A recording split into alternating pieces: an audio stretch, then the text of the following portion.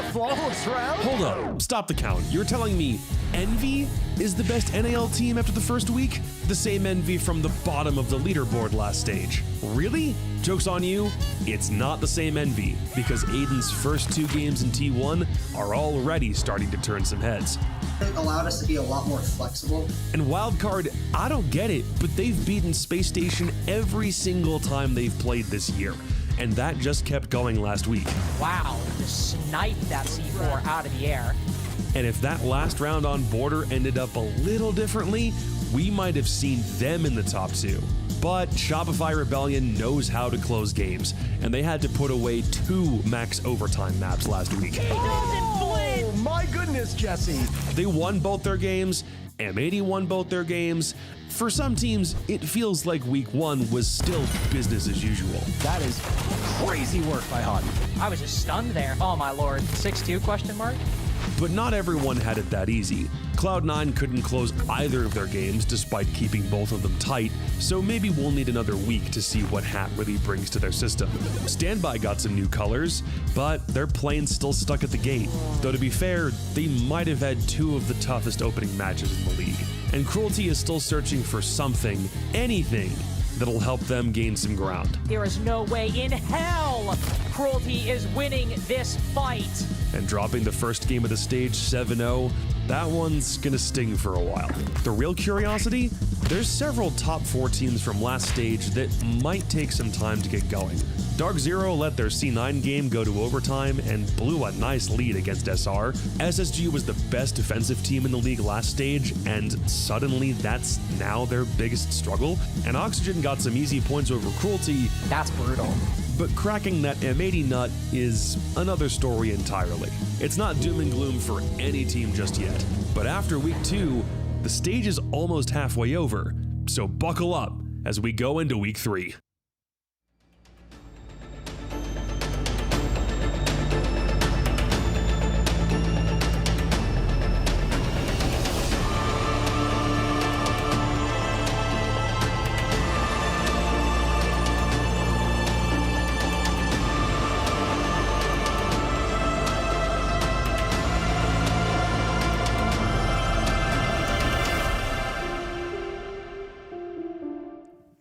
The NAL is here, and if week 1 left you wanting more of the chaos, the strats, and the clutches, then don't you worry, because we got you covered. Welcome, everyone, to the second week of the NAL Playday #1. And what we promise you today is 5 best of ones that are going to be great, and if they're not, then that's not our fault. GG, go next. I'm your host, Ginny, and I'm joined with some, what people like to call Giga Chad, Giga Brain, whatever analysts. We're just at all at this point, but I feel like we should be welcoming you more than anything. I'm back. You ditched us. Do we actually want to welcome you? You just straight up just got up. You got abandonment issues? A little bit. Oh yeah, I can tell. Either way, welcome everyone to the NAL. And last week was week #1, which already impacted the standings a little bit. And coming back to seeing Envy in the top 1 slot, what the helly? Yeah, you must have missed a lot. I mean, Envy, we just got to stop it right here. Top 6 right here is all we need. No, but I mean, Envy looked so good last week. Obviously, they didn't necessarily play, the best opponents, but to put yourselves in that area is obviously amazing, just because if we look at last stage, we were battling within the 7-6 point mark just to get in top 6. So already 1 week can put you in that playoff margin, potentially. Yeah, and I'd even say, seeing Space Station, obviously they were #1 to finish the stage, and now they're #7. Not to say that they can't jump up throughout this week and put themselves back at first, but Standby, I wouldn't say that really is truly painting the picture of how well they've actually been playing, granted not getting any points. Yeah, and for today, the schedule is, as we said, 5 best of ones, and we're actually going to be starting off with Cruelty going up against DZ to maybe give them a chance to get some points, or maybe DZ wants to get more points. Most likely that's going to be the case. Predictions a little too early. But when it comes to the games today, what are you really looking forward to, Fox Day? I mean, easily has to be Envy Standby, just because Standby, even though they lost both games in week 1, they still looked very strong, and they were against 2 of the best teams in the league. And then Envy, I mean, goes without saying, I want to see more from them against better quality players, better quality teams. You know, I was going to say the exact same thing, but I will switch it up just for the sake of the broadcast. I do want to actually see the M80 versus Wildcard. Wildcard really have been impressive so far. It was a very close game versus SR that they just let slip by, but then the recent matchup against SSG, they absolutely dominated. So I am curious to see what they bring to the table versus M80. I would like to see consistency being brought to the table, but we'll see whether or not that's going to be something that we are going to be treated to. On the other hand, though, casters and analysts are also playing a little game of Fantasy League of themselves. What I'm gonna say, don't count yourself out. I was going to say, I'm also included, but I'm not doing too great. But if you want to have an update on how that's going, we got Jesse standing by. Week 1 of NAL did not disappoint, but for some of our talent in the Fantasy League, it wasn't all that they had hoped for. Luckily for our reigning champion, he was not one of them, and XR Troika has maintained his #1 spot despite the new draft and a month-long break. X's team was led by star support players Dash and Hot and Cold alongside Gunner, who together put up 63 kills, 5 wins, and more fantasy points than most 5-man teams. While X topped one leaderboard, Envy topped another, but of all our talent, only Foxay actually had an Envy player, drafting Aiden last overall just for him to be the best player on Foxay's team. Next to Aiden was Snake, who ended up being our #1 fantasy player for the first 2 games. Since he went undrafted, all of those points have gone to waste, as will his points in Week 2, because nobody opted to pick up Snake or any of the other players on Team Envy. Instead, the only player picked up this week was Hat, who posted 26 points in his debut with Cloud9, tempting Jonah to add him to the team over Benja, who had negative fantasy points in both of his first 2 matches. While Hat didn't top the standings in Week 1, he's got an upcoming game against 10th place team Cruelty this week, and if Jonah has predicted the correct player to pop off, he could be in for a huge point payout. But that's all we've got for now. We might not know who's going to win fantasy, but if Week 2 is anything like Week 1, then I can guarantee you we're in for a treat. To see the best Siege in North America, then keep watching right here on the NAL. Thank you, Jesse. You guys are actually doing a lot better than Stage 1. Yeah, we swapped roles. I appreciate that. I thought I would give you guys a chance. Right. I mean, your team is pretty good. The players just had bad games. Python's giving me a run, so I'm pretty excited for that. So shout out to Python.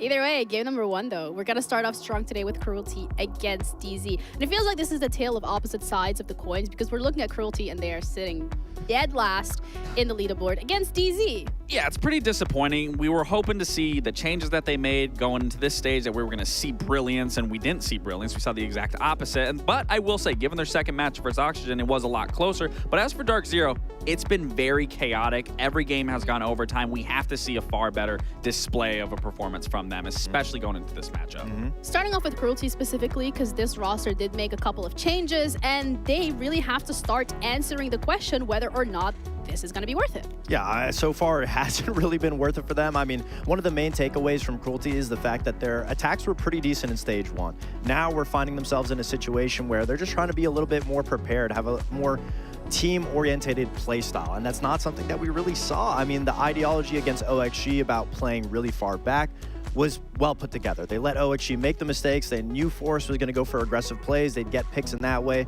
But then to throw a 3-0 lead and put yourself in a position where, you know, it looks very bad. And obviously, welcome to the NAL. Welcome to the NAL. They got 7-0 for their first NAL game. So we're not even talking about that. The main takeaways are from the OXG match where it was close, but losing a 3-0 lead just because your attacks were that pitiful. I mean, so split up. It's the same issues that they had in Stage 1 on defense, but now they're having it on attack, the one redeemable quality for Cruelty, and it's just not what you want to see from a team that made 2 big changes to make that much better, and now it's going the opposite direction. Yeah, it could be devil's advocate here and say, oh, but it's only week 2 of the NAL, and maybe they need time, but also it is the NAL. There's not that many weeks to begin with, so you gotta lock in. A team that has been locked in, though, since last stage is ZZ, finished second. They're coming in air hot once again. Yeah, I mean, you know, to some areas, I definitely want to say they're locked in because you got to show some form of resilience to be able to go overtime in both your matches and still pull out a win there and then losing another.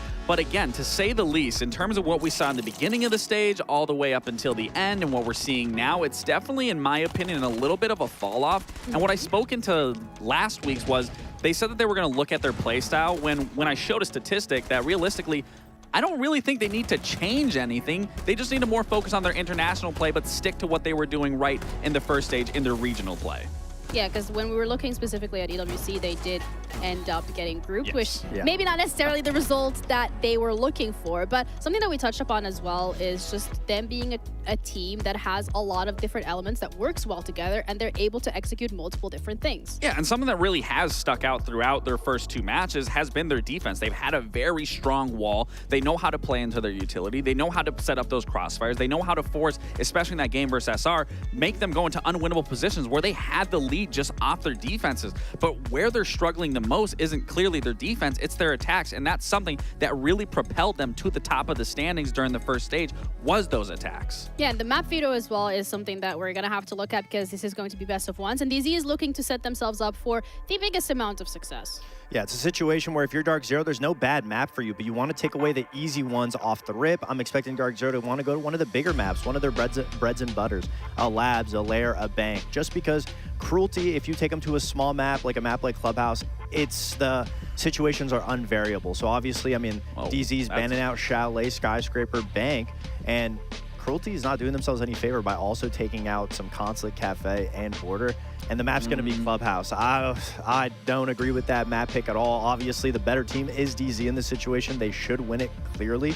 But this is a situation where you don't take a team that you're better than the club. And, you know, in some areas I can say, you know, take a team to a map like Clubhouse because they aren't going to pull anything out of the hat and try to surprise you. But what we've seen from Cruelty in general is they haven't pulled anything out on any single map. So why allow them comfort in a map like Clubhouse? And especially when we talk about their attacks haven't looked very great, Clubhouse isn't going to be a map where you're going to be able to work on those fundamentals. It's a very cut, dry, clean slate map where it's just sticking to the basics. So if this is DZ needing to really improve and reevaluate where they've been playing wrong, Clubhouse is not a map that you're going to need to do that on and demonstrate on, especially against a team like Cruelty. I don't know what you're going to take from it that you're then going to apply into your next matchup. Maybe it's the fact that Cruelty feels most comfortable on this map, and that's what they want to go for.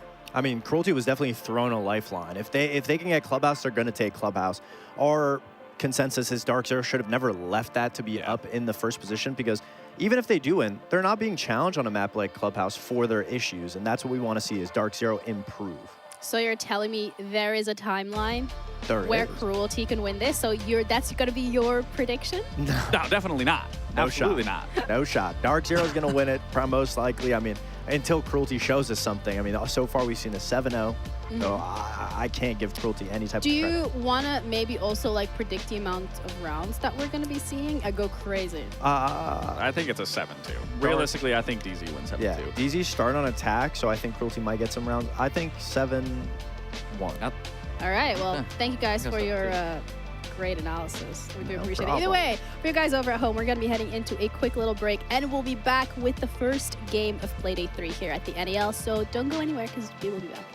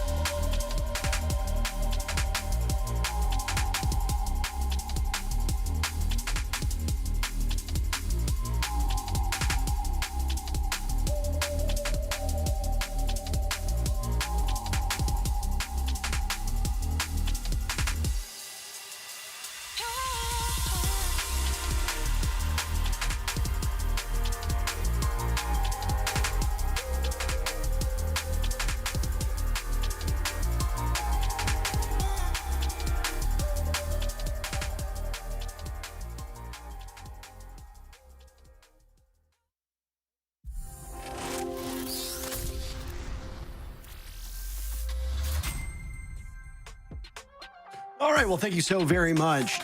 I like your outfit. You're very green today. I was actually debating wearing green myself. Maybe after this match, I will don some green apparel and both of us can kind of look like, I don't know, leprechauns or whatever. But I do appreciate the fact that you don't look like you're going bowling today. Thanks, Parker. Yeah, I often get called leprechaun in my daily life due to my whole height situation. So I thought I may as well fit the part today for our wonderful third Playday of North America League. Yeah. Yeah, great. Yeah, that's good visual representation. I'm sure the viewers really appreciate that, Parker. Great. That's how short you are, just in case people needed a reminder of your height level. What a match to start off the day, Jesse. Team Cruelty have not had the start that they wanted to this stage. It does follow a similar trajectory that we saw back in stage 1, which had Team Cruelty inhabiting the bottom of the standings. So far, they are in last place here through 2 play days.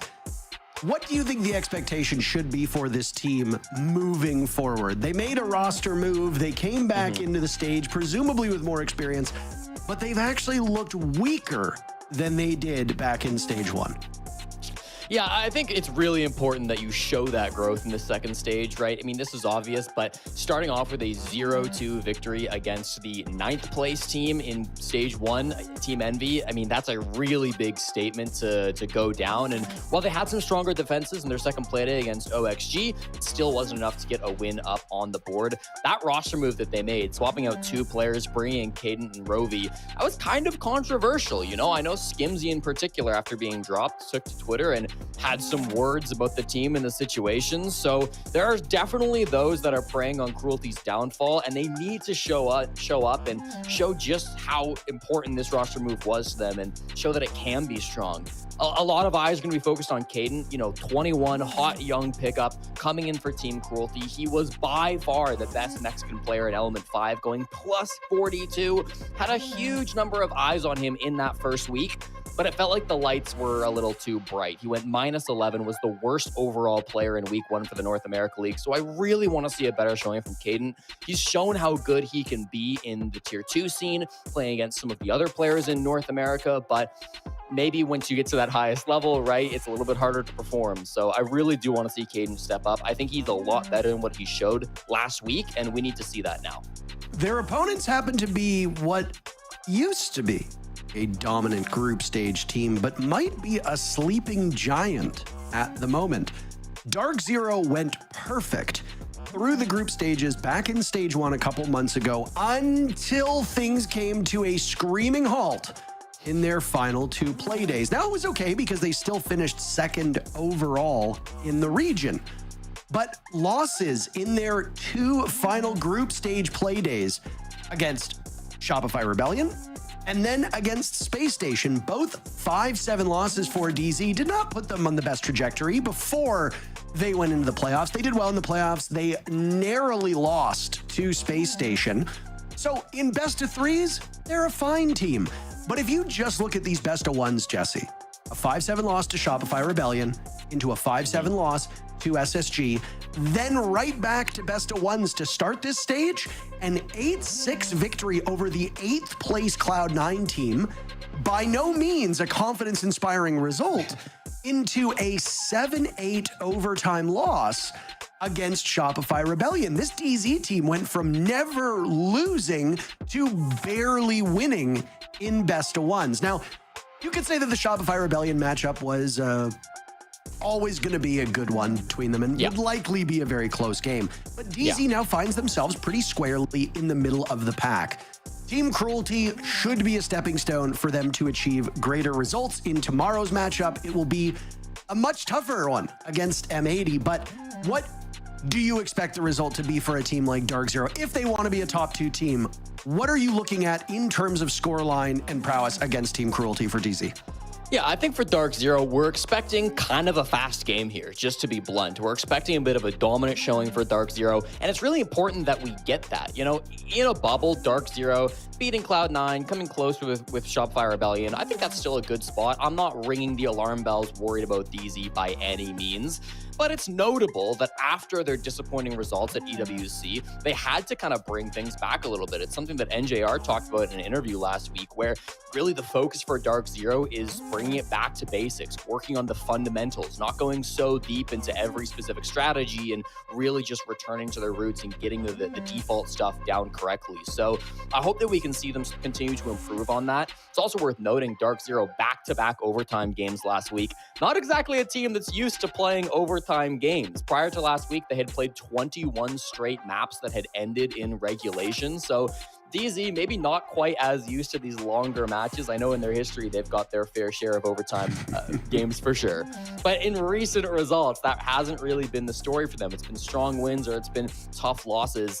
To go so many rounds in that first week, only topped by SR themselves in terms of how many rounds were played. I think DZ would really like to step into Playday 3 and maybe get this one done a little bit quicker with a little bit less stress.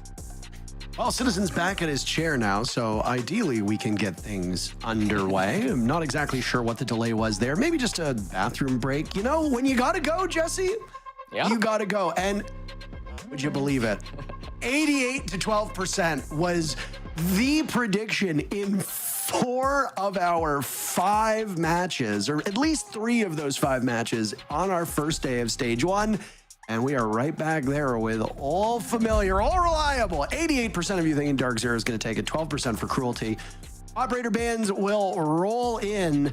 And on a map like Clubhouse, defenders typically do quite well. That means for Cruelty, you got to start putting rounds on the board right away. If Cruelty starts off dropping rounds to DarkZero on attack, you will have very limited opportunity to pick up more rounds in a more advantageous spot for the remainder of this game.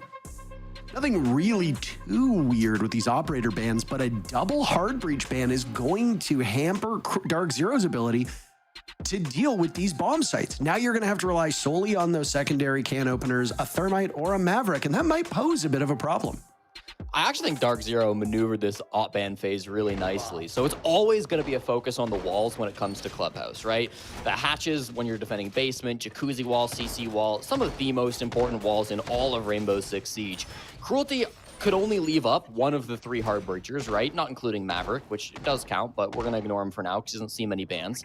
They chose to leave up the Thermite. Now, if this was a classic Kaid Bandit ban, then a Thermite being up on the board is kind of scary for DarkZero because it means that you're going to be dealing with a lot of Nero windows outside the main wall. A lot of people think, well, if Kaid and Bandit are banned, maybe Mute is the next operator to keep the walls closed. But it's actually Mira at a high level because teams are so good at putting the Mira on the wall, tricking it with impacts, tricking with C4s, even just threatening to pop the window and making it scary to approach. I really think that's what Team Cruelty were planning on doing by banning the Ace and the Habana. They would have set themselves up for some really powerful mirror tricks on the CC wall, on the con single wall, on the jacuzzi wall, wherever they wanted. But since DarkZero banned that out, now all they're going to have is the Bandit. And Thermite, having a relatively fast explosive, is probably the best bet that you have to deal with those Bandit tricks. It's high risk, high reward, but if you time things well, if you can get down below, pressure Fatal off those positions, then NJR can still make some massive work on this hard breach holes. So I actually like what DZ have done in this operator ban phase. Not going to be super simple. They still got to worry about those tricks, but could have been a lot worse, I think, if they'd left that Mira up. Garage completely conceded now, so DarkZero can quickly assemble their forces up on the catwalk and look towards the server component of this map. As is very typical of any top floor hold, you're going to see teams extending outwards from whatever the bomb site might be. If they're defending where the action is currently occurring, then they're going to be over towards gym bedroom, they're going to be over towards rafters. If they're defending gym and weight room as they are, gym and bedroom as they are right now, then they're going to want to extend out to the cache CCTV portion of this map. I'm a little confused as to why they invested so much over in CCTV, but then didn't have anybody holding down rafters, because all that accomplished was about 45 to 50 seconds being removed from the clock before that breach got opened up. Monty of Nafe just walked up rafters, shot the bandit batteries, and immediately the wall got opened. I feel like you could use your utility a bit better elsewhere. Speaking of utility, that was almost a frost mat that Citizen stepped into. Matumbo dies in the hands of spirits. The first kill comes with just a little bit over a minute to go in the round, and DarkZero have the lead. the Monty, I think, really scaring those cash players off. They definitely would have liked to hold that position for a lot longer, but with the Monty there, the wall open, choosing to fall back and try to play site 5v5, already you're seeing the weaknesses of that strategy with the first pick going the way of DarkZero. Nave's going to want to make his way in for a plant with this Monty. Does not have smokes or anything, so he's just going to have to rely on this shield, maybe get behind the mattress. Already calling information for his teammates and pretty damn close to a plant spot. Watch out for the one Nitro being held by Fatal. Yeah, I mean, this is a very reserved defense from Cruelty. They are very far back. And DarkZero can take complete advantages if they want. A bit odd to see Spirits off of that shield roll. NJR takes down Caden. You talked about his ability on this team. He will find nothing through this first round as now Spirits is softened up. Scampering off his position, Pyro dies, as does Rovi, and Fatal's Nitro Cell will do some damage, but not enough. He's spotted down by the main stairs, and he's eliminated by Pambazoo. It's a flawless start to Clubhouse by DZ. And Jesse, a flawless round by the attackers on round number 1 on Clubhouse? My goodness. Not what you want to see, but obviously DarkZero will be happy with that result. And we saw the celebrations coming through from Nafe. His first win on a shield operator since stage 2 began. It went 0-4 on shields week 1 for DarkZero. So that was an area that I was looking to see them improve on. Thought that was great Monty play. You know, nothing too difficult, but Nafe did it really, really well. I do think it was not an obvious decision to push so deep through that bomb site. I think a lot of maybe less experienced teams would have tried to just get a plant down behind the mattress, maybe just inside the door, because you've got the Monty with Diffuse Kit. It's an appealing option. But the fact that Fatal was down below with a Nitro Cell and nobody was pressuring him meant that that wouldn't have been the right call for DarkZero. They correctly identified they had no pressure down on that bottom floor, and since they didn't really kill anybody over towards the cash side, it was a pretty safe bet there's going to be somebody down there with a Nitro, so they just pushed through the entire top floor. They killed every single player other than Fatal, and then when they were in the 5v1, it doesn't matter if there's a guy below with the Nitro Cell. You'll find some way to win that round. So smart decision-making by DarkZero. I think you got to give a lot of credit to Nafe in that round, and they start things off very cleanly, 1-0. Not just one, but 2 shield players on this team when need be. They'll quickly move Spirits off of that sledge, who was rocking the L85. The addition of the Reaper MK2 and some buffs that were handed out in Operation High Stakes have made certain operators a bit more flexible in their application. Sledge is one of those operators. It's been running the shotgun a fair bit across different regions. We've seen it here in NA because the Reaper MK2 ends up being that secondary that ultimately becomes a primary, very similar to all the SAS operators, right? Like you've got Smoke and Mute, They use the SMG-11 as their main. So, but a bit odd to see the L85 in the hands of Spirits. He had obviously his role this time around on Blackbeard, who did receive some nerfs in Operation High Stakes, but is still maintaining a pretty high pick rate and a pretty high influence in these rounds. He'll be doing double duty with Nafe as 2 shields will be looking to make life hell for Cruelty in the basement.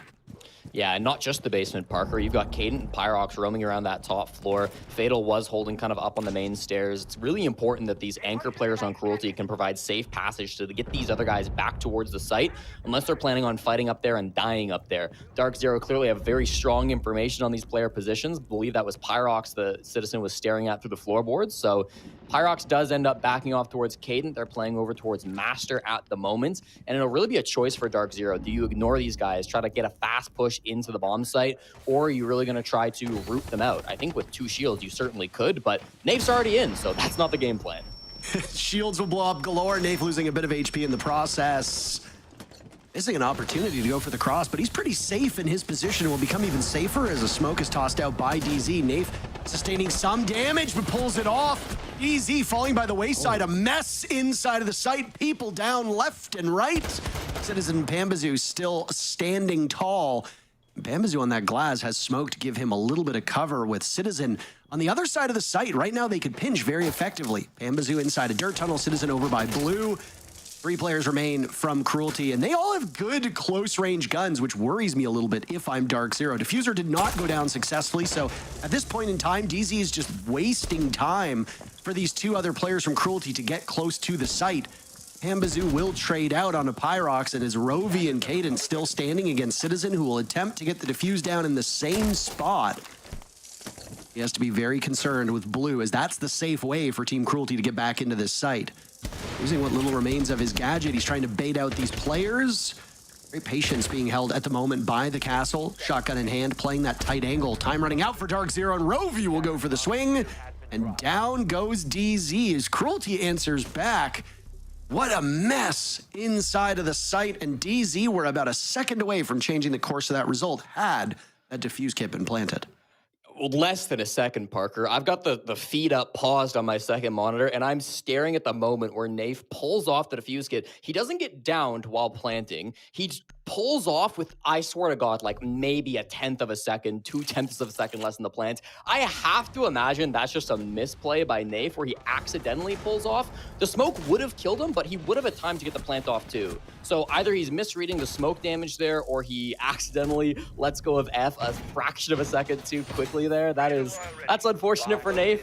You don't see that happening too often from him. Had a ton of plants back in stage 1 for DarkZero. Usually doesn't struggle in situations like that, but whatever the case was, the plant doesn't go down, and from that moment, Team Cruelty in a really strong position. A lot of credit got to be given to Fatal for tossing that smoke, making it such a stressful situation for Nafe, and then also just getting 2 kills kind of in that, not quite a post plant, but in the site push there. Good idea from DarkZero, rushing in when there's only 3 players in the site, but the lack of a plant really does make that one tough. Good patience in the 2v1 too. Obviously you expect to win that, but not over swinging, not letting Citizen get any chance at killing you was good to see. Push forward. Just a mad scramble as, I mean, if you're going to try to pull off and execute quickly, you tend to see these things unfold in that manner. 10 players still alive in the lobby when you attempt to get the defuse plant down, and then snap your fingers and 5 of them are gone because Cruelty had to react right away. You cannot be put in the position they were in, having to hold back so far. You saw what happened back in round number 1. They conceded an awful lot of ground to DZ early on, and they were never able to regain their footing. It can get even worse on that bottom floor bomb site. Citizen hits Mutombo with the drive-by LOL after he picks off an Echo 40 seconds into round number 3. I would love to know what Mutombo was thinking there. That is a substantial loss for Cruelty. Mutombo was on cams inside of Cash, so I think it would have been a vert play. I don't see any vert angles above Citizen right now, so that might be one for the match replay files. In any case, you get an insta-kill onto the Echo. I mean, that's a massive play. That's really high value, Citizen. He will go down to about 10 HP fighting Rovey on the red stairs, but again, your job is done. You are laughing about it. Now it comes down to the garage clear. Walking the Monty up is no easy feat. Toxic Babes are going to come his direction. Kiba barriers will start to stop his progress too. So this is going to be quite tricky for Spirits to pull off, but he's got assistance with Pamba specifically down below on that Capitao. We just got word from production, because they have the perspective that we don't, that he was on his yokai drone and Citizen just caught him with the gadget and then killed him through the floor. Oh my goodness, what a fadeaway by Caden. He's still caught as DZ doubles up inside a garage. Holding this position has not been very favorable for Cruelty. I can maybe understand a bit why they gave it up so freely back in round 1. DZ just cutting through this, and you have to imagine that no Echo makes holding this a lot more challenging. Losing 1 player on the team, doesn't matter what gadget it is, means that almost every other player on the squad needs to find a way to change things up. Oh my.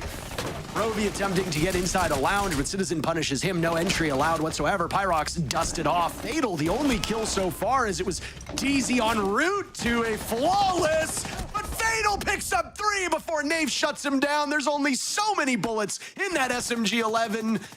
An incredible attempt by Cruelty, but just a little too short, and DZ wins the round. And a 3-0 start, or not quite 3-0, very well could have been a 3-0. 2-1 start to the game for DarkZero. I think it's something they're still going to be quite happy about.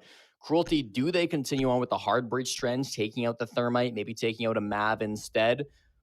No, they're going to go Montaigne. It makes sense. It was brought 3 times in the first 3 rounds. So fair to remove it from DarkZero's arsenal. Going back to round 3, I mean, it does just feel like the same old story with Team Cruelty. Fatal has consistently been the one player popping off from Cruelty. He was by far their best player in stage 1.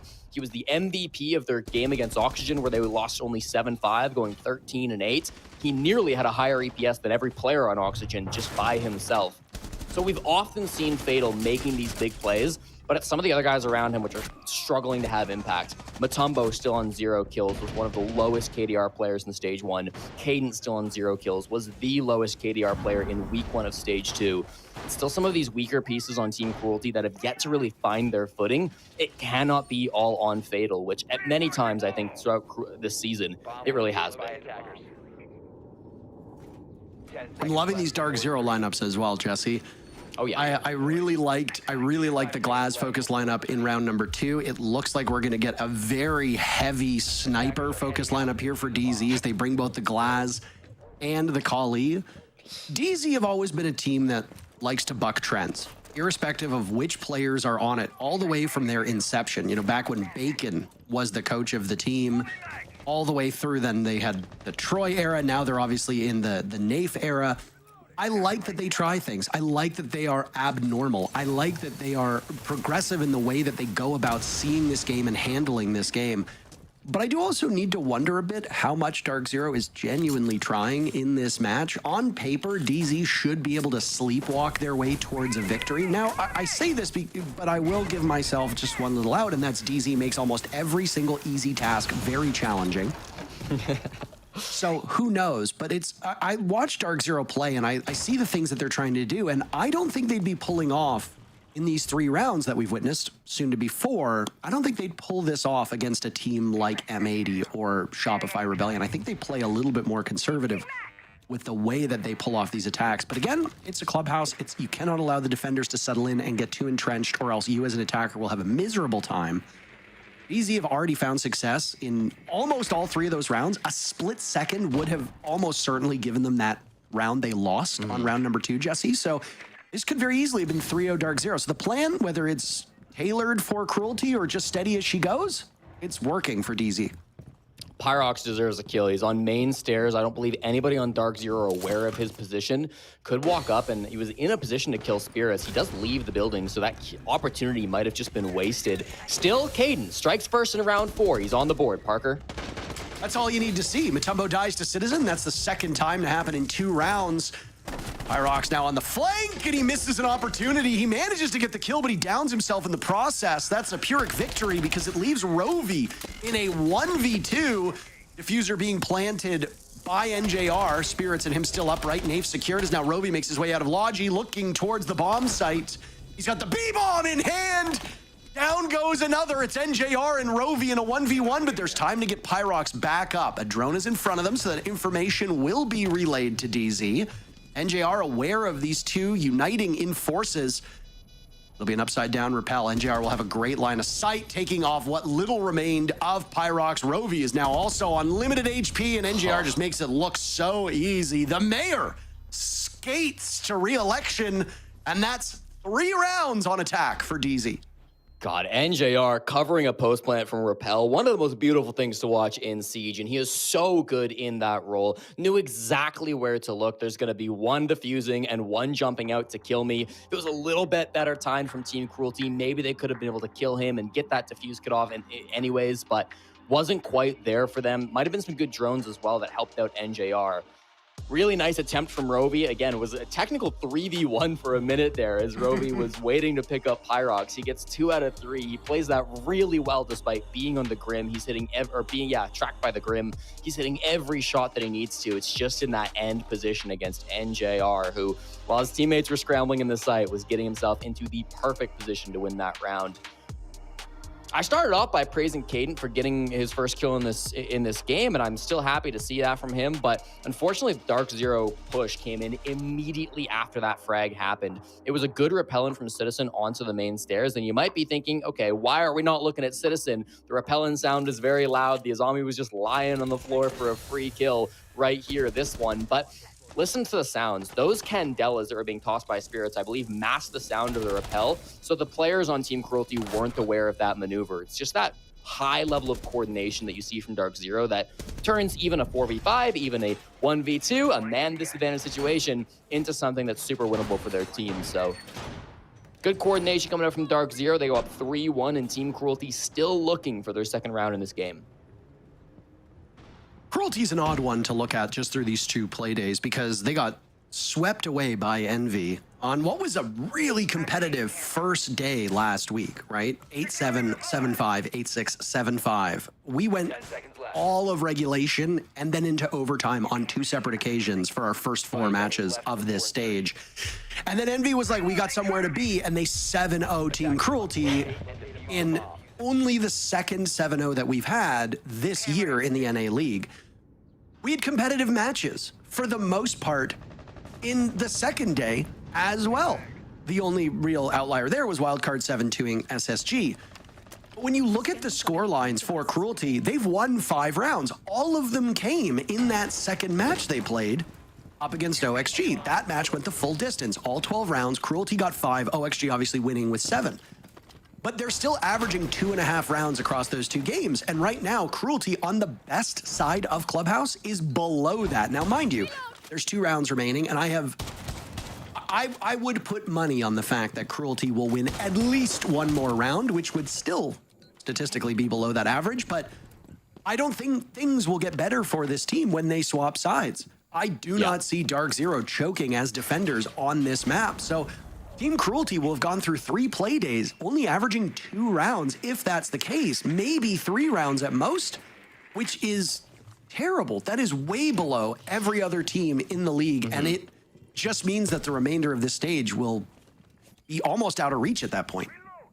And it's a small sample size, obviously, with just the first week, but Team Cruelty were the worst attacking team last week, winning just 8% of their rounds. I think that's 1. I think they won a single attacking round last week. So not exactly where they wanted to be, but maybe an opportunity in this second half to bounce back from that. They've got to get there first, and it's going to start with a full anchor strategy on the basement, deciding that their Pyrox Cadent roam wasn't really worth the effort previously after DZ just rushed it in.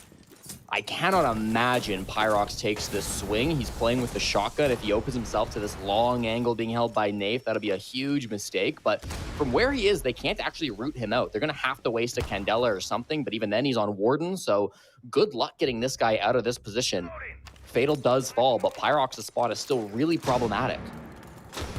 4 of the 5 rounds, DarkZero has not just struck first, but struck second, and we're going to see it yet again. Pyrox down for the count. DZ is slaughtering this Cruelty roster upon entry. There has been very little positive aspects other than Fatal's near clutch a couple rounds ago. Cruelty have been left empty-handed most of the rounds. I mean, that's a good swing by Caden. Nave was slowed down on the stairs, struggling through his position. Credit to Matumbo's Denari. At that point, NGR will collect his second kill. Caden will not be able to do much more. Matumbo dies too, and now it's Rovi inside of escape tunnel. And well, escaping might be the problem here. Do they escape the round with a victory? DZ sending all their forces in that direction as the case has been surrendered. A 3rd kill comes in for NJR. And 4-1 the scoreline through 5 rounds. DZ bullying the Mexican squad like we haven't seen in quite some time. And maybe since we saw Envy do the same. But goodness gracious, DZ do not look like they are even dialed in at this current point in time. And I think that situation on the main stairs is really emblematic of kind of the differences between these 2 teams. It was a really strong position that was being held by Pyrox, but DarkZero had 4 people dealing with this one spot, and one of them, Pambazoo, happened to have a frag grenade. And it doesn't matter if you're Warden, you can see through all the flashes, all the smokes, you can't see through a frag. That forced a swing from Pyrox, there's nothing he can do. And so even though Pyrox is playing a good position, he's got a solid strategy, right? Main stairs, close angle shotgun with the Warden. When it's 1 against 4, when Pyrox has no help at all, and DarkZero have everybody helping out for this one problem, of course DarkZero are going to come out on top over and over again. They're going to be able to solve that problem. You cannot produce an impossible puzzle in a game like Siege. There's always going to be answers, and DZ, with no pressure from anybody else, with good time on the clock, with everybody putting their heads together, they're probably going to find that answer. In this case, it was a frag grenade. So DarkZero, it really does feel like that team play, that coordination is just on another level compared to what Cruelty have been able to put up so far. Last time these 2 teams faced off, it was a 5-1 first half for DarkZero. History, unfortunately, looks like it could repeat itself on Clubhouse, but this will be Cruelty's last chance to change that fate. Yeah, I mean, you're kind of out of runway at this point. How do you land the plane? Clubhouse has been, since it was changed years and years ago, held the distinction of being one of the most defender-sided maps, period. Now, interestingly, this is the first time that we're seeing it here in this stage of the NA League, so we don't really have a lot of data to go off of. But Jesse, if you will indulge me for a second, what happens if we go on over to stage 1 and we look at the clubhouse statistics? Well, almost 58% of the rounds were won by the defenders in just this region alone. That means your score line as a defender should probably be a 4-2 victory on the half. Cruelty is struggling to get to 2, let alone 4. So again, operator bans can throw those numbers into a tailspin. It can change things up. But Cruelty have not been able to slow down this attack at all, and DarkZero have masterfully worked around those bans, as you pointed out, before a single round was played. Again, no fighting for cash control on the side of Team Cruelty. Similar to round number 1, means that they're going to have to find some other way to be impactful before DarkZero get to the bomb site. That might be a rat spot from Rovi, which he's currently playing inside of Logi. Very dangerous. If he gets droned out, he could easily be held on the cross, and if that hash above him pops, then it's the danger zone. But for now, he is safe. Could be a player down below, too. Both Pyrox and Matumbo playing below the bomb site. Matumbo just on the main stairs coming up now, and Pyrox deep in the basement. That is a strat they used in round 1, but it wasn't successful. Nitrocell goes out, and it's pulled a little too early. DZ looking for first blood for the 5th round in a row. For 5th round in total. They will not get it. Pyrox was the one to strike first back, and I think it was round number 2. He'll do so again. 2 of those 3 kills being the first pick. That's pretty good, but he wanders over towards main stairs, gunned down by Citizen. Spirits also dies. Inside the site, Nath is looking for more. He narrowly missed a golden opportunity. He'll collect onto Matumbo, as Nath is not interested whatsoever in getting this diffuser planted. Rovi in his position will find a single kill. Citizen gets the exit frag, and a 5-1 first half for DZ will be what goes down in the books. I just love the way that DZ approached that. Dave is inside the site. He's got the all clear. He misses an opportunity on one of the defenders. He sees him run by. He knows where he is. He kills a second defender. The team is obviously calling that the third and final defender is inside a Logi. And does Nave decide to go for the plant? No. He and Citizen are fighting each other to get the final kill. I respect that. I have no choice but to stan. It's fun to watch, man. The British are fragging up against the LATAM North team. It feels like what's that team? Revan all over again, Parker. It's nightmares for the LATAM region, and we're gonna have to see them bounce back on their attacks. Team Cruelty only 1 successful push so far coming into this game. They will have to do better if they want to topple DarkZero. They also had only 1 round recovered. When it comes to week 1 as well, they've bounced that back up to 2. That means that of all the rounds where they lose the opening pick, they had only had a single win. They got a second one in this game when they won round number 2. So that's at least a little bit of value for them. But we still want to see maybe a bit more improvement from Team Cruelty. DarkZero on the defensive side of club, feeling quite confident. If there's any, I'm going to look for some hopium. If there's any bright spot for Team Cruelty, at least in terms of the numbers, this has been a map that DarkZero have historically struggled on. They went 0-2 at club back at EWC, following both the Weibo and Virtus Pro. Weibo, the APAC team, probably the best APAC team, but still an APAC team. I think an opponent DarkZero expected to beat. And then Virtus Pro, while that is a great team coming out from EU, it was a 7-1 loss for DarkZero. So this map has had its struggles for DZ. I know the analyst desk did not like that DarkZero were coming to this map. I don't disagree, but it's going to take a mountain of effort from Team Cruelty, even with that history, if they want to pull this one back. There's a lot of drama in the offseason involving Team Cruelty as well. Ivan, when he stepped off of the team, had some posts on social media, and they discussed the team culture, they discussed the coaching side of it, they discussed the organization, and frankly, it seemed quite messy. This is something I was actually talking about with Fett the other day. We were talking about how Ivan, as Fett believed, Ivan was one of their best players, if not their outright best player. And the fact that Ivan was moved off of the team kind of raised his eyebrows. And maybe in a podcast-esque format, we spent some time talking about, I don't know, the team rosters and regional results and things like that. But You know, I do agree. That's even if it's one of your worst players stepping off of the team, any kind of turmoil behind the scenes has enough to just knock a team out of rhythm. And Cruelty as a squad never really found a good rhythm in stage 1. They already had to adapt to a much tougher region. Coming up to play in the NA League means tougher opponents. It means more experienced players. It means changing your playstyle, changing your strategies to meet the moment. And it's fair to say Cruelty was not able to do that in stage 1. That's okay. There were teams that were not able to do that were in similar positions, some of whom had higher expectations, but Cruelty has not fixed what afflicts them here now for stage 2. If anything, it actually looks like they're performing worse through these 3 play days. The bright spot has been Pyrox, though. Look at this. Rovi has 7 kills, but all of Pyrox's picks, Jesse, have been so high value. Rovi finds yet another, and it's Cruelty on attack with the upper hand for the next 90 seconds. That's good fighting over towards Cash to get those couple of kills. DarkZero thought they'd stall them out with the Goyo canisters, but it wasn't quite enough, and that's going to open up some room for Cruelty to work with. 75 seconds, still not an easy task to accomplish. They've got to open that jacuzzi wall, and with a mirror window on it, it's going to be a little risky, but Pyrox has no fear at all. There's nobody nearby to stop this, so it will get opened.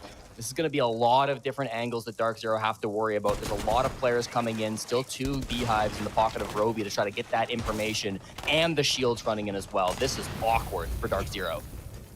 Flames are going out. They're keeping Pambazoo at bay. They're boxed into this position. A Claymore kill from Rovi is something you don't see every day. Citizen, unfortunately, the poor side of that, and they'll find a second. Both of Rovi's Claymores getting kills. My God. A blunder and a half from DZ as Rovi takes a victory lap in the all chat. Pyrox, the entry kill and the exit kill, and Team Cruelty have won their first round on attack flawlessly. Read him like a book, says DZ, you're in a 2-man disadvantage. You're going to have to try something, and we will predict that. Perfectly placed Claymores coming out from Rovi. Nice to see him top fragging for Team Cruelty, the other player picked up alongside Cadent in the offseason. 9-16 in his NAL debut last week. Not exactly what they were hoping for, of course, but he's an experienced player. He was actually at 3 of the 4 LAN events last season, qualifying with this Team Cruelty squad to first the Manchester Major, then qualifying to EWC last summer, and then was removed from the Team Cruelty roster, but ended up playing in Montreal anyways as a stand-in for the Latin American team that ended up qualifying. So has a lot of that LAN experience, did get last place in all 3 of those events, but even still, LAN experience is LAN experience, and hopefully is able to bring some of that leadership to this Team Cruelty squad. 9-5 is beautiful to see from him.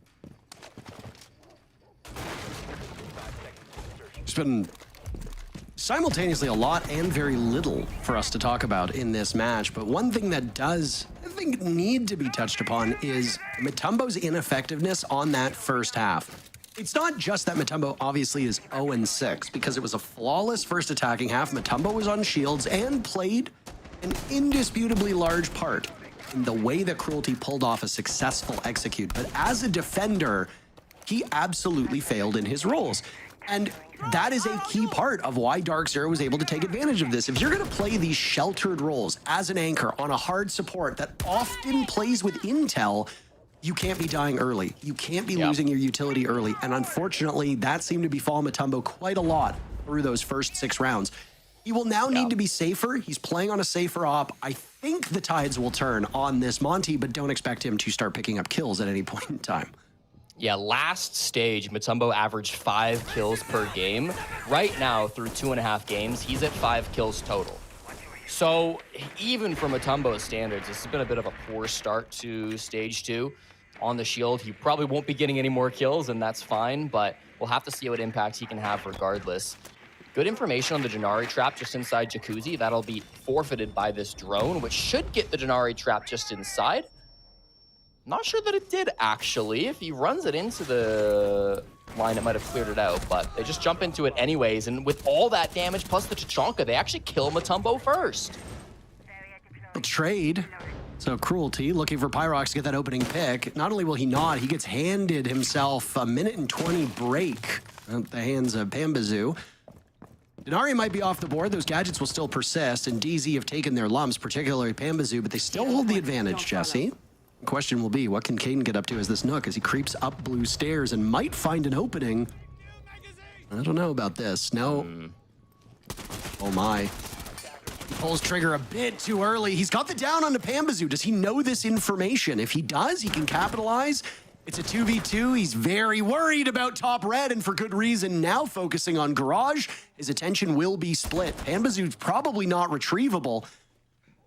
NJR has an option to pull out that secondary or pull out his gadget, but he's not going to go for that. He's going to reposition to get a better angle. They cannot get bogged down in this because Rovi, with all 9 kills, is lurking somewhere else on the other side of the map. And Pambazoo not being retrievable is a bad thing. NJR's last one standing. He gets Rovi and will now flame off the bottom of the stairs. That standstill that he had with Caden will continue. Gas canister will linger. Diffuser needing to be retrieved. And NJR gets the final kill. A sigh of relief sweeping across the DZ fan base as they move to match point. That could have been a turning point in the game if Cruelty had gone 2-0 to start the second half. NJR in the 1v2 seems to be an unstoppable menace for Team Cruelty. He had another clutch back in week 1, so that's going to be 3 clutches on the stage for him to start things off, and I believe 5 total attempts. 3 last week and now 2 this game against Cruelty. So a ridiculous clutch stat currently being built up by NJR. It was an interesting round from Cruelty. Obviously didn't get off to the best start over towards Master, and this can be a really tough site to push if you don't have either Garage control or Master control. We may have cashed a curse Mutombo a little bit, talking about his statistics right before he gets absolutely clobbered by some Tachanka Denari utility combo, trying to get in Jacuzzi. So that one might have been our fault, Parker. But beyond that, I thought Cruelty did a good job of trading out numbers, making it scrappy, getting into good positions. That push from Cadent did net him a kill, even if it eventually was cleared out. So there were some strong moments in that round from Cruelty. It just wasn't enough to get put together. That means DarkZero are now on series point 6-2 against Cruelty. You're hoping to end this before we even see the final ban phase. Yeah, we might only have these shields removed for DarkZero, and then the 2 electric defenders from the side of Cruelty. There's been a brawl on this the last couple rounds. I will hand it to Cruelty. They are trying to meet DarkZero's aggression with their own, and I don't hate the way that they've done it. I mean, DZ is just such a handful. Teams across the whole world have struggled against this squad, and DZ looking to regain some of that gusto they had before. I got a swift correction, by the way. When I said that both teams had benefited from the swap, I got a funny joke message from Troy saying, actually, DZ has never achieved the same results since they dropped me. And it's like, okay, man, I beg you to care about things that matter. I'm trying to tell a story here. Rovi kills Spirits. Caden is down for the count. It will need to be retrieved. That will put us at a 4v4, though a 5v4 is possible if Caden can be retrieved. And he will get picked back up from Rovi. They still are assembled outside on the balcony, waiting to get into the bomb site. DarkZero deciding whether they want to continue to fight up above. They had 3 players technically on the first floor. Pamba and Nafe were just playing around that main stairs and have both chosen to fall off.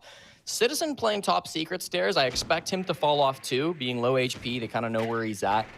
As soon as he finds any pressure, could launch a Kiba and get himself out of there. So I think they're going to be betting mostly on Cruelty wasting their own time. They have a lot of can openers. The hatches shouldn't, never mind. Citizen chose to walk up red. I'll pause my thought for a second because unless Citizen gets droned, this should be a freebie. Nice shot on to Fatal.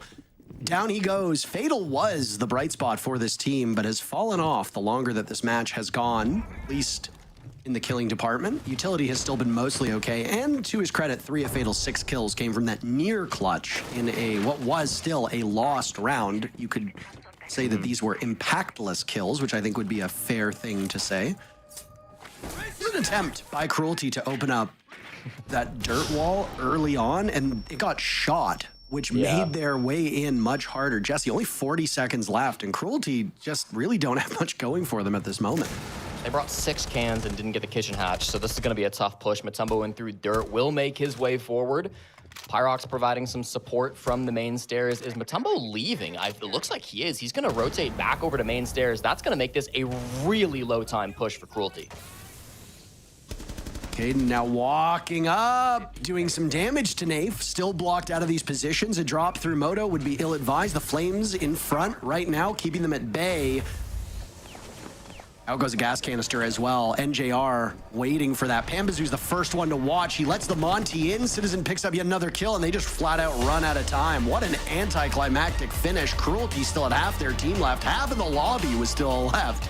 And the clock just decided to give DarkZero the win. Well, that was a match, that's for sure. DZ needed 3 points to keep themselves in contention for the top of the NA League. They will get all of them. Cruelty just still looking for something, anything to kickstart their offense. They'll have to wait until their matchup tomorrow to see if they will find greater success.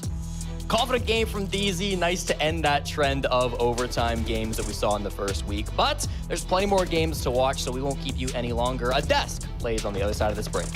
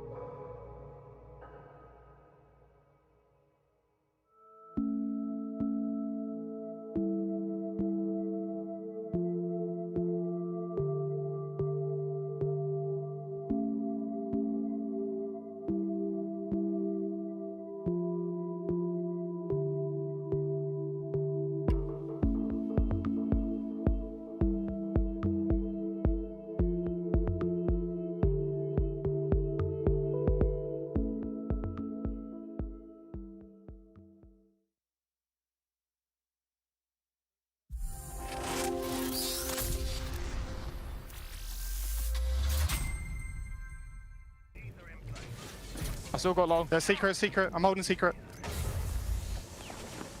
Can't push secret.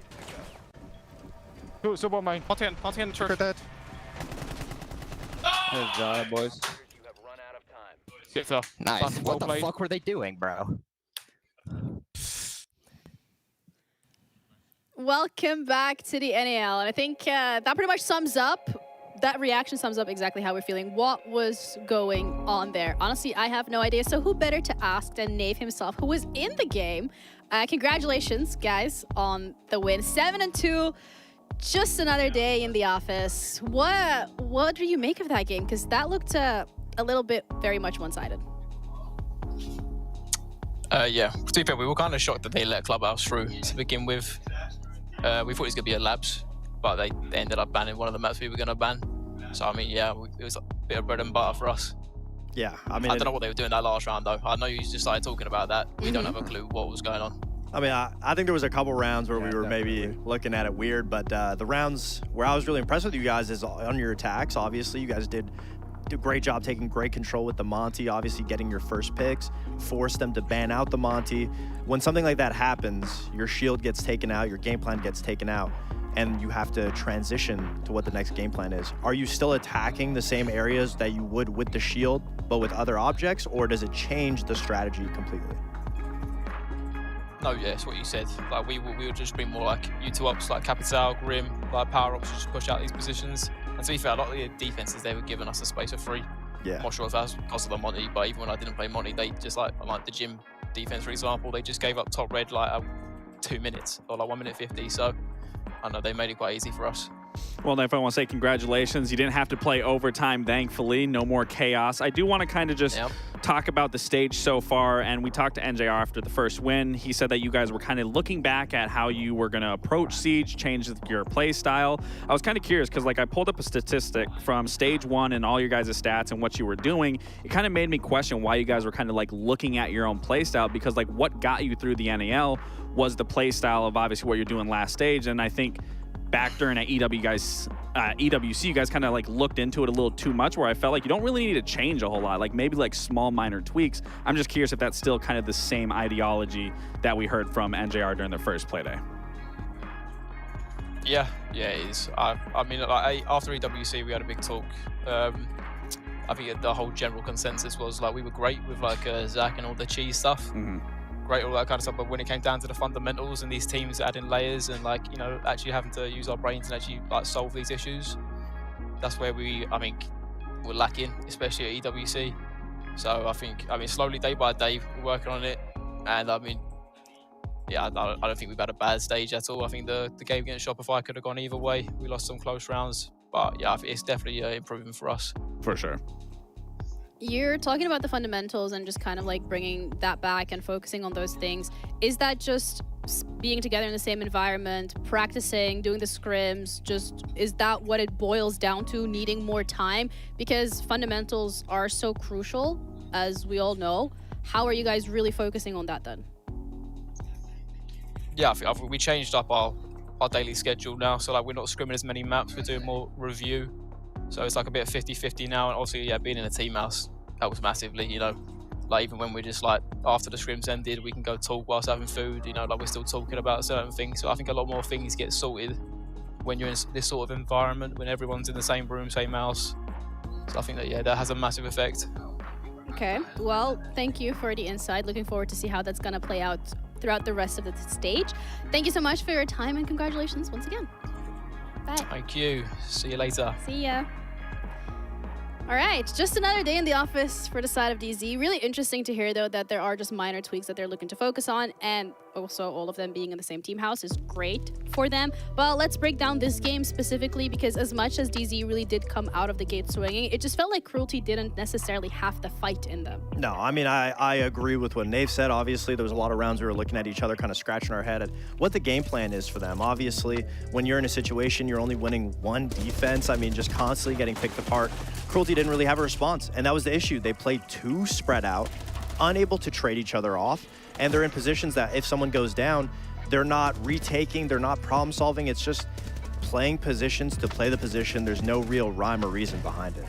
Yeah, and again, this is something that we, gave credit to Cruelty during their previous stages. They were doing well on their attacks. It was their defenses that were falling apart. And then on a map like Clubhouse, where statistically defense is so one-sided on this map, that finding your success on attack is always going to be the difficult part. But to not be able to do that on this map and only walk away with 1 round on defense, it's insane. And it just goes to question, was that roster change really worth it? Nope. Yeah, that's a question that still needs to be answered. So far, the answer to that is no. And I think that's also quite a concerning position to be in as Cruelty, because as we touched upon, there isn't that many weeks realistically that you have in an NAL stage to really be able to hone down on some of these issues. And one round particularly that really highlights those issues that they're having is round 6. Yeah, it was the last round on DZ's attack. I mean, they still had master control. They had the main hall. They had Germany, and I just didn't understand. I mean, both me and Fox made a verbal cue here. Like, what is going on? Why are we giving up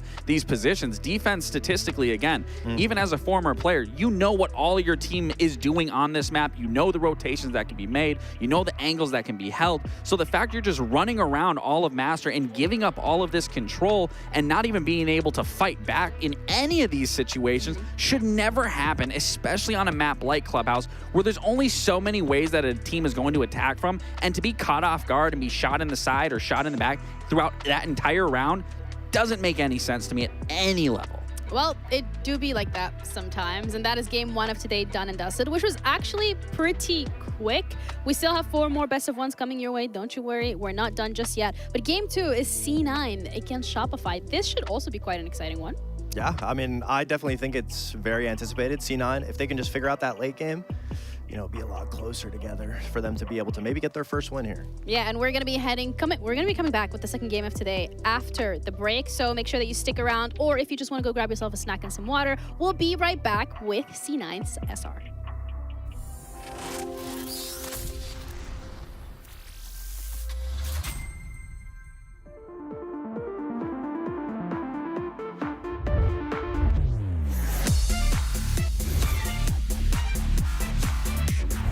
And dash together. Unbelievable. Can he get there in time? Cameraman's going to complete. Big ET finds a huge 4K and Gimbo. There's only 4 seconds left. There's no way. Whilst not easy, is potentially winnable. No. Give him a 1v1. And they've given him both down. They find the down as well. Yesterday they took the crown from LA. Today they take the kingdom from Blacktown.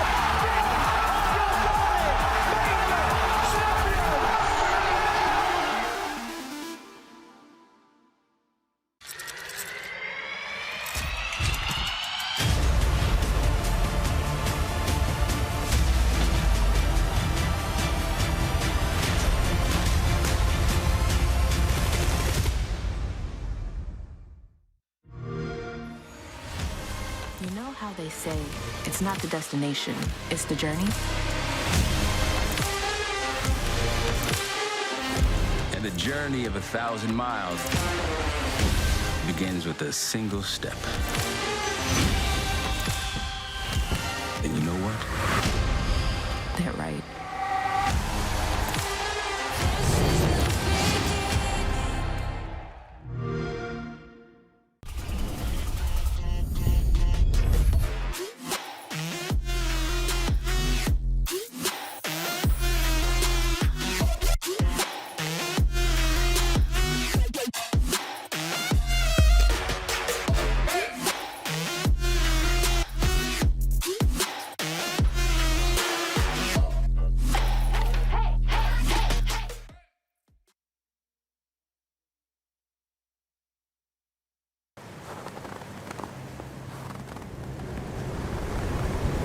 Keep an eye out for contacts.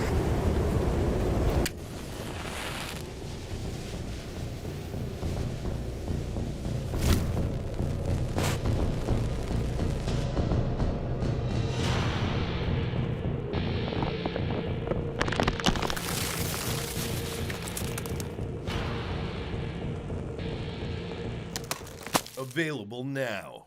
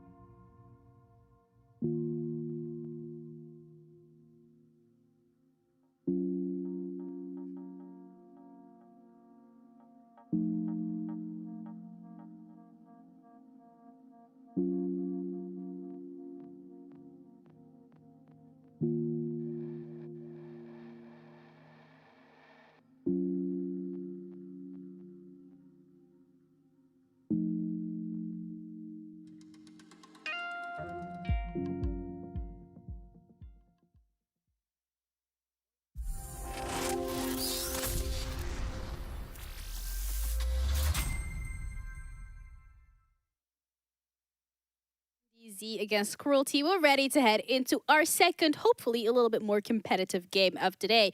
We have Cloud9 against Shopify. Rebellion coming up. Welcome back, everyone, to the first Playday of Week 2 of the NAL. I'm Jeannie, joined with Foxy and Lax, and we're going to break this one down because we're looking at a roster change from C9. And then we have SR, who has been performing quite well. Maybe EWC was a little bit of a question mark, but either way, this should be a good one. This definitely should be a good one. It's obviously another testament for Cloud9 to see if that roster change and the shift of IGLs is going to pay off. So far, hasn't been looking too great. It's not, the stage isn't done yet. Still a lot to prove. But as for SR, I mean, their performance from last stage versus this one, it's definitely starting out very chaotic with these overtimes. Granted, they're clutching it out, but we got to see a lot more. It's literally just for the content. I guess you missed that memo. Troy does like to keep his audience, Either way. Heart palpitations going.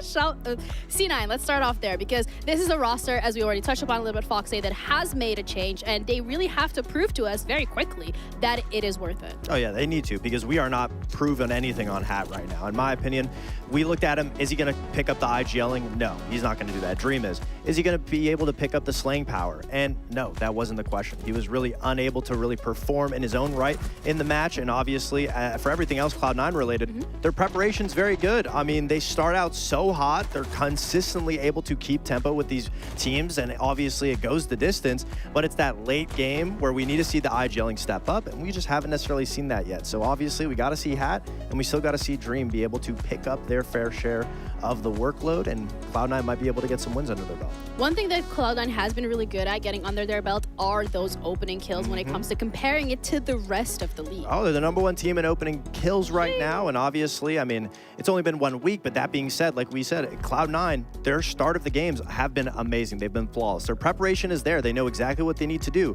but once things get hectic in the late round, we need to see this confidence, this gameplay strategy just transfer all the way over until the end. And they can do it. They're doing the hard part first, which is getting that opening. They just need to not throw it away. Yeah, and it's also like individual players that we were looking at last stage specifically when it comes to them showing up. And we kind of like that's been a little bit more lackluster from the side of C9 this time around. And Kobe Lax was the one that we wanted to highlight there. Yeah, he was the only player last stage that was actually positive on his team. He was +9, and now he's currently the worst rated player on his team. And obviously, it could be so many different variables, but the one takeaway that we've always been talking about is Cloud9.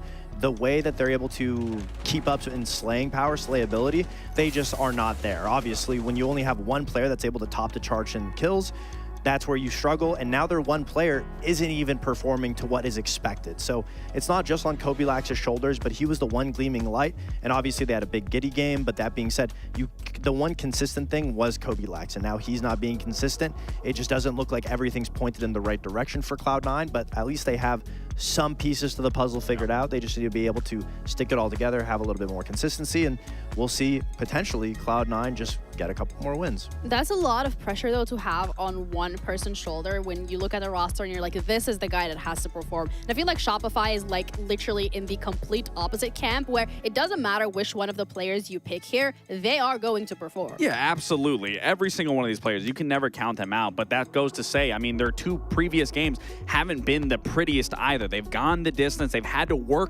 overwork themselves in some scenarios. They had to claw back some rounds through Ambi having an impressive Playday, his first matchup against Wildcard. So again, I'm still not super convinced by this roster of their dominance that they had over stage 1 to now. So today should be a new day for them to really shine through and close it out in a far more convincing fashion than what we've been seeing. Yeah, but if there's one thing that we can never count on from SR, it's the entertainment factor, especially when it comes to some of these clutches, and one specifically from Spoit and Canadian that we thought, yeah, that's a great one to run back. Yeah, absolutely. I mean, resilience resides within the Rebellion. That's the best way to put it. In so many different scenarios, Okay, Shopify, they can be down in man advantage, but they always manage to claw it back. And it really speaks into that resilience of what I'm talking about, of just not getting overzealous, not panicking, being a well-rounded team and individuals as well. Understanding here that, yes, they are in the man disadvantage. How can we play our positions properly? How can we put this into our favor? And what they do is they collapse on the player in the bomb site. They win that 1v1, and then they understand, okay, we have time. We have a yokai drone. Good heads-up play from Troy to find out this information where Pamba's, and then they now understand of pushing Pamba out of sight. Let's go for the defuse here. Let's get the coverage. Let's go for the defuse, and they execute it flawlessly and bring the round back into an... Realistically, that round should have not gone in their favor, and had they not brought that round back, we would have been seeing DZ walk away with that win had we not even seen what that last round turned into. Yeah, being able to perform under pressure is something that this roster is quite good at. And as we touched upon already, that's maybe not something that we want to see today. We want to see more clear-cut games because we know that that's what they're capable of. But besides the highlights here that we're looking at from Canadian and Spoit, it's also Rexen, who is a player that is continuously and consistently showing up. Absolutely. It speaks into what I was saying, the resilience. But every player can clutch in these moments. You can't count out anyone on the SR roster. And I highlighted this last week. We all did. I talked about this moment. This is what separates good players from great players, is the last-second decision-making. And Rexen understands he is in an unwinnable situation, but he can play his positioning to make it a winnable position. He gets that down on the diffuser, runs away, and has to make that split-second decision of, do I peek this player, knowing that they're sprinting at me, closing out this round, closing out this game, and that's exactly what he does. It was very well calculated, and it's exactly why Rexen is not only one of the best players in the NAL currently, but the roster as a whole has their dominance for a reason. Yeah, I mean, every single player each way is going to be able to show up. I mean, in the first day, we saw Ampy show up. Obviously, in that matchup, we saw Rexen show up. So it makes things that much easier when you have players all at the caliber that Shopify Rebellion are. And now, you know, we just need to be able to make sure that they can continuously close out those rounds and not just worry about their individual skill. Just fall back on Canadian, like that 2v1 we just saw, and Shopify just looks clean as butter. Yeah, a little bit of a cheat code when you have every single one of your players able to perform to that caliber. And it's working out for them so far. When it comes to the map veto, however, where are we expecting Shopify to prefer to go? I'm hoping Shopify goes to a smaller map, maybe like a Chalet or a Club. You want to take Cloud9 to a map that's going to amplify gunfights, because we know that Cloud9 has been struggling in that front. They don't really have any one player that's popping off necessarily, but I mean, we might see a Bordered as well. I mean, nope, never mind. I was going to say, maybe we don't see a Border given their performance against Wildcard, where they did have to come back, but I'll let you go on what you were saying. No, Cafe, I mean, it's a good map for both teams, obviously. It does accentuate individual gunplay. Somebody's going to have to get into the map. It's very limited on the entrances, and it's all going to be, we said it wasn't going to be pressure on Kobe-Lax's shoulders, but this really does put the pressure on Kobe-Lax's shoulders as the main entry for Cloud9. Such a difficult map for you to be able to get into and find those picks, so it's really going to come down to Cloud9 if they can continue the trend of the opening kills, but now they also have to make sure that they can right their wrongs and close out those rounds. And I think that's really the biggest thing for Cloud9 that we've been hitting the point on, is they need to be able to close these rounds out. They need to be able to take advantage of the man advantage and keep playing that down to a point where then they are always going to be in the winning scenario of just being able to play together. But again, that's where we see time and time again, they fall apart. And then as for the side of Shopify, we need to see a far more convincing attack than what we just recently saw against DZ, especially on a map like Cafe, where it is very hard to enter the building if a team is playing hyper aggro. So if I'm listening to everything you guys are both saying, that means that the predictions are both going to be for Shopify? Yeah, has to go to Shopify. Cloud9, just again, when it comes to gun power and each individual sets of players, I mean, how are you not picking Shopify? You know, actually, you were correct about the last one. We were like 7-2. Do you want to do it again? I'll say it's 7-3 for Shopify. Quick games. I can't really see a lot of headway being made from Cloud9. I can easily be wrong, but again, it's that last round that really is going to be the make or break it for Cloud9. I'll go 7-2. Wow, you guys really want to go home early today. Either way, let's head over to our casters and see whether or not they agree with this being a quick game. We have Jesse and Intero covering it. So guys, let me know what you think. Oh, greatly appreciated. I'll side with the desk here and say that I think that Shopify Rebellion will be the favored team. I think most of our matches today should be clear cut from a standings perspective. Cloud9 sadly entered the day in 8th place with just a single point that they earned by going to OT against DZ on our first play day. Since then, well, I mean, there's only been one day. It was a 5-7 loss to Envy. So still way too early to know the actual strengths of Cloud9. I was impressed with how they tackled DZ in that first play day, and I think that they are in a spot to potentially give an upset. Would you agree with that, Jesse? Yeah, I feel like we're maybe downplaying Cloud9 a little bit. Sure, Shopify Rebellion will be the favorites, but the desk are saying it's going to be a 7-2. You think it's going to be dominant. Even the community vote are putting up your favorite ratio of 88-12 favoring Shopify Rebellion. So it seems like everybody's on the same page, but I think Cloud9 have got a solid chance here, at least of pushing this one deep. Shopify Rebellion have had their last 8 games go at least 12 rounds, so they are not a great team when it comes to closing things out early. They may be resilient, but that is still going to be something that they'll have to go up against in this match versus Cloud9, especially starting on the defense and Azami being left up. We've seen Cafe 4 times through the North America League. That means 8 different times we have had attackers get to go through the ban phase and ban out their first 2 operators. And every single time in the NAL, they have banned Azami and they have banned Castle. Castle continues to get removed, but Shopify Rebellion allowing Azami to slip through the ban phase in order to remove Aruni instead is a really interesting decision. SR always a team to switch things up and get a little creative in the operator bans, but it'll be really interesting to see if Cloud9 can do a lot with that Azami now that's been left up. I'm almost certain that the people listening will hate the constant comparison between DarkZero and Shopify Rebellion, but it is really true that these teams do have some parallels with their depth, with their roles, with the players on it, and with the creativity that comes with it. I always have to give a tip of the hat to these 2 teams. I know that my personal friendship with Troy often labels people, or often gets me labeled as being too sympathetic to him or maybe biased, etc. But if most people have close friends, you know that you actually cheer on their downfall far harder than anything else. So when Troy loses, it brings me with greater joy than when he wins. That said, you have to call a spade a spade. In this instance, Shopify Rebellion are a very ingenious team. How will that ingenuity match up against this C9 lineup on the most played map in North America through both stages? Let's find out. Ambi's in really quick, 30 seconds to get into reading, which he didn't seem like he had full information, kind of face checking, but he has the right read. Everybody on Cloud9 is playing down towards the basement, so you can take that space really quickly if you're Shopify Rebellion, and you will be feeling oh so good about it. Go canisters will slow the opening of the freezer hatch, but shouldn't be too big of a problem. They've got plenty of util to clear that out, and then it's going to have to be Spoit with these Selmas to open it. They didn't bring can openers, didn't bring a Habana, so not ideal for opening that hatch up, but 2 Selmas gets the job done just fine, and that will be all that Shopify need. Cade not being brought here, no impacts to go through to stop those charges from Ace anyways, so feeling pretty solid with this push so far. Spoit is already repositioned over towards the bakery. It feels like it's going to be big takedown.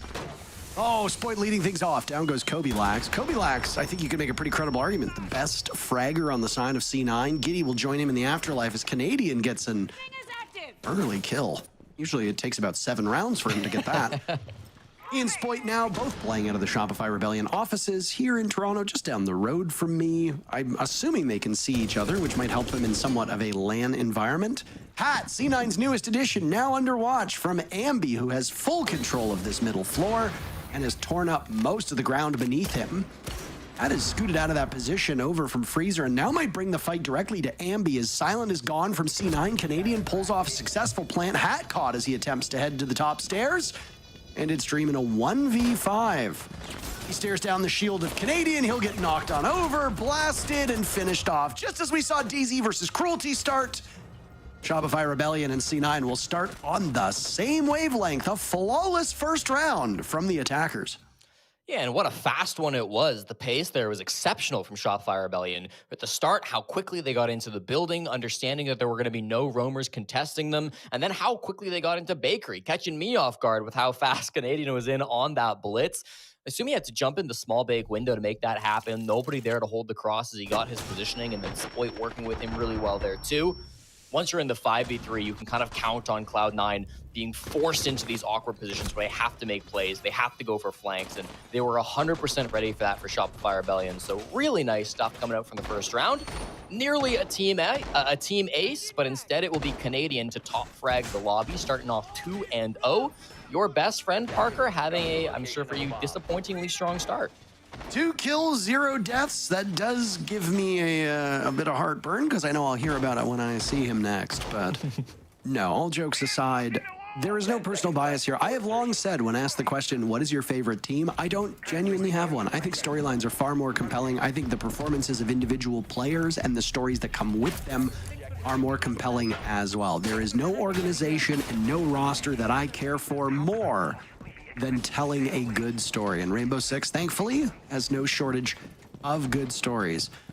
On this Shopify Rebellion team, you've got a couple players that are still looking to make a bigger mark on this game than they've had an opportunity to do. You've got two Titans, obviously, in Canadian, and then Exploit's maybe a smaller Titan on their side. On Cloud9, people know Dream, but the rest of this team, they want to leave a legacy as well.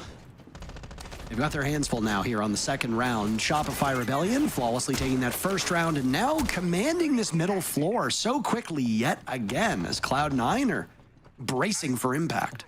Yeah, the pace doesn't stop, but when Cloud9 control the top floor, how are you really going to make an execute work? Still full control of Cocktail, full control of up above the bomb site, and below the site too. I mean, Giddy holding white stairs for the moment, but if they really want to, could go for a rotate down if it ends up being a mining push. So lots of options still for Cloud9. Shopify Rebellion, while it's good pace at the moment, they don't actually have the map control that you would expect them to get before going for a push. Maybe it doesn't matter though. There go the smokes. Surf eliminating Silent Hat is also on the ground. Toxic Gas will go out. Giddy's expended all of it. Dream's the next to die. SR's 2 kills away from another flawless round, and they will get it. Not just a flawless round, so far a flawless game. Cloud9 held off of the score sheet for about 7 minutes at this point. They've yet to find a kill through 2 rounds, 2 separate bomb sites, 2 separate attempts. I thought there was potential for an upset here, but it seems to be that I am very quickly losing any ability to look like a sane person. Another fast one. I think it's very obvious Shopify Rebellion came into this with a game plan to keep the pace up versus Cloud9, perhaps a weakness that they spotted back in the first week. In Cloud9, this will be a attack timeout to try to address this pace that Shopify have now set.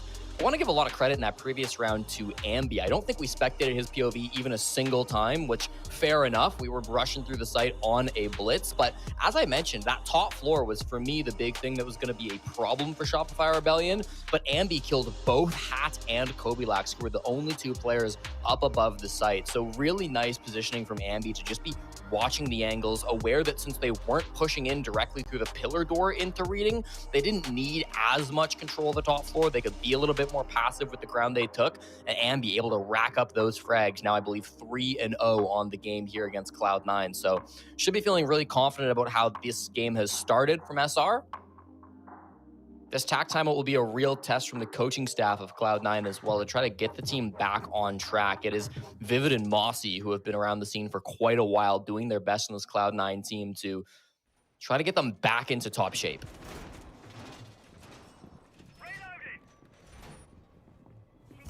Went through a rash of timeouts being taken in between rounds 2 and 3, which had prompted some of us to speculate as to why. The great explainer herself, Luke, said that she presumed, and then was later corroborated by talking to certain teams, that it was done because it comes before the second ban in the first phase, so you can use it at that point in time.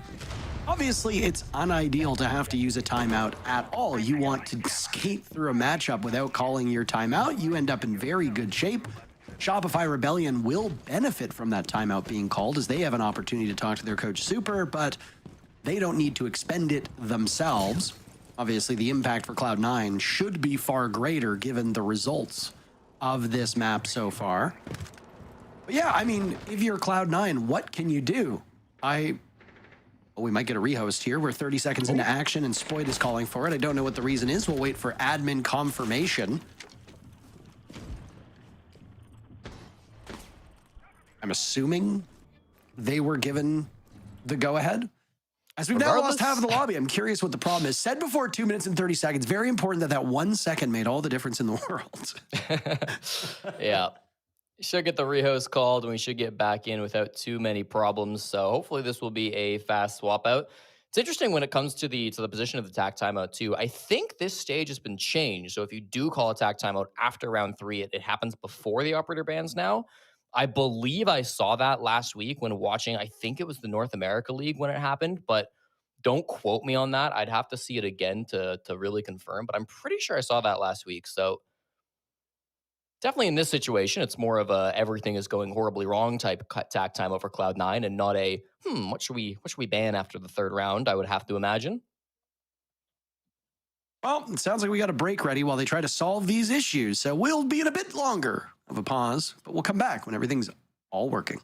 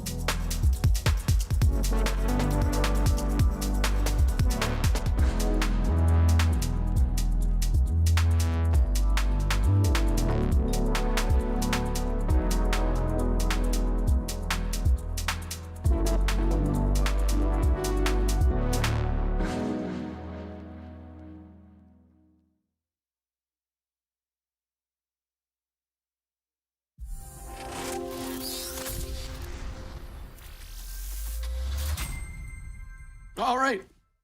Well, 2 rounds in, give or take. 2 rounds and 30 seconds in, actually, Jesse. And we had to slam the pause button due to issues with the game. And now we are just waiting to get back into the action. So far, since we started this match, Cloud9 has yet to get a kill through those 2 rounds. They'll have to wait a little bit longer. What's your read so far on these first couple rounds on Cafe? Parker, it's been all about the pacing, right? Shopify Rebellion have had 2 really quick attacks, and Cloud9 called attack timeout to try to address that situation. The fact that Shopify then had some technical issues honestly probably helped C9 a little bit to maybe think a little bit more about what's going on, about how they can counter that fast-paced, aggressive playstyle that Shopify have been bringing to this matchup. So the question really remains to be seen, will SR continue with that playstyle now through the other 4 rounds in this first half? And if they do, will Cloud9 be able to respond? Shopify Rebellion are a great team. I think there's a very decent chance they stop with that playstyle altogether. They do slow things down a little bit because it's now going to be read into and expected by Cloud9. They could just feel that they are head and shoulders way better than this team, and so there's no reason to slow down for anything whatsoever, but only time will tell. This third attack, I should say, going to be used with a lot of annoying operators. You've got the Grim, you've got the Lion, you've got the Blackbeard. I anticipate a lot of these players will stay outside the building, play the skylight, play the windows, and let Canadian take that space. Maybe Rexon and Spoit coming in behind them. There go your first EE1D. We've made it past that 2 minutes and 30-second mark, so I don't suspect that we're going to see a rehost call here. Yeah, nuisance ops being brought, but you see a high level of prominence among the entire side of Shopify Rebellion. All 5 of these operators sit in around the top 8-ish most impactful ops on attack right now, which for Grim has only been continuing on an upward trajectory. Blackbeard hasn't really seen a fall off from his potential with those nerfs. Gridlock has been the surprising one. And I gotta say, good gun, good utility, good clear. Also a 3 armor, or 3 health, I suppose it's called now. So you have a bit more potential to eat a few bullets. Cloud9 still searching for their first kill, Jesse. Halfway through round number 3, and they will get it. Hat, the newest member of Cloud9, breaks the goose egg. Down goes Spoit, as that's a good bit of coordination between him and Giddy, and he hits Ambi as well. Hat's on the run. Rexon shuts him down, but what an opening for Cloud9. Yeah, really nice shot on that second play. Good rat spot for the first, and then really coming together. Does get traded out, but got far more than he had ever hoped for. So looking really strong now for Cloud9. They're going to have to re-put together this push. Surf over on the cocktail windows. Canadian has dropped in through Cigar, and Rexon is just sitting on the windows to try to support Canadian. Kobe still a huge problem playing piano on this Azami. Rexon swings in, so with Troy, they now need to clear this out, but Canadian's actually in the site planting, and Rexon doesn't need his help, Parker. Oh my goodness, the recoil control, 3 kills on his behalf. He finally gets shut down by Dream. Canadian looked for an opening there with Diffuser, wasn't able to find it. Now it's Canadian and Surf squaring off against Dream as the last player standing from Cloud9. He makes his presence known from back bar, doing double duty, staring through the opening, both positioned inside a cocktail. Shopify Rebellion had the angle. Canadian with no coverage. Surf, where were you? Dream now looking to do the opposite of his name, and he creates a nightmare for the Rebellion. As a sloppy bit of coverage from Shopify Rebellion, give Dream an opening to punish them. Really well played by Dream, the brand new captain of C9, stepping in after Packer got removed from this team in the offseason. He was just playing on the windows is the problem. Surf couldn't really safely rappel in because as soon as that sound cue happened, it would have triggered Dream to make that aggressive play. So Surf was just not in a good position to cover that plant. Maybe needed to choose a bit of a different location, slowed things down a little bit. It was still a relatively fast push. They had about 20 seconds when that round ended on the side of SR. So maybe could have taken a bit more time, but huge credit to Dream for stepping up and saving that round in what looked like it was going to be a massive comeback from SR. Hat got the initial advantage with that brilliant play, and then it was just really nice shots from Rexon, really good space taking from Canadian that turned the tides on this round, and then Dream, 3K for him on the round, perfectly comes up with a great positioning. That's a very fun round, one of the best I think that we've seen all stage. Yeah, I mean, I'm not sure if Surf was in a spot where he was repositioning or not, but I mean, on his angle, where we saw Dream emerge from, when he got through that rotate, I'm not sure if he's visible from the rappel that Surf was on. He's and then not, Dream very wisely tucked into the corner because I think his assumption was that Surf was sitting near the bomb chassis inside a cocktail, which from that spot, Dream had made himself immune to whatever bullets would have been shot his way. It was well played by Dream, and honestly, Dream is a very experienced competitor. Ian Hat amounting for all 5 of the kills. Hat obviously got that ball rolling, and Dream made sure it never slowed down. A great and triumphant bounce back from Cloud9. Spotted a bomb! So with the TAC timeout and the tech timeout, Cloud9 have been looking a little bit better. Maybe a scrappier round than they would have hoped, but still I think should be feeling happy about how this game has gone. Canadian top fragging after the first round will have his stats wiped so that nobody will remember any of the kills that he's gotten early in this game. And we'll start to repeat sites. Reading Room is going to be next up for round 4. And again, this top floor hold is quite powerful. You've got the mirror windows from Silence. You're going to have magnets from Hats. You don't have the Azami this time around. It was finally banned out by Shopify Rebellion, but still really strong utility to hold this top floor position. And SR, last time they just rushed it straight in through Train, but this time it seems like it's going to be a more measured approach. They are slowing things down. They're going to try to tackle this top floor hold head on. Hat playing in this spot where he can be impervious to any explosives or bullets, providing that he has a way to catch them. Ambi sustaining a ton of damage, losing most of his life in the process, and Dream will find what remains. C9's guns were awfully silent. Kobe with 2, and it's the duo of Canadian and Surf again, this time with a minute and a half to go, not just the 15-20 seconds that we saw in the previous round. Last time, they just had to find a single player of Cloud9. That was Dream. This time, everybody is still up from Cloud9. It's a harrowing spot to be in. Canadian drop now, and it's all up to Surf, who will have to contend with 5 players. He shuts down Kobe. Canadian smoked out by Giddy. So Surf will deny a flawless, but still in a very tough spot. An excellent beginning to this map by Shopify Rebellion, denying Cloud9 a single kill through the first 2 rounds, but it has fallen apart since then. A rehost called, a timeout called as well. Surf's trying his damnedest. He's picked up 2 kills. Fear he might run out of time. Playing objective seems impossible at this point, Jesse. 30 seconds to go. Case in hand to walk into the bomb site. He will be very vulnerable, eating up, well, a little bit of Giddy's gas. Tossed out. Giddy killed over by Laundry, and hold on a second here. Surf could potentially pull this off. Silent and Dream, the last 2 standing. Surf might get the job done. C9 thought that he was going to play safe. He does not. Nice for Surf. A quad kill! Looking for the last one on the Silent sidearm out in the midst of the smoke. The Mira taking a second to regroup. Surf with the sidearm will get the ace. He does the whole thing himself. What did we just witness, Jesse? That was one of the most disgusting rounds I have ever seen from an individual in Rainbow Six Siege. Damian Medina, aka Surf, doing what should have been impossible. Absolutely no chance anybody comes back from a round like that, where it's just in the gutter from the very beginning. Kobe Lax had set them up perfectly, getting 2 big kills from behind the bar. An early kill into Ambi 2, the 1v5 coming out from Surf, had to do it all himself. I think a little nervous on Cloud9. I think not quite getting active enough while that defuse kit was going down. I mean, anytime you get a clutch like that, there's going to be some misplays from the other side, but Jesus, Surf. Of all the players on Shopify Rebellion, Surf's probably the guy that gets talked about the least. You know, people love hyping up Spoid, of course, incredibly popular player. Canadian, the most storied player in North America. Rexon's been on this team forever. Ambi, the young star who consistently top frags this team. Surf sometimes doesn't get the discussions that I think he deserves. But geez, when he needs to, my God, he is so talented. I don't want to be the counterbalance here. Uh-huh. But you do not win a 1v5 clutch on your own. You need the assistance of the other team.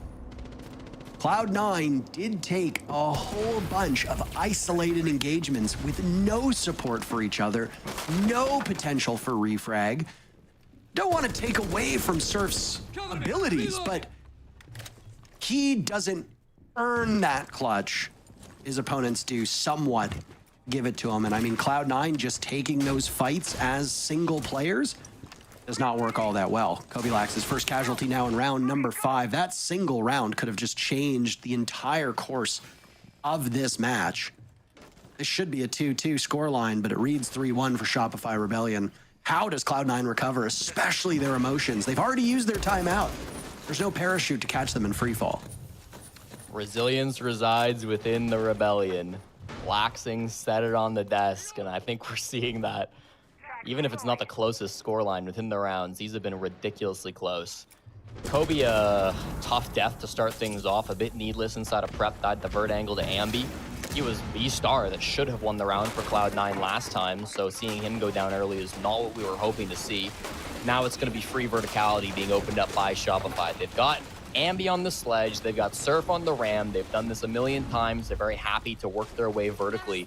Canadian with the Ying is a bit of a wild card. That first Candela is just a bait, maybe force out some positions. He could be choosing to walk down brown stairs late into this round, which doing so with the diffuser could be a little bit awkward. Might also just drop the freezer hatch, which would be a little bit more expected as Rexon now takes up this position instead. As you got that first pick, you can settle things down a little bit. That's exactly what's going to happen here. We saw a bit of that middle ground being taken, and now we turn towards the execute. Not a single scratch on any of these 5 players of Shopify. Giddy does some damage to Spoit, but it's a flawless round by SR. With the way that rounds 3 and 4 played out, I had some fears that SR could themselves mentally boom and be forced to call their timeout. That isn't the case, though. Imbued by all the energy and work done by Surf, a flawless round follows from Shopify Rebellion, and Cloud9's only able to get a single round on the board. Probably should have been a different story, but that's not the case. And what an incredible follow-up round by every player of the Rebellion. Yeah, nice little 3-piece coming out from Spoit there. Gets him on the board since rehost. I believe he had 2 before we ended up in that change of lobbies. So nice to see him shining bright. I really do think that round comes down to a lot of just like pulling of the attention from Shopify Rebellion. You know, they were all up above, and typically when you go top down, right, your primary strat is going to be you go for a freezer drop, and then sometimes maybe instead you go top down into a bakery push. They went top down into a whiskey push, where they had one coming down brown. They sprinted down the white stairs with the Ying to be able to shut down the player inside a VIP. That was Hat. Often you'll see a Warden playing there. He played it on the 2-brow instead, which is also quite popular. I don't blame him for that decision, but was the wrong one when you're going up against a Ying, unfortunately. And so Shopify Rebellion, a really clean way to close out that 5th round. And a 5-1-half would be exceptional to see from SR. They maybe didn't have the best attacks in their previous matchup up against DarkZero, and now to have such a lead on the offensive side shows real grit and a real bounce back from this team. Cafe is still the most played map in North America. It was the most played group stage match across all regions in Stage 1. It's not still holding that designation because both EU and SA have started doing other maps. Layer, the most played map in South America. Oh my goodness, they are all killing each other. We are 40 seconds into this round, by the way. Giddy and Kobilax are dead. Rexon is dead. 3 players buried in 40 seconds. Is quite the timeline. A bit of a miss from Spoit. Hat can collect this with an impact. He will do just that. No salvation for Spoit. No ability to get him back up off the ground. Cafe is a defender-sided map. 55 to 45 are the numbers here in Stage 2 through all play days. If you go back to Stage 1, the numbers, not the same. Coin flip map, 50-50. So things have gotten a little bit more defender-sided through the 46 rounds that have been played prior to this game. Shopify Rebellion obviously did not get that memo, Jesse. Yeah, happy to just go through this map, take the scrappy fights. It's been working out for them more often than not. They're going to have to do this again. Jumping into the top floor, Canadian forces them all back. Cloud9 don't want the smoke. They decide, that's fine. we're aware of your position. We're going to just give you this top floor, concede the verticality. With Ambi being up above the site, that might not be the best situation, but it's not a reading room defense. It's going to be mining and dining. So that top floor is, I would say, less critical for the attacking team. Doesn't mean it won't come in handy. Starting to open things up now. 60 seconds to go in this push. Canadian is currently playing, all the way inside Piano. He's very far from where he's likely to finish. Could be a Piano drop down into Train, and then you can pivot one way or the other. Silent has moved all the way to the basement playing with Valk Cams and a Nitro Cell, so he's hoping and praying they go for a mining plant that he's got intel on, and then that Nitro Cell could make all the difference. This might make that tougher. Good information. Surf hacks the Valkyrie cam, so that C4 from down below is unlikely to get anything. Surf will take out Dream. That's that. Oh my, DMR held in the hands of Brava. 8 kills for Surf, 5 of them coming in 1 round alone. A Nitro Cell tossed up in vain from Silent as he's the floor below the bomb site, and Canadian will find a safe spot for him to get the diffuser planted. Ambi and Surf will watch as Silent makes no shortage of noise walking up red stairs, and Surf will find the 3 final kills in the round. He now sits at 9 kills since coming back from the rehost, and a 5-1 first half for the Rebellion is demolishing the numbers that we have on this map. In no world should we have expected this result at this current point in time. Shopify Rebellion will now go on to statistically the better side. What does that mean for Cloud9? Means they got to be quaking in their boots, Parker, and I don't even think it matters what the side is, to be honest. When you're going up against Surf, who's playing this damn well, it could be attack, it could be defense. It really just does not change the fact that he has complete ownage over Cloud9 through the first 6 rounds. Really impressive stuff from him so far. Chicago-based player, same town as Ambi, actually, growing up in close proximity to one another, which might help improve some of that coordination. You got 2 in Chicago, 2 in Toronto. Cloud9, I believe, are all in different locations. This is not a team that historically has run with the team houses or team facilities like we do see in a lot of the squads from around the league. Another half where Azami goes unbanned, by the way. So both teams bucking the trend from what we saw in our first 4 Cafe games. Said in our very first match, Cruelty versus DZ, that today we will probably see some lopsided games just with the way that the matches go. M80 versus Wildcard will be a fascinating one. Both of these teams entered the day in the top 3. M80 undefeated at this point, haven't made it to overtime yet either, so they have all 6 of the points possible. Wildcard, a regulation victory and an overtime loss is what they're looking at. They demolished SSG 7-2. That's the Stage 1 championship team, by the way, that was beaten 7-2. Wildcard does tend to own SSG just based on stats, so maybe we don't read into it too much. Wildcard took SR to the brink in our very first match of Stage 2, ultimately losing 7-8, but that's about as close as you can get without a victory. After that, Standby versus the league-leading Envy. Stats might have changed at that point. They might not be in first overall, but my goodness, what a bounce back it's been. They've already beaten their totals from Stage 1, and they've only played 2 games. Then we conclude with OXG SSG, which to me is going to be the most surprising matchup, I feel, of today. I don't know what the expectations are for these squads. OXG looks really good some days and then real bad some days, and SSG feels like they inhabit kind of the same area, but lately have been more good than bad. Are they having some struggles, or has it just been a slow start to Stage 2 that they will shake off pretty quickly? Before we get to those games, though, let's see what happens in this conclusion between Cloud9 and Shopify Rebellion. At least 2 more rounds to go. 1 minute into the second half, it's Shopify Rebellion defending, and Cloud9 will have to bring the objective to them.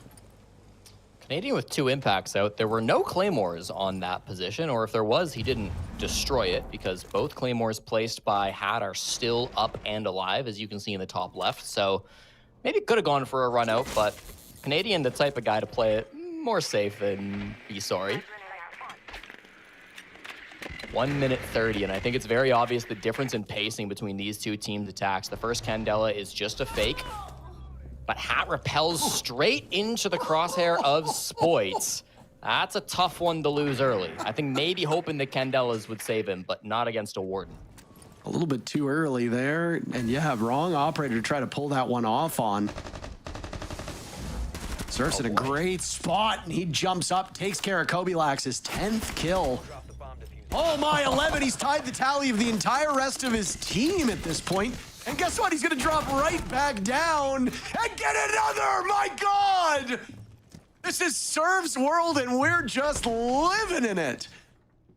Could it be a third flawless round for Shopify Rebellion in just this match alone? Silent is the last remaining player on C9. His entry over towards Cigar, taken care of by a Kiba barrier. Now he heads towards the middle floor, over by Pillar with a read. He trades, no flawless round, but I mean, they give it to him anyway.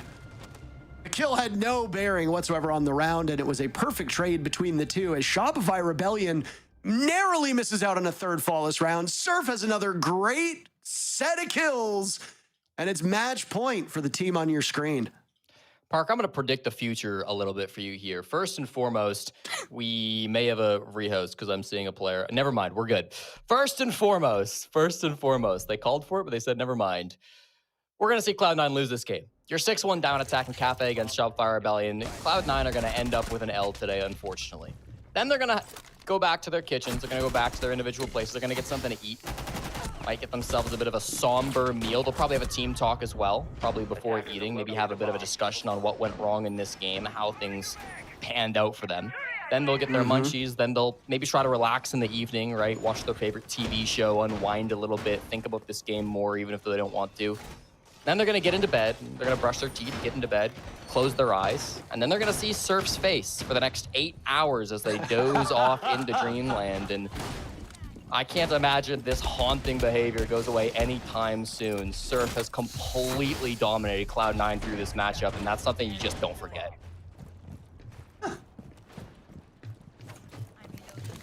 He's a demon, and he will haunt them indeed. He's been the one player that probably gets the least airtime on Shopify Rebellion. You're competing against some players who make highlight reels on a regular basis. You know, you've got Spoit, you've got Ambi, you've got Rexen, all of whom can dominate a game. I do think now that clearer heads have prevailed, people are looking at Spoit as more mortal than God. Obviously, huge content creator, huge personality in the scene. But he's playing a very important yet unsexy role on Shopify Rebellion.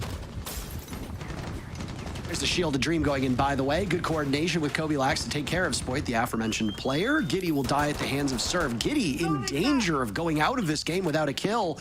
And now Hat's gone too. The advantage that Cloud9 has been squandered. Silent falls. And now next one's the shield of Dream working in tandem with Kobilax. Canadian gets shut down from inside of that train position. Cloud9 will attempt the plant.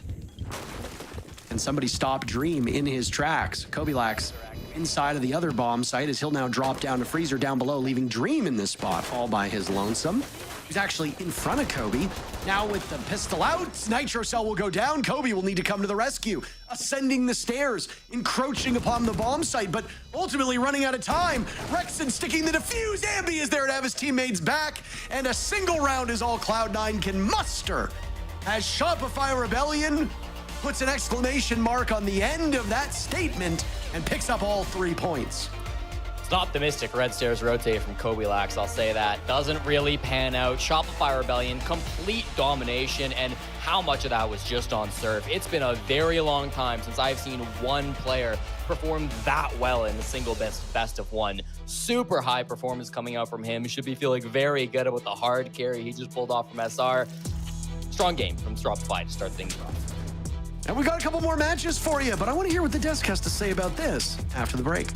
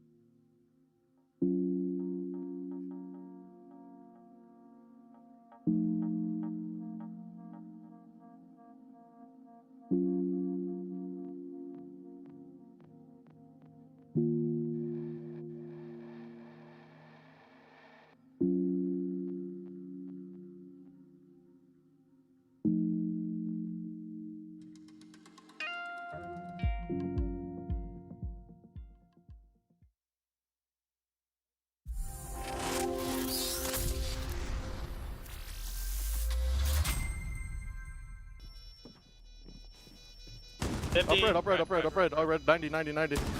Nice. GG.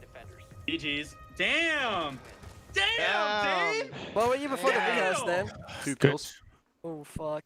No, facts. Damn, what was that? A 7-1 coming through from Shopify. That's exactly what we wanted to see today after last week where they had to go to overtime twice already. But with that, we're also ready to interview the man of the hour, Surf. Welcome. You don't get a lot of airtime, but after today, man, first of all, what did you have for breakfast? Nothing. Okay. That's the way to go. No breakfast, but talk us through that clutch. That was absolutely gorgeous. So basically they gave me a bunch of 1v1s, so they should probably take note of that and not do that. I know people probably don't think I'm like the craziest, most flashy player, but you definitely don't want to give me 5 1v1s because I'll win them. That's some great advice for C9. Don't give Surf 1v1s. Either way, that was absolutely beautiful.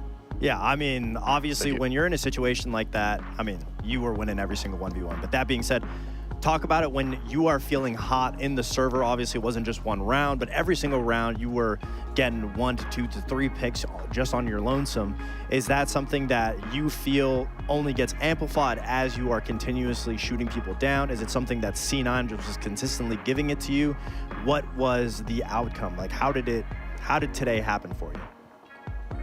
So basically a lot of the times I'm not like the one at the top of the leaderboards, but whenever I do have my moments, I make sure to just reset for the rest of the game because at the end of the day, my team still relies on me to, calm, make sure I'm playing my spots, and basically just being a good teammate.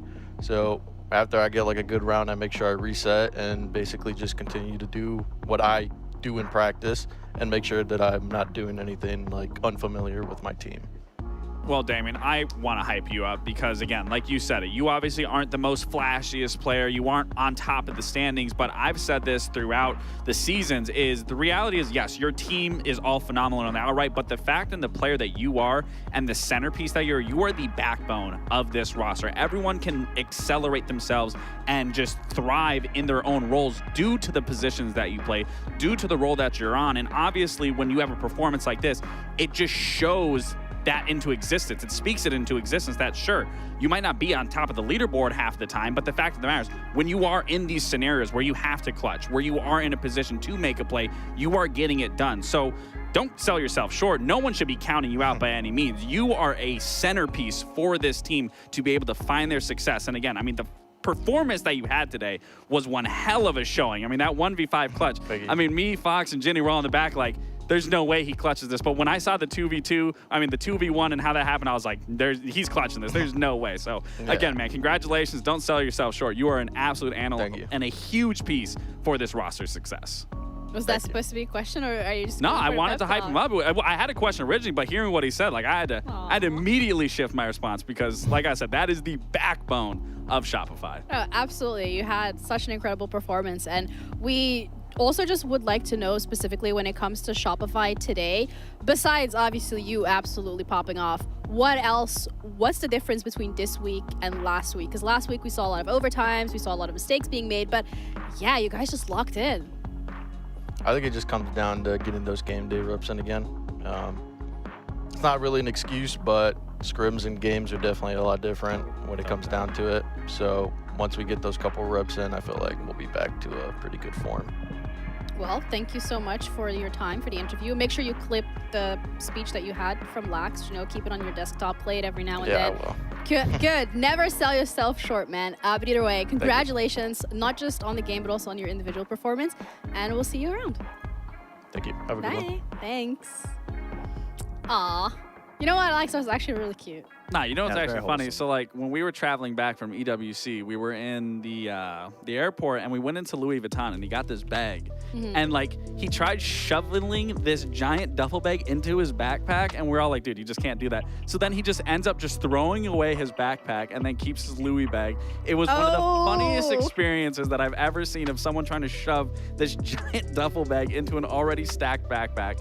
Funny experience, but I mean, you got to give the guy credit. That was such a beautiful performance. Baller move, IRL and on Absolutely. the server. Like, incredible. But also, as much as we're like hyping up Shopify right now, Foxay, C9, what's going on? No, it's my time to shine. I mean, geez, Cloud9 sucks. No, I'm kidding. I think the biggest issue with them is every single fight looked like they were terrified to make a play. If you watch even the situations where they try to swing, it looks so timid in their body language. They go for a peek, shoot a couple of bullets, but they're already on the way out before they even know if they get the kill or not. I feel like they were just so in their own head. Every situation, not only individually, there was a lot of times where they tried to connect the dots, go for a double up, a 2-on-1. But even in those situations, the first person's going for the fight, the second person would be so late behind them, no trade would show up. It just looked very timid from Cloud9. Yeah, something as well, Lax, that we highlighted coming into today was the fact that Kobe Lax getting those opening kills, but then the rest of Cloud9 not necessarily being able to close out the round. And we're going to replay that 1v5 clutch, as we of course have to, and it starts exactly that way, where Kobe Lax gets those opening kills, and we're like, okay, that's it, they're done and dusted. And then Surf just goes like, nah, not today. Yeah, I mean, Kobe Lax just swings and gives his body, gives himself up and puts Surf in a position where, yeah, it's still a 1v4. No one needs to peek. But everybody from Cloud9 is so split up from each other. They're not trying to connect the dots. They're just leaving everybody on an island of their own. Yeah, I mean, Hat right there. He could easily fall back. They know where Surf is just even based off the first kill. Kobe Lax already did his job of getting a big 3K. And again, it's just Cloud9, like you were saying so candidly, is they're playing so timid. Everyone's playing so safe. You don't need to play this safe. Play together. Play aggressive with each other. Do a 3-2-1 peek onto this guy. He only can kill one person at a time. But as Surf said, if you give me 1v1s, I'm going to take it every single time. And that's absolutely what he did in every single engagement from start to finish, was taking these 1v1s. And again, it's situations like these where being able to be in a scenario like this and get 1v1s, I mean, you're only doing a disservice to yourself here when you're Cloud9, when you have everything in your favor to win. Yeah, if you're going to peek, you might as well peek together. You came up. I mean, I felt like I was on Shopify in the back saying We all had the same reaction. We were all like jumping out of our chairs like, what I think everybody watching had that exact same reaction. Yeah. I think we were all on the side of Shopify Rebellion there, screaming, saying, what just happened? Surf is an animal. But again, these plays only happen when teams allow it to happen. None of this should have came from Surf's back end of being able to have to go through this, make that round back. That is entirely on Cloud9 not playing together. I mean, he does get his own highlight reel now as well. Absolutely, and rightfully so. Right, very well deserved. But for those of you at home as well, Rally is happening starting September the 19th, and there's going to be game nights every single week from Friday to Sunday, where participants are going to be queued up individually into teams and game points on a leaderboard based on their own performances. So for the team participation, there is going to be Rally Cups every 2 weeks on Saturdays, and the Rally Points final will be on December 12th, where two teams with top 10 individual players from that leaderboard from the regular season will go up against each other. There's a $10,000 prize pool distributed across game nights, Rally Cups, and Rally Points final, so make sure that you join the Rally Point Discord, or if you want more info, go to radiant.gg/R6RallyPoint. Not only that, you are also a free agent for that. Yeah, you could play in it. You could definitely play in it. What rank are you right now? Either way. Or maybe not. We have the next game coming up because we have match number 3. Dude, we're going actually through this so quickly, and so far the analysts have been quite correct when it comes to their predictions. But we have M80 going up against Wildcard next. So again, a quick little break, and we'll be back with our third game of the day.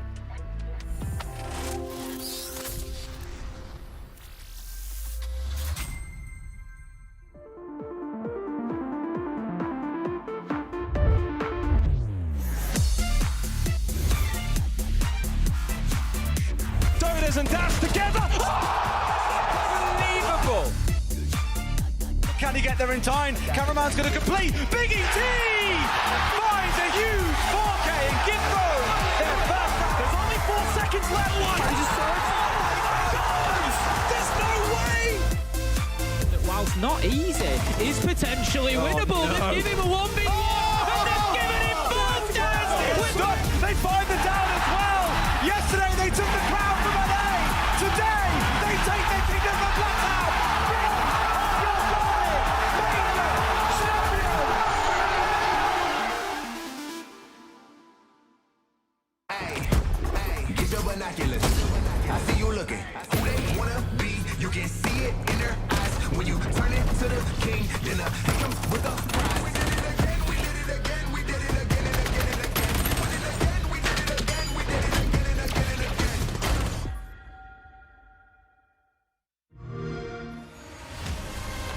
how they say it's not the destination, it's the journey? And the journey of 1,000 miles begins with a single step. And you know what? They're right.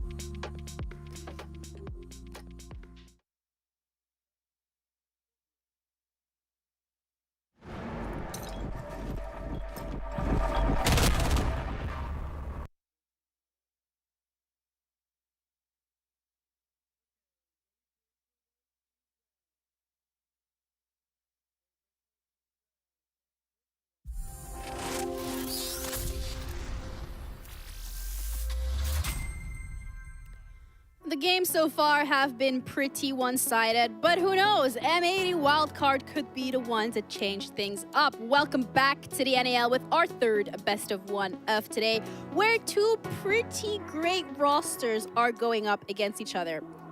Yeah, pretty great. Not perfect. Not perfect. No one's perfect. I'm glad you said pretty great.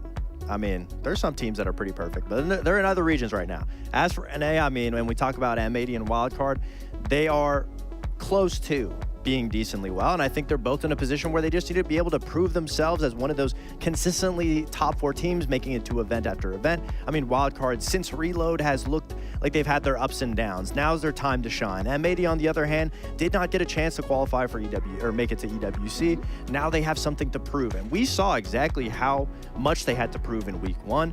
We just need to make sure that they stay on track to consistency. Yeah, there was a lot of talk during stage 1. I remember this very specific quote that, you know, if the standards are already pretty low, that, you know, it can't really go lower. But either way, M80 still has to prove themselves that actually they gonna put their money where their mouth is. I was gonna say, whatever you were saying, Cruelty is not living by that. But as for M80, I think it is very important that this time around in their stage, they need to be better out of the gate, and to especially when going into playoffs, because what we saw from this roster, one, bringing back a Manchester Major winning roster back together, and then also bringing on a coach like Fabian, getting 6th is not anywhere to be happy about, or where any of us really should be expecting to see M80, let alone I'm sure the players feel the exact same.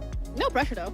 But they have, you know, done a little bit of changing around when it comes to having every single one of those players on a flex role. Now we're having like at least one individual player who's a little bit more specific, and I feel like that translates as well in their opening. Yeah, I think that's a big thing. You know, I talked about this last week. Fox has also touched up on this, is everyone was playing a flex role. Now they have put Kino on a more supportive role where he's not going to be flexing around, so that alleviates some sort of pressure for players to just be able to stick to what they know and play what's comfortable. And clearly you can see from day 1 into day 2, that shift is paying dividends. Now, sure, you can maybe excuse the fact they played a team like Standby, but Standby actually is performing exceptionally well. So today will really be a big decider whether or not going against a team like Wildcard, if those changes, that comfortability really is placing itself in the right areas in a match like this one. Yeah, and specifically Gunnar as well has had quite a lot of improvement when it comes to these opening kills. I mean, we've already saw it on the graphic earlier, but in general, he's stepped up. Yeah, and that's a big one that I was, you know, just recently talking about. Players finding comfort within their roles.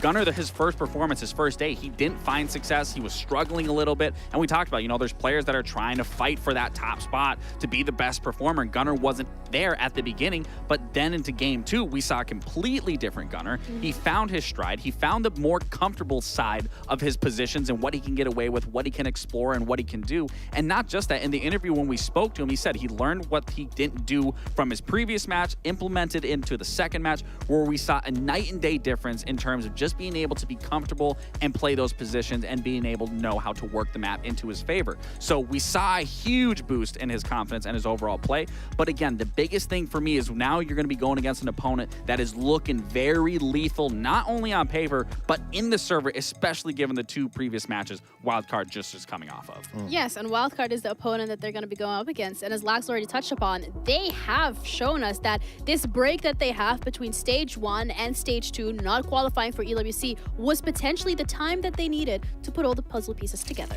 Yeah, I mean, a lot of their issues really came down to the mental game, and I think with the time that they've been allowed to have to progress, I mean, there's no more issues mentally, not being all together in the same team house, what it may be. They've dealt with these issues. They found how to deal with their struggles. I mean, yes, they barely lost to SR. The individual players are performing, though. The strategies are working, and we saw that in a direct transition against SSG. Absolutely smoked them 7-2, and that's because they understood the core fundamentals of who they were playing against. They knew that they could go for these 1v1s against SSG's individual players, get the pick, and then transition to their off of a one-man advantage. And that was the biggest thing that Wildcard needs to know, is who they're going up against, understand their opponent. So we've got the teams, we've got the players. We know that both of them are really looking to prove themselves. This is potentially, especially for M80, the first time where they're going to be going up against a team that's going to test them, it's going to push them to their limits and really allow them to prove whether or not they have actually gotten better over this break period. So, map vetoes, Lax, what are we I was gonna say, maybe we see a concept. Both teams are very comfortable on concept, but we're already getting that one right out the gates in Labs. That's a perfect ban out of M80. Makes sense to me. You think it's going to be a Chalet? I think it'll be Chalet. I think it's definitely going to be one of those smaller maps that are very hyper-aggressive, that allow that aggressive sort of playstyle to really thrive, where then you fall back on your core fundamentals on those defenses, or let alone on those attacks. But I think you actually might be, nope, you are not right. Bang.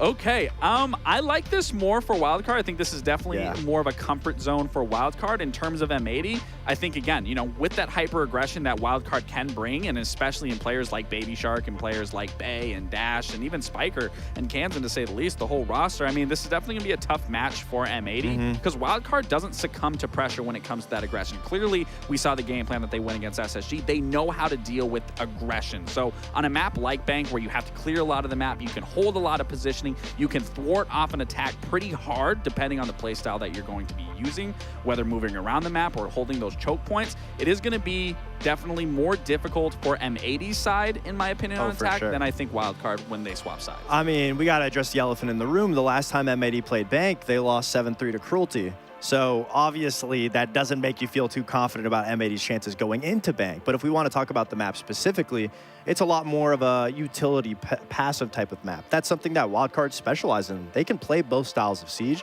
whereas M80 has only just started trying to add utility into their game plan. So obviously, goes without saying, Wildcard is in a better position going into Bank.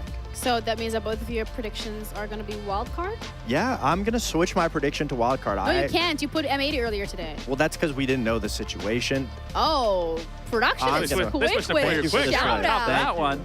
Thank you. I believe that Wildcard is definitely in the driver's seat going into this matchup, specifically since M80 did not look that thrilling the last time they played Bank. One thing that I really talked about time and time again is I need to see Dash on shields, but something that we saw from the previous matches, they're all swapping around shields outside of, I believe, Baby Shark. They're keeping him off the shields. So it really just shows how tantalizing well this roster is, understanding what they want to do, that they're not assigning one person to a shield. Anyone can play that shield at any given moment, or even double up on shields if need be. Baby Shark, he knows he's not playing a shield. That's why he's taken that time to just meditate there. But it really just shows me Wildcard really has taken the time to really dive in depth of their playstyle. Wait a minute. What do you mean what does meditating and being off the shields have, like, what's he knows that he can just focus on being aggressive and not have to play on a shield. All right, well, either way, I don't know, maybe our casters are meditating before this match, maybe they aren't, but either way, guys, we're ready, so take it away.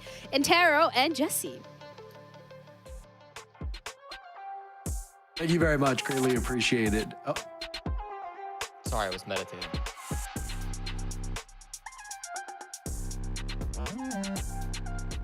My turn.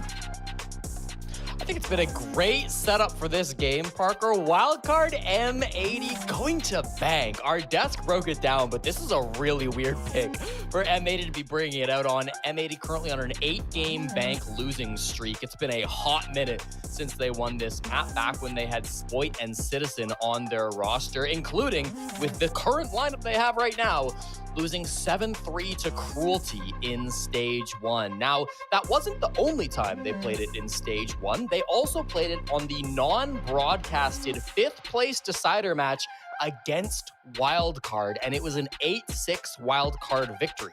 So while none of us have seen that game as it was not streamed, these two teams are pretty familiar with each other on this map, and I think it should be promising to M80 that even if they're on a 8-game losing streak on this map, their most recent result was at least one where they were able to push this Wildcard team into overtime. Now, it does seem like we've got a couple tech issues to work through, so we'll go to a quick break before we get right into this exciting matchup between Wildcard and M80.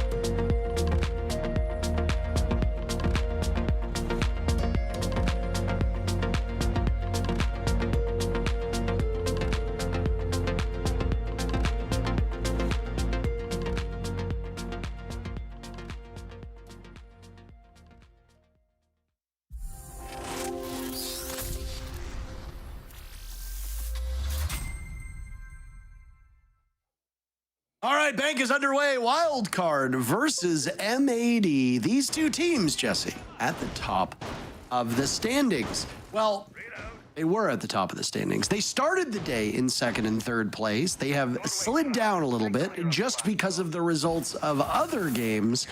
But in spirit, they're still top teams. Yeah. Right? For sure. I would say that this is game of the day. This is the one I was looking forward to the most. It was close between this and DarkZero Cruelty, but when I looked at the matchups, I thought this would be the one to go the longest distance. And I think that that will still hold true because once again, as I mentioned before our quick tech break, last time these two teams played on Bank, it was an 8-6 victory for Wildcard. So a lot of history between these squads. Wildcard winning that last best of 3 is the entire reason why M80 currently sit with 0 SI points. So maybe a bit of revenge being looked for by M80. And while I think they certainly have the stronger team on paper than Wildcard do, Wildcard have been playing some really good Siege. And I thought last week they proved a lot of people wrong with how good they played. I mean, both of these teams, I think, have what it takes to be in the top. I mean, M80 obviously have been around for a long time. This is a major winning roster, minus Spirits plus Kino. That's the only change. I mean, obviously the coaching as well. Fed is no longer the coach. Fabian is instead. So still maintaining that F letter, just obviously very different people and very different levels of experience in Siege. Even though Fabian is as experienced as he is, there's only so much you can do if the roster is not able to adapt. And obviously when Beast Coast, as they were known as at the time, won the major, things have changed. The game has changed. Shields are not as impactful, maybe you could argue, as they were. So we'll see how Fabian is able to get this team going this time around. They entered the day in third place, or in second place rather. Now they go up against Wildcard, who very much seem like the real deal. They are a good team, Jesse. And I'm fascinated to see how they play defense. Well, Baby Shark under heavy pressure, nades, players, and Twitch drones, but he's avoided all of it so far. It only lasts so long, though. Diffuser on main stairs gets the frag, and doesn't look like there's going to be any other trades coming through. Dash is surely to just retreat through the hatch as soon as anybody comes his way. There is a player, Kansan, inside of Tellers that was going for a bit of a push, but Gavin through the wall is able to take him down. So that's going to be now 2 roamers cleared out. That might change the arithmetic. Another one from Gavin is Bay falls, not even 2 minutes into this round. Might force Dash to get aggressive here. Rough spot for these 2 remaining defenders to be in. Those EDDs will persist from the Capkin. Put on door frames, eventually windows all across the map. But because of the timing, this M80 squad can just play really smart with the info that they have. Plenty of drones. Don't get tripped up. I think there's a HUD bug right now, by the way, that just constantly shows drones at 3. I don't think that's the case. It definitely shows fewer than there should be. It's weird. I mean, you still got utility on the side of the defenders.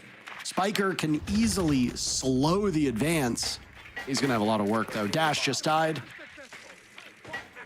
3 babes in pocket, a reload of the SMG. Utility on the side of M80, a Blackbeard to boot.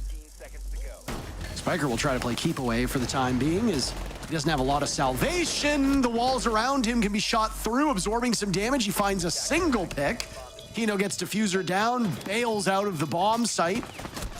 And now it's Spiker in hot pursuit. Kino shuts him down. Desperate times call for desperate measures, and it was a desperate attempt by Wildcard. M80 wins the round. Yeah, quite an aggressive defense from Wildcard. You don't often see that heavy of a commitment to the roam game. If you do see it, maybe you'll see a little bit more pressure top floor, or maybe you'll see it kind of all concentrated in towards open area. But that one's choosing to spread it a bit around archives, a bit around tellers, and they just got picked apart one by one. Trade game wasn't quite good enough for Wildcard to be able to answer back. So nice little entry play coming through. I also really like the shield play from Kino. Wasn't getting a ton of kills, but was getting really good space on those somewhat isolated roamers. And then, of course, got that plant in the final frag as well. So it's nice to see Kino playing well. He's been moved onto more shields at this stage. I know a lot of people like to talk about Kino's shield play, but the biggest change M80 made in the offseason was swapping Kino onto this hard support role so he can be the one to play the shields, allowing Hot and Cold to be in a bit more of a fragging position. And Kino has had a lot of success with it so far. In the first half, or the first week, I should say, of the North America League, he played 10 10 of his 12 attacking rounds on shields, and he won 70% of those 10 rounds. So had a really high win rate with the shields. Up to 2 rounds where he was not on a shield, M80 lost both of them. So it does feel like Kino on the shield is a bit of the key for this team, and the first round of this map continues to hold true with that stat.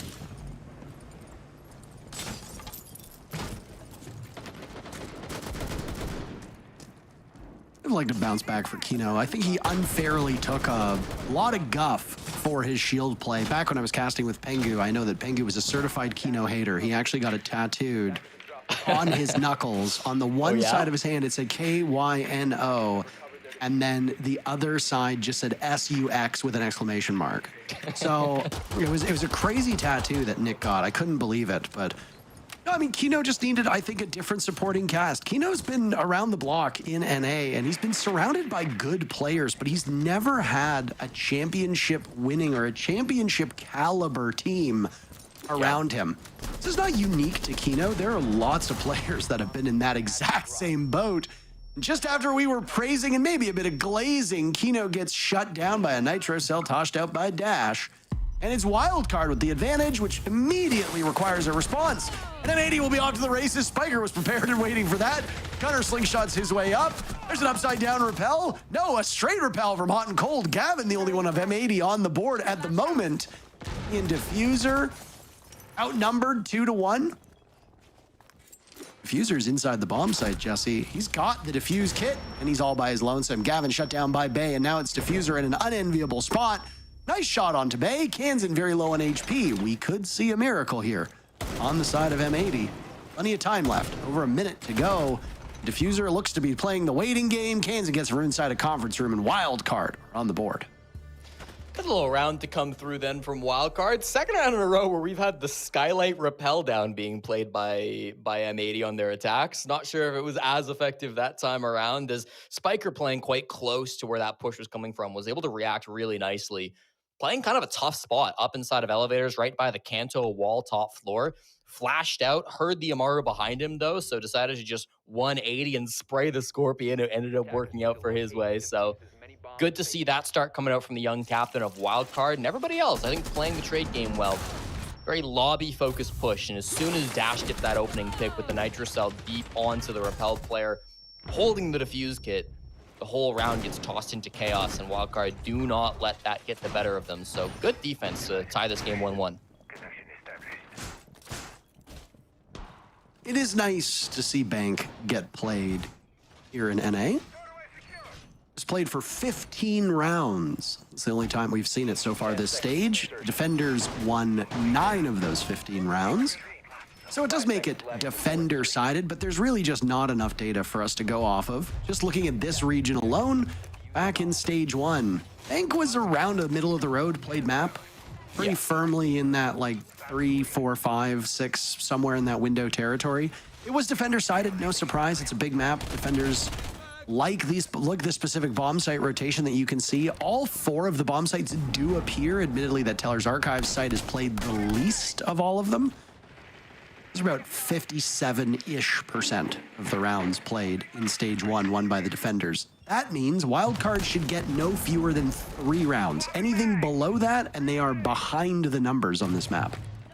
Spiker is having a little too much fun on this Denari, and I don't say that in a bad way, but I just feel like every time we've seen this operator in pro play, it's been used very boringly, where you'll just set it up maybe pairs of 2 on certain doorways and maybe on stairs and stuff. But Spiker now multiple times is creating some pretty intricate setups, and that drone we saw from Hot and Cold from Flores not able to destroy one of those important trips of the lasers. So that's going to be something that they have to deal with later on in this round when they get to that point. At the moment, the top floor clear is still what they're focused on. Players all around the map, and looking to the bomb site, there's Gavin with an entry. Shrugging off most of these bullets, he finds 2. Kino, the only casualty for M80. The rest of the team hitting their marks. And Wildcard down to 2. 2v4 has been the storyline through all 3 of these rounds. We find ourselves here yet again, as Dash will survey the bomb site. Gavin punishing him. 3 kills for Gavin, who will find Kansan. Last man standing. He's got his sights trained towards the top of blue. M80 distracting him long enough to get that diffuser down, and now Can's in an area very familiar to him. He got a clutch from inside of staff area. Will find nothing. Gunner, the shutdown kill, and M80 goes back on top in this seesaw of a match.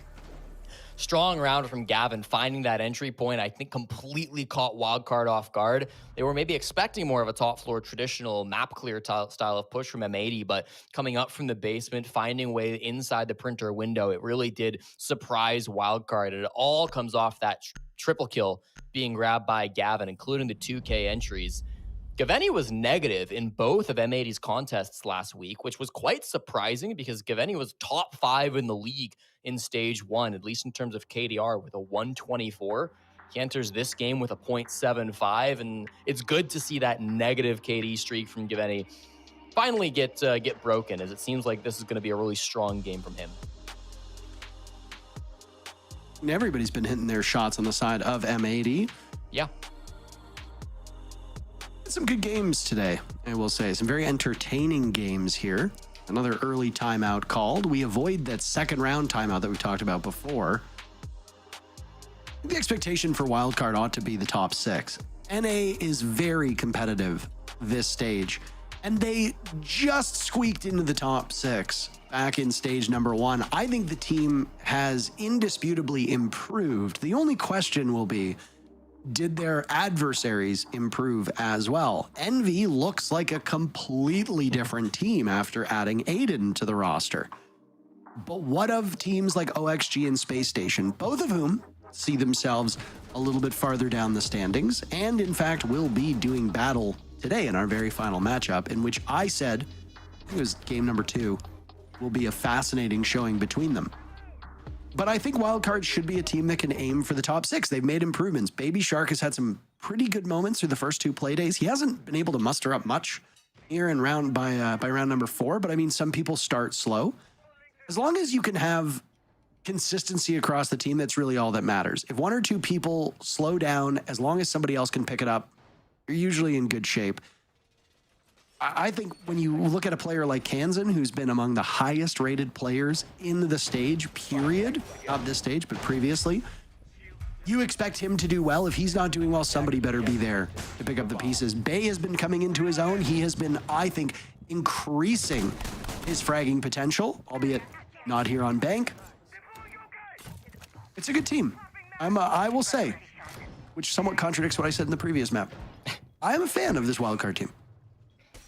They've been really fun to watch develop and see how they grow, and they're going to keep the fun going as they try a 4th new bomb site, Archives Tellers. Now, again, the 5th place decider match between these 2 teams was not broadcast, but I do have the stats for it, and I can tell you that they did run this bomb site on defense once in that matchup. Looks like a similar operator lineup to what they had in their previous time running this site, with Baby Shark on the smoke, that's consistent, and Dash on the Echo. Last time they played this site, Bay was on the Clash. Clash is still currently quarantined, so that's not going to be a possibility for Wildcard, but they've got a fun setup nonetheless. Shield here by Dash at the top of main stairs. They know how important it is to hold top floor on this bomb site. Loads of verticality, and Hot and Cold is itching to take that space so that he can start to do some good work with that Boogie drone.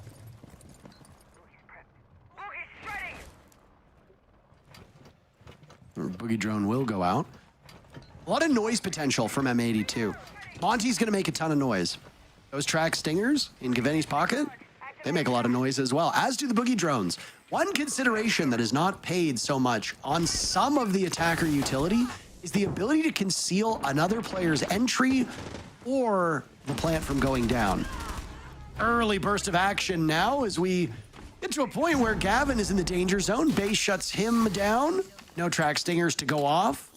Anti-flank potential will not be there. A bit funny that it was not necessarily a flank that took down the gridlock, but not a direct attack on the bomb site. Now it's the shield of Kino trying to draw more attention on the side of Wildcard. Bay gets put into the clutches of Hot and Cold, and both teams will be back on equal footing. Well, tougher to survive if you don't have that Clash. Zombie can't quite do the same thing. Top floor control, now going to be in the pockets of M80. This should be a death sentence historically when it comes to this site, but they still have 4 players live around the bomb site. Denari traps lay inside too. Opening the hatch, Gunnar gets completely punished by Dash. Not sure what he was trying to do, maybe go up the main stairs, but it gets called out easily by the opponents. Now there's only 30 seconds to make this push work, and Spiker is right in the spot where he needs to be. Those tripwires. They managed to get one of them. Hot and Cold will take some damage and slow himself down in the process. And here comes the flank from Dash, an unlikely operator to do it. And Dash manages the kill, pulls out the bearing, gets away. Hot and Cold, the lone kill on the side of M80 amongst the fray. Dash decides to go for a second, and he gets it. Wildcard answer back. Again, a seesaw? Absolutely. Jesse, these two teams just cannot shake each other. Neither able to stitch together back-to-back victories.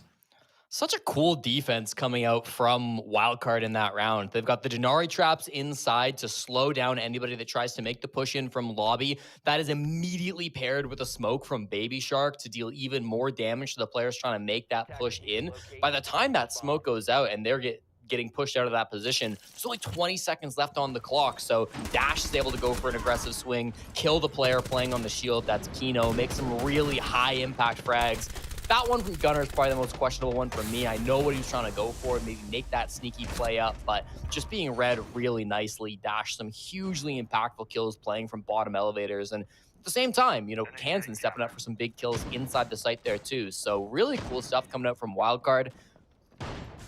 I would say probably the best Denari usage that I've casted so far, Parker. Not a lot of teams have been running this operator, but I think Wildcard have done it the best. I do agree with you. I mean, we haven't seen a lot of good looks, and you know, to your point, there's the bug, by the way. It shows that there are only 2 drones remaining, even though everybody has at least 1 drone in their pocket. I don't really think that's the case. We don't know when it will get fixed. Hopefully soon, but devs are aware of it. Well, that's good. Denari as an operator, just the application seems more designed around what we see from Castle, which is you want to push them into certain directions. Very rarely do we see a Denari have an impact on an execute. Nice bait in on Kino, by the way. Wildcard had a multi-step defense, not just holding down open area, but also the holes above. M80 gets baited in. Kino dies. We praised him after, what was it, round 1? Yeah. Not exactly had the most success since then. No, struggling a little bit more on these shields. A lot of early deaths, whether it's out on rappel to a nitro or first one in the building like this round. It's now not only put his team at a numbers disadvantage, but it's dropped out a fuse kit in a really awkward spot. Baby Shark could continue to hold that up above. He's fallen off to archives at the moment. They will discover that as somebody deals some damage to him, but that doesn't make this any easier of a defuse kit to pick up. Hot and Cold is staring at this, understanding how difficult it is. Bay, the player that is inside the site, inside open, I should say, stopping that. But here comes the cavalry. M80 with 2 huge kills. Gunnar a third onto Dash. It's aggressive hold again from Wildcard that's not going their way. And Jesse, another 2v4. Oh. 1v4. I might have spoken a bit too soon here. Kansan will drop now. Shotgun out. Levels some of the playing field. Still in an unfavorable spot. Will now need to pick exactly where he wants to go as he punches his way into the bomb site, and Hot and Cold swiftly shuts him down. Diffuser was in the process of being planted as well. I love these two teams just going back and forth, trading blows. It's exactly what we expected. M80 pick up that round. Another one where we're seeing M80 try to play Wildcard play quite aggressive. That's twice on that bomb site, what is supposed to be the strongest site on the map, where they play very forward. They play up above where the bomb site is. They take a lot of fights, and that's a choice they're making, of course, but both times now, M80 have hard punished it.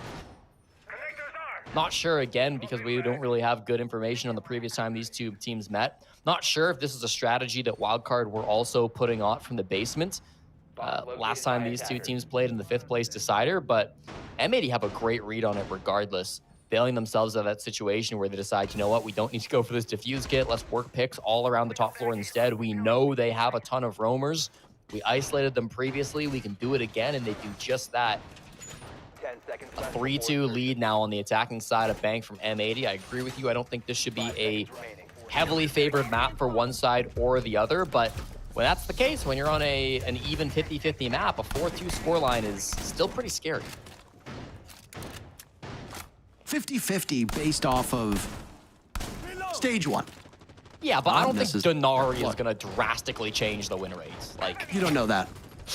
we'll see. You have no idea in which you speak. Denari and a sledge secondary weapon improvement, like, it's fair to say it'll be pretty similar.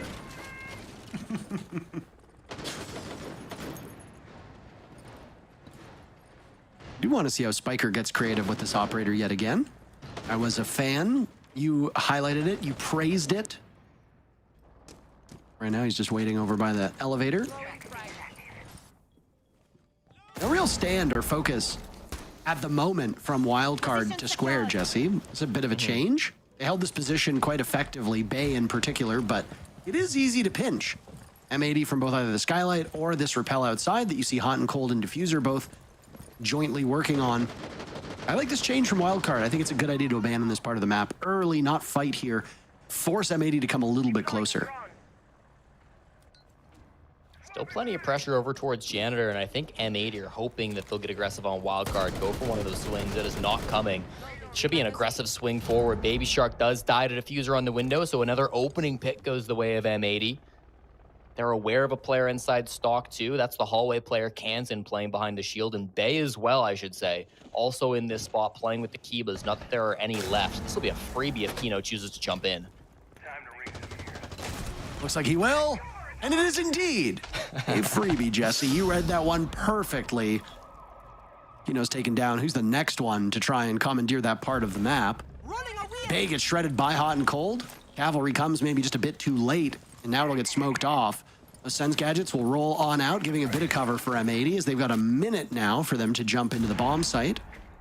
Hot and Cold holding on to the Diffuser. Good numbers from M80, barring Kino's 1 and 5. Everybody else on this team is positive, which is excellent. Wildcard's not that far behind in numbers. Baby Shark's the one having a rough game at the moment, but he plays those more support-oriented roles as a defender. That shouldn't really surprise anybody that he's not exactly topping the frags list. A rush towards the bomb site by Hot and Cold is cut short at the hands of Dash, who's quite far back in the site. That's a troubling prospect for M80 as they now need to retrieve that Diffuser and start picking up some kills. Gavin will start things off, but Spiker trades right back onto Gunner. And it's Gavin twisting in this position. They managed to open up the back portion of the bomb site, but right as the Sens wall falls, Spiker and Dash combine for the final 2 kills. And a tie game through the first half. No closer to a finish. Each team taking 3 rounds. Well, Parker, I did say I thought this would be our closest contest today, and it certainly is shaping up that way. Interesting push coming out from M80, where the Sens, I don't think really lines up to when that execute actually wanted to come out. It could be tough sometimes, but Diffuser on the window play is just not really coordinated with the players coming in from Square. Good couple of trades happening, but in the end, those long angles favoring the defenders as you're forced to be put into tough spots. It's a big reason why these pro teams will almost always open that right wall from CEO into Square. I know in a rank, they love to reinforce it, but it could be so powerful if you open it up, play the DMR. You can play all the way from tiles and get some really crazy angles.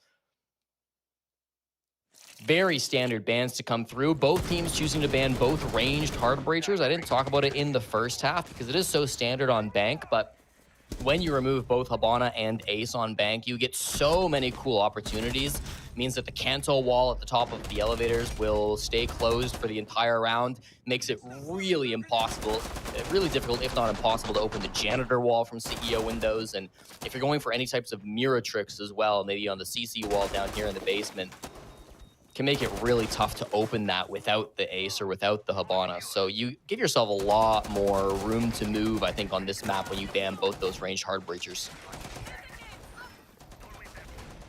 There's a time when I remember you only had the 3 hard breachers. You had Maverick, you had Habana, you had Thermite. And we only had 2 bans. There were countless teams that would always ban Habana and leave just Thermite and Maverick. Sometimes you ban 2 of them. And the thinking was that if you left every single hard breacher up for Bank, most notably that bottom floor bomb site, you're doomed. You're doomed. There's no way around it.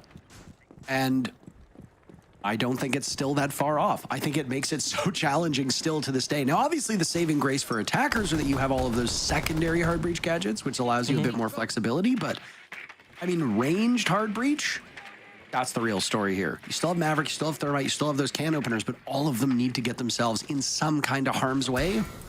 That can be devastating for attacking teams. Dirt tunnel from Bay. He does not have the defuse kit, nor does he have any teammates with him, so he'll have to group up with players moving down the server stairs. They're droning top floor with 2:15. Doesn't feel great. Bit of a time waste up there. There are no roamers really from M80. Diffuser's playing open area, but I can't imagine he's going to stick around for long. We'll have the hatch open. Here comes a gold hatch. This is just a drop in. Dash with the fuse kit. Very, very quickly. Gavin is there to greet them, though, Jesse. Down goes Spiker. 7 kills for Spiker, leading his team. Also, the glass down dash. A nice shot long range. Says goodbye to Gunner. And now turns his eyes towards that B bomb site. Silhouetted Diffuser. Shows his position, waiting for the engagement. Baby Shark is not too far removed. Wildcard have their fangs in deep into this vault and gold portion of the map. They're going to need some assistance, though, and they're going to call for Bay. Out goes the logic bomb. The Monty still bogged down in escape tunnel at the moment in dirt. A swing from Diffuser. Baby Shark, a great shot to shut him down. Does not find the second. Gavin will now make his presence known, circling around. You're downed, but you still act as a drone. Information being given to Gavin now as he searches for more. Wildcard in the numbers advantages. Gavin gets his 9th kill. He'll need to get up to 12 if he wants to win this round, as he's all alone. Kino down, Gavin absorbing an awful lot of damage and now being hunted by the death mark of the Deimos of Dash inside of vaults. Inside of gold, Gavin firing away, claiming 2 kills, looking for the 5th. It's him and Kansan in a 1v1, but Kansan will have the last laugh, and ace denied and Wildcard take the round. Oh my God, the clutches today, Parker, have been unreal. Even that one doesn't quite come to fruition, but still a great attempt from M80. That push just too strong from Wildcard. I love the timing of everything that was going on. Of course, Kansan, huge step up in the 1v1 to do what his teammates could not and take down the one player that was starting to dominate their team. But even before that, you know, the drop into gold was completely unexpected, comes around the 2-minute mark, and then they don't just sprint into angles. They actually bide their time. They wait till the minute 30 mark because that is exactly when Dokkaebi gets her second logic bomb available. They waited just long enough to get that second logic bomb, then popped it, and then started to move through the site, clearing through between a minute 30 and a minute on that clock to start finding the impact. That kill onto Diffuser was absolutely critical. The later ones from Dash and the Deimos too, absolutely huge. Gavin has had one hell of a game. 11-5 will be his stat total, but it is not quite enough to stop that expert attack from Wildcard. The first time as well that a team has won consecutive rounds, Jesse. Even though it does come with a brief pause, which is that side swap in between. Wildcard won the exit of the first half and now wins the entry to the second half, so kudos to them. Been waiting to see which team would ultimately gain the upper hand. It's entirely possible that we go all 15 rounds without there being back-to-back round victories.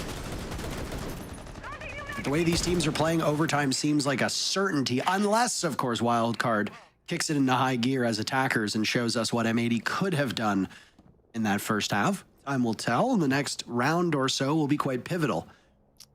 Now the only question is, with a very similar lineup to what they had in the previous defense, what does M80 change to guarantee themselves a victory? And I think, honestly, the answer is nothing. I mean, you run the exact same operators, exact same bomb site, very similar setup. Because you know Wildcard can't go for that twice. No team in their right mind is going to rush gold twice in a row.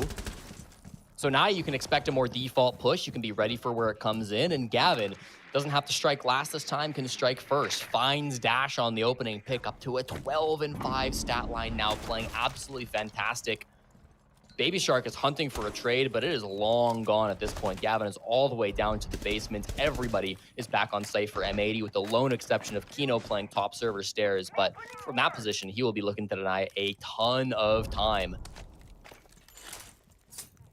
Got to imagine Gavin, who got this the will be leadoff pick in the previous round, by the way, Jesse, and he picked off the glass as well, which would have been a very crucial part of their execute. So the fact that he now gets the pick onto the Twitch, maybe not as important here, though that Twitch drone not just works for intel purposes, but is also excellent at picking apart some of these gadgets that you have to be concerned with.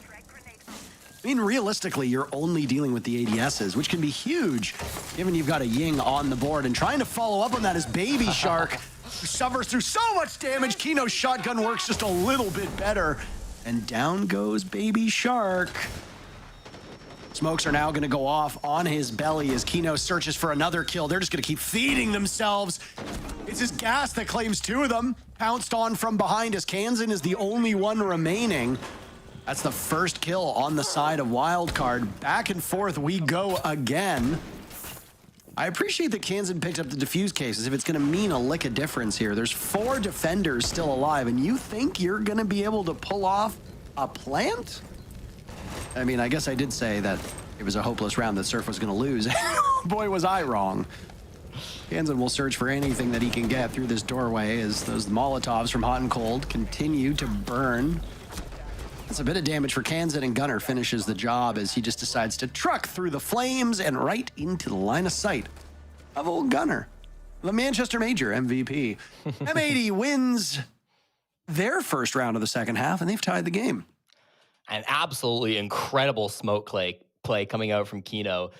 He sees the Candela coming down first, and you know in this meta, you're aware that when a Ying Candela comes for you, especially on a close range position like that, it is going to be shotgun 100%. People just don't run a lot of the Ying LMG anymore since she got that Reaper added to her kit. So many people are running the shotgun instead. So what does Kino do? He hits the deck.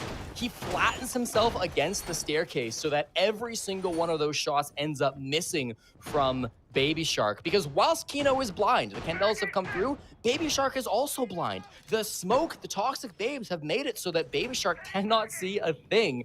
You dodge those shots. I think Baby Shark thought that he had downed Kino, or he just thought Kino had run away because he did not realize Kino was still there ready with the shotgun. Then managed to get 2 more at the top of those stairs. Just perfectly played from Kino.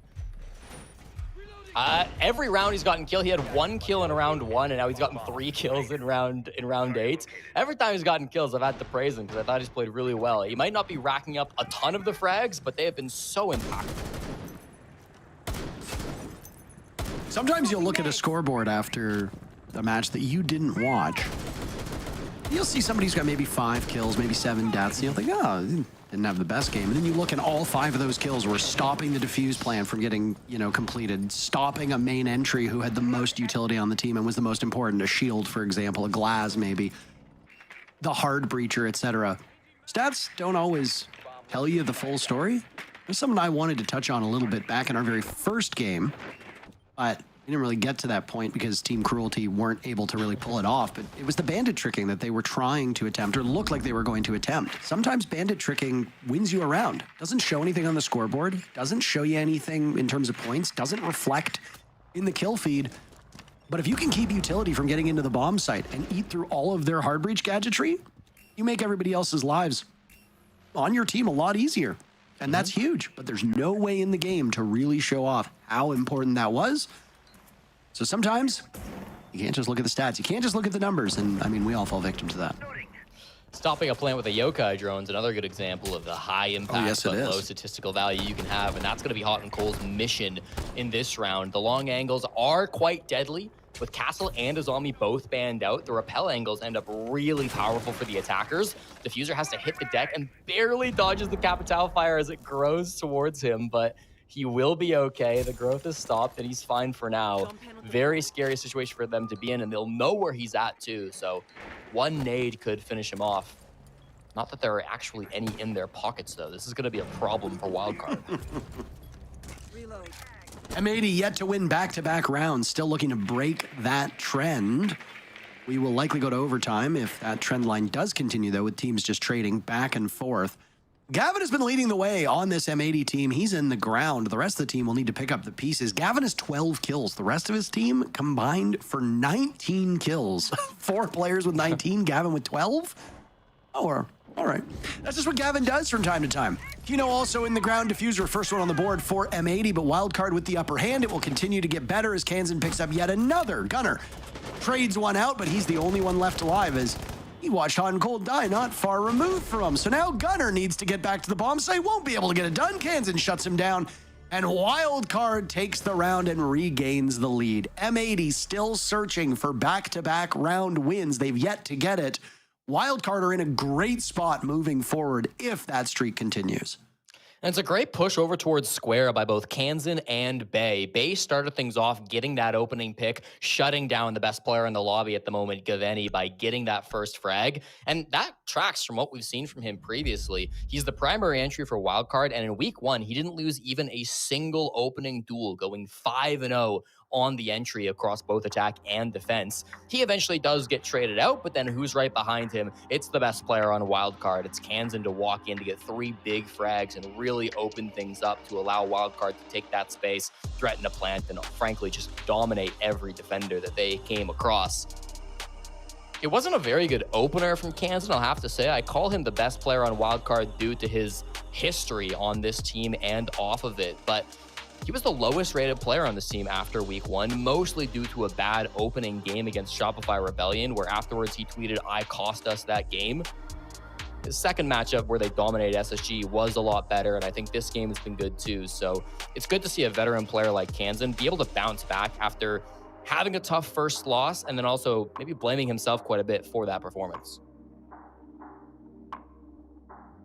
Really, really wish, with Fabian involved in this bout, that we were able to listen in to the team comms, but that's not to be the case. A bit unfortunate, but what can you do? We get to see exactly what happened in the most previous round. Kansan in an excellent position, and honestly quite surprised that M80 never turned their sights towards Square, which is where Kansan found 3 kills. I mean, you get kind of boxed in, right? You can't move, you can't go through paper, walls open, but somebody's watching. You can't rotate through conference. If you're sitting inside a CEO and one of those walls opened up, anybody posted in Square is gonna have a real great view of you.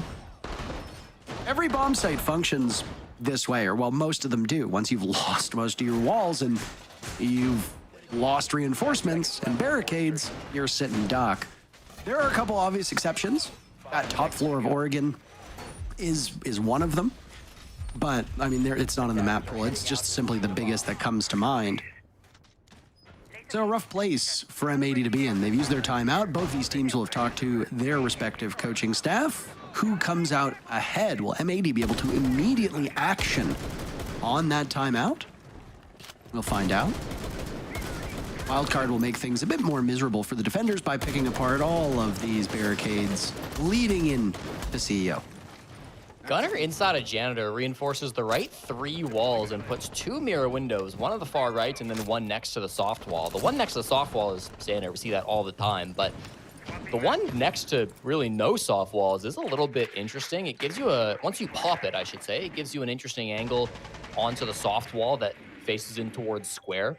It's not brand new. We've seen other teams run it, but it is not conventional, I would say. It's pretty rare to see that strat come out from Gunner. So going to provide a lot of maybe problems that Wildcard will have to solve, again, with both Habana and Ace banned out. It's really tricky to get past some of these mirror windows, and it looks like there's a Surya gate on one of them too, so that makes it even tougher. Some of these walls being closed, doorways being closed as well by Kansan, as he's using this new Rora operator introduced at the start of this year. For now, the walls or the doors do stay open, but watch out when they go for that push. You could close them right back up.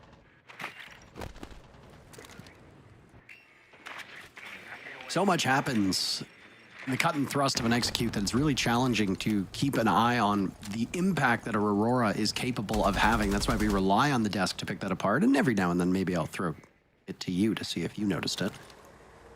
There's been some excellent lockouts that are created by that operator and by the gadget. Always used to cause discomfort when you know where the execute will occur. I feel it can be done for anti-flank work too, but that's not how most teams tend to use the Kiwi operator. Kansan's got a good gun in hand. He loves those DMRs, and they do obviously pack quite a punch.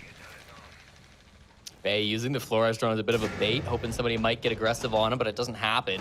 Just inside Janitor is going to be a player with a shotty, but it's a long angle instead that deals the damage. Gavin for 2 playing outside of stock. Perfectly played, leaving Spiker and Dash alone in the 2v4. They do their best, Parker, but there is so much work to do and only 30 seconds to find it. So here's what Fabian did. Fabian saw Gavin having a really great round, and he's like, all right, guys, Gavin, you're going to go kill. And we're going to test. We're going to test how well Gavin can listen, because it's a 2v2 now. Make it a 1v2. Gavin, last man standing. Spiker collecting almost all of the kills. Dash will now watch for coverage as Spiker gets the plant to the halfway point. Gavin outside the site. He'll go all the way around to square stairs, looking for an exploit, looking for an area that's not being watched, but Wildcard have the read on him. 14 kills to his name. A 15th, maybe a 16th to keep his team in it. If not, Wildcard wins back-to-back rounds yet again and will move to match point. Gavin's taken some damage as he's attempted to get to this defuse kit. They are giving him no quarter whatsoever. Wildcard, great patience, and next to a soft wall, Gavin will attempt to get the defuse down. They've got a great read on him, a flank around towards Paper, but Gavin is fighting shadows at this point. Only a couple seconds left, or the timer will guarantee the win to Wildcard. No, Spiker gets it done instead, and it's match point for Wildcard. What a huge 4K from Spiker. You see it on his face. A massive round. His team put him in an unwinnable situation. The support duo, Dash and Spiker, having to work together, but he finds head after head, perfectly paces himself, finds all those little angles, and then gets the defuse kit down on top of all of it. Really well played by Spiker, the youngest IGL in the North America League. There was an excellent content piece put out at the beginning of this week on the R6 Esports YouTube channel, all about Spiker. The NA content team went to Seattle to do a great interview with him. We got to see his setup. We got to hear what his POV has been like over the last couple of months, being the captain of this Wildcard team, the transition of taking over the captain role from Bosco. And we even got a great interview from Spiker's mom, who is seemingly a very supportive parent, watches every single game. Shout out to Mrs. Lukens, probably watching right now. An excellent round from Spiker to put his team on match point, and now Wildcard, you can see that they smell blood in the water. The timeout, just checking in, did not work. And unfortunately, Gavin go kill, also not as successful as maybe they had hoped. Good effort by M80. I mean, the desk saw bank and immediately changed their position, and I gotta say, maybe they were onto something, Jesse. Maybe they knew. Maybe they, as analysts, were able to analyze, as desk analysts, the situation and say, something feels off here. And now, they look brilliant because Wildcard is on the precipice of a victory. In the hunt to remain in the top of the region, Wildcard will be desperate for any points. They've guaranteed themselves no regulation loss. At worst, Wildcard will lose in overtime, claiming 1 point. At best, the next 2 minutes and 20 seconds, Wildcard might emerge with all 3 points. Wildcard on attack, a 50-50 map historically that skewed towards the defenders through one play day, but we are seeing that change now. Wildcard have their work cut out for them as they breach their way into server. Yeah, bottom server stairs is a position being held by Kino. With this Elamine, he could do some good work onto Dash. We're seeing this as a very popular counter to the shield plays that have been so popular playing on this Ela. It's kind of expected to be used at the top of the server stairs, but at the bottom might be where he's pushed from instead. Baby Shark to hoping to pinch server, but there is a player up towards cafeteria as well. So very awkward spot that Wildcard need to navigate out of. Here comes the push onto the Ela, but going the way of Kino so far. Dash has no help. How is he staying alive for this long? Kino is just biding time. Diffuser taking down Baby Shark. Hot and cold eliminating Kansan. Kino dies at the hands of Bay. The defenders having their way with Wildcard as they attempted to take up space closer to the bomb site, but ultimately fell short at the hands of the guns of M80. Wildcard now trailing in numbers by 1. The Monty of Dash is also taking quite a bit of damage, which is worrisome given there's Legion mines around. There's those trips, and you've also got Diffuser who's been undroned upstairs. Dash in La La Land. Diffuser will bring him back to reality. That leaves Bay and Spiker as the last two standing for Wildcard. M80 need 2 rounds in the win column to go to OT. They're 1 kill away from accomplishing 1 of those 2 victories. Spiker with full HP still upstairs. He'll wander over close to Gavin, and Gavin will get the final kill to send us to round 12. M80 up to this point, have yet to win back-to-back rounds. They need to do it for the first time, or else they lose in regulation. This is where the things get stressful. I mean, stage 1, there was probably no team who let themselves down in stressful situations more than a team like M80. Constantly in playoffs, having extremely close games to make it into top 4 and failing every single time, finishing 6th place overall after losing the 5th place decider match to Wildcard. This is where we need to see that change of pace from them. They will also bring out the least played bomb site on Bank, as Archives Tellers is their choice for the final defense in this critical game up against Wildcard. Once again, we didn't get to see that 5th place decider match, but we have the stats, and I can tell you that M80 also chose to defend this bomb site once in the previous meeting between these two teams, and it looks like quite a, I would say, again, similar-ish lineup from these two teams. Hot and Cold on the Echo is returning, but everything else is different in terms of the lineup, so probably going to be a bit of a new look, something that Wildcard may not be used to. Gunner on that Boss G Vigil is probably going to be the focal point of my attention early. Crazy to think that you're going to pull out a Boss G when you're 6-6, playing a roamer on match point. I mean, if there is a time to do it, I suppose the element of surprise allows you to do it a little bit more effectively. Yeah. I guess maybe my greater fascination will be on Baby Shark 2 and 9, playing on Nook. That will be a critical role for Wildcard. If Baby Shark is able to get in under watch of M80 and get an opening pick, he'll finish the game 3 and 9, assuming that M80 wins the round, and we'd look at that and say, oh, he didn't have a great game. That might be true, but would have had extraordinary influence over a critical round. A peculiar bomb site to be seen. The first pick will be Baby Shark. There we go. Takes down Diffuser. He is another inside of the elevator. M80 will double up on it. Dash getting Diffuser down. Hot and Cold rushing up in the midst of the smoke. Finds him through it with no information. Gunner's been dropped. Gavin eliminates Bay and Wildcard in a very familiar spot. A 2v4. M80 yet to win back-to-back rounds. They are best positioned to do that. Better than most of this match. Whether they pick up Gunner or not, they still have the upper hand, Jesse. Spiker and Kansan, the two best players so far this map, 10 and 11 kills each. They're very separated. They're going to have to cause one distraction and then have the other player walk in for frags. Kansan's probably the one causing the distraction as he's starting to make noise bottom square. Gunner goes down, what little remained of him. Spiker walking up, staring at anything. The Echo of Hot and Cold is on the ground in an excellent spot. He had a clutch at Tokoname here. Can he repeat it? Far less pressure on the shoulders of Hot and Cold. Plenty of time left for Wildcard to pull off this defuse. Spiker will do just that. Kansan removes Gavin from the equation. There he flicks on over to Hot and Cold. The savior will be Kino from above. Wildcard have chewed through 3 of the 4 players. The unthinkable unfolding in front of us.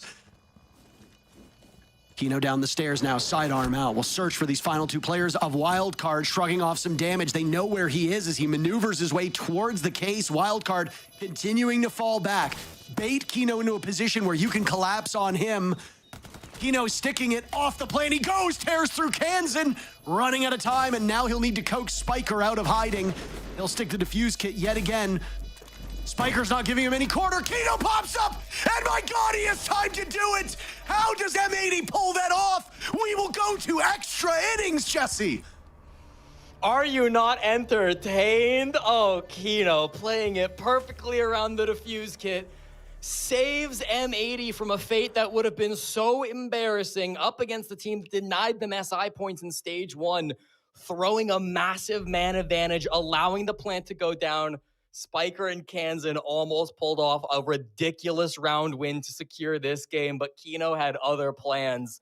God, Kansan played so well in that round. Spiker played well too, but Kansan some brilliant shots to get to that circumstance, but it does not matter if you cannot properly play the post plant.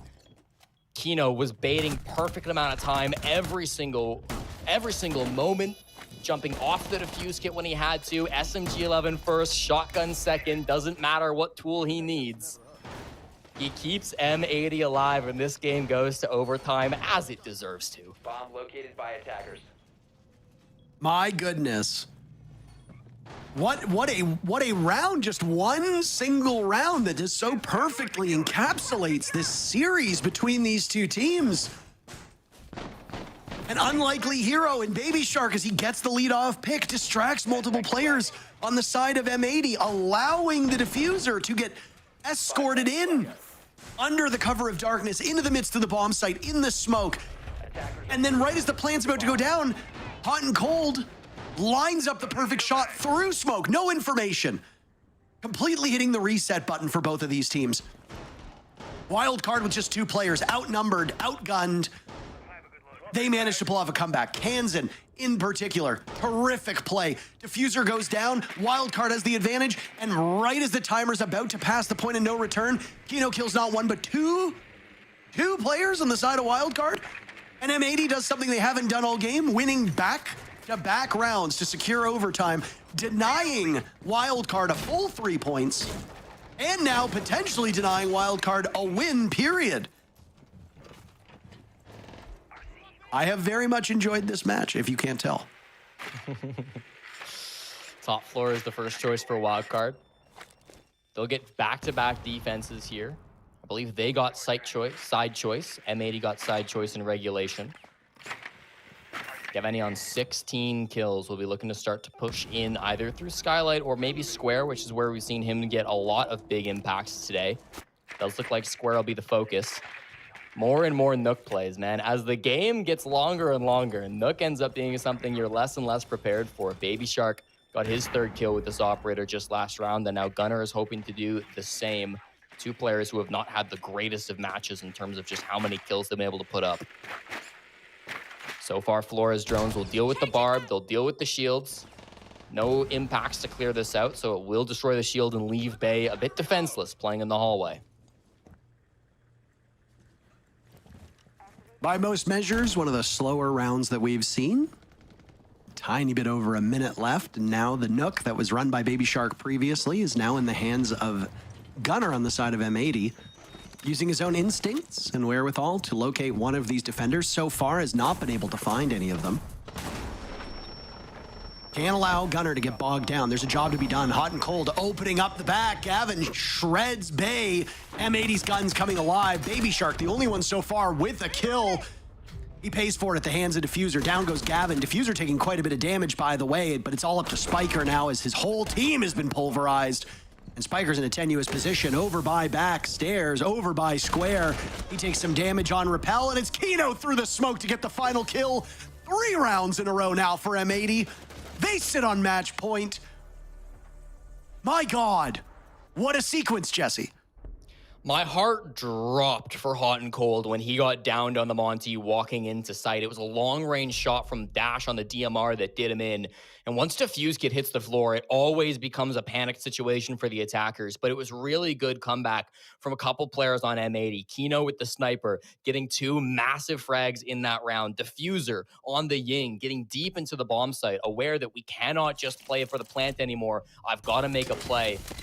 Everybody's standing really strong to make sure that you stopped that play, the defenders from just holding on and winning on time and holding their positions. Eventually, they re-grabbed the defuse kit, but it just didn't matter. They had already secured the frags that they needed. A really good push from M80 that adapted quite quickly from the horrible start of Hot and Cold getting down. Now they just need to win one of the next 2 rounds. Remember, it was an 8-6 victory for Wildcard the last time they were on this map. That is no longer feasible.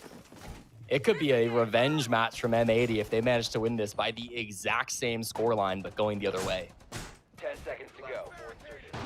I mean, are Wildcard just the team to watch so far this stage? A thrilling 7-8 loss, admittedly, against Shopify Rebellion in the very first Playday.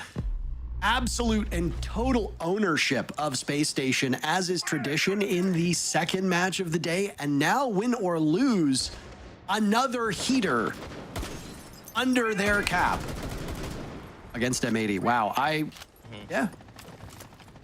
Say what you will. Say what you will about these players on Wildcard. They don't let up, and they give you an incredible showing. Whether you're a fan or not, it's been a good game to watch. No matter how this game ends, Wildcard will be exiting their third day with at least 5 points, which I think is an extremely good result given how tough their opening schedule has been. 3 of the toughest teams to go up against in terms of Space Station, Shopify Rebellion, and M80. When they get their easier opponents later on down the road, they should be easily walking away with victories, but they can't be thinking about that now. Try to use the Sens wall to clear out the Surya gate, but at the last second, Hot and Cold was able to step up onto the panel and then get off of it to deactivate the can opener. He's got a second can, so it's not the end of the world, but still really cool tech. The second that the wall comes out, the Sens wall from Kansan, is when it gets used by Hot and Cold. Really cool to be able to stop that and slow things down. With a two-brow as well, this is going to end up being a very late round push, Parker. The time is not going to be easy for Wildcard. This is the time where you cannot afford to take your foot off the gas pedal. Or for people who drive EVs, the accelerator. Just wanted to get that in there for the good eco-conscious people, Jesse. Yeah, we get it. You drive an EV. Thank you. I know that in Alberta, that means that you'd be thrown in prison, but I mean, hey. As an Albertan, I'm sure there are lots of other things that you are more concerned with than what type of fuel or power your car takes. One final minute in this round, what could be the conclusion of this series. One of the best that we've seen in both stages, I would go so far as to say. Individual contributions have been strong, the storyline has been great, and now the execute will come underway. Baby Shark closing off part of the bomb site, shredded by Gavin. That could be the first domino to fall. Down goes Bay as well. Kansan taking heaps of damage. Dash falls in the hands of Gunner. Nothing for Wildcard so far. Spiker, the only one on the board. Kansan trapped inside of Elevator. Shrouded in the mist he created from his own gadgetry is now... Bullets will just find their way in. Diffuser hits an early GG, and Kansan walks his way out into the waiting arms of Kino. M80 indomitable for the last 12 minutes of this match. They steal 2 points away from Wildcard and get revenge on Bank. And that's going to be one that haunts Wildcard tonight and going forward into the stage. I mean, just fell apart at the end there. That last round, probably the worst that they played since the game started. Not a very well-coordinated push into the basement. I think the nerves absolutely got a hold of this team. They can still hold up their head that they played well today, but it's just not enough against the Titans like M80. 2 more games remain here in North America League Playday number 3, but we've got a desk ready to break this one down first and an interview.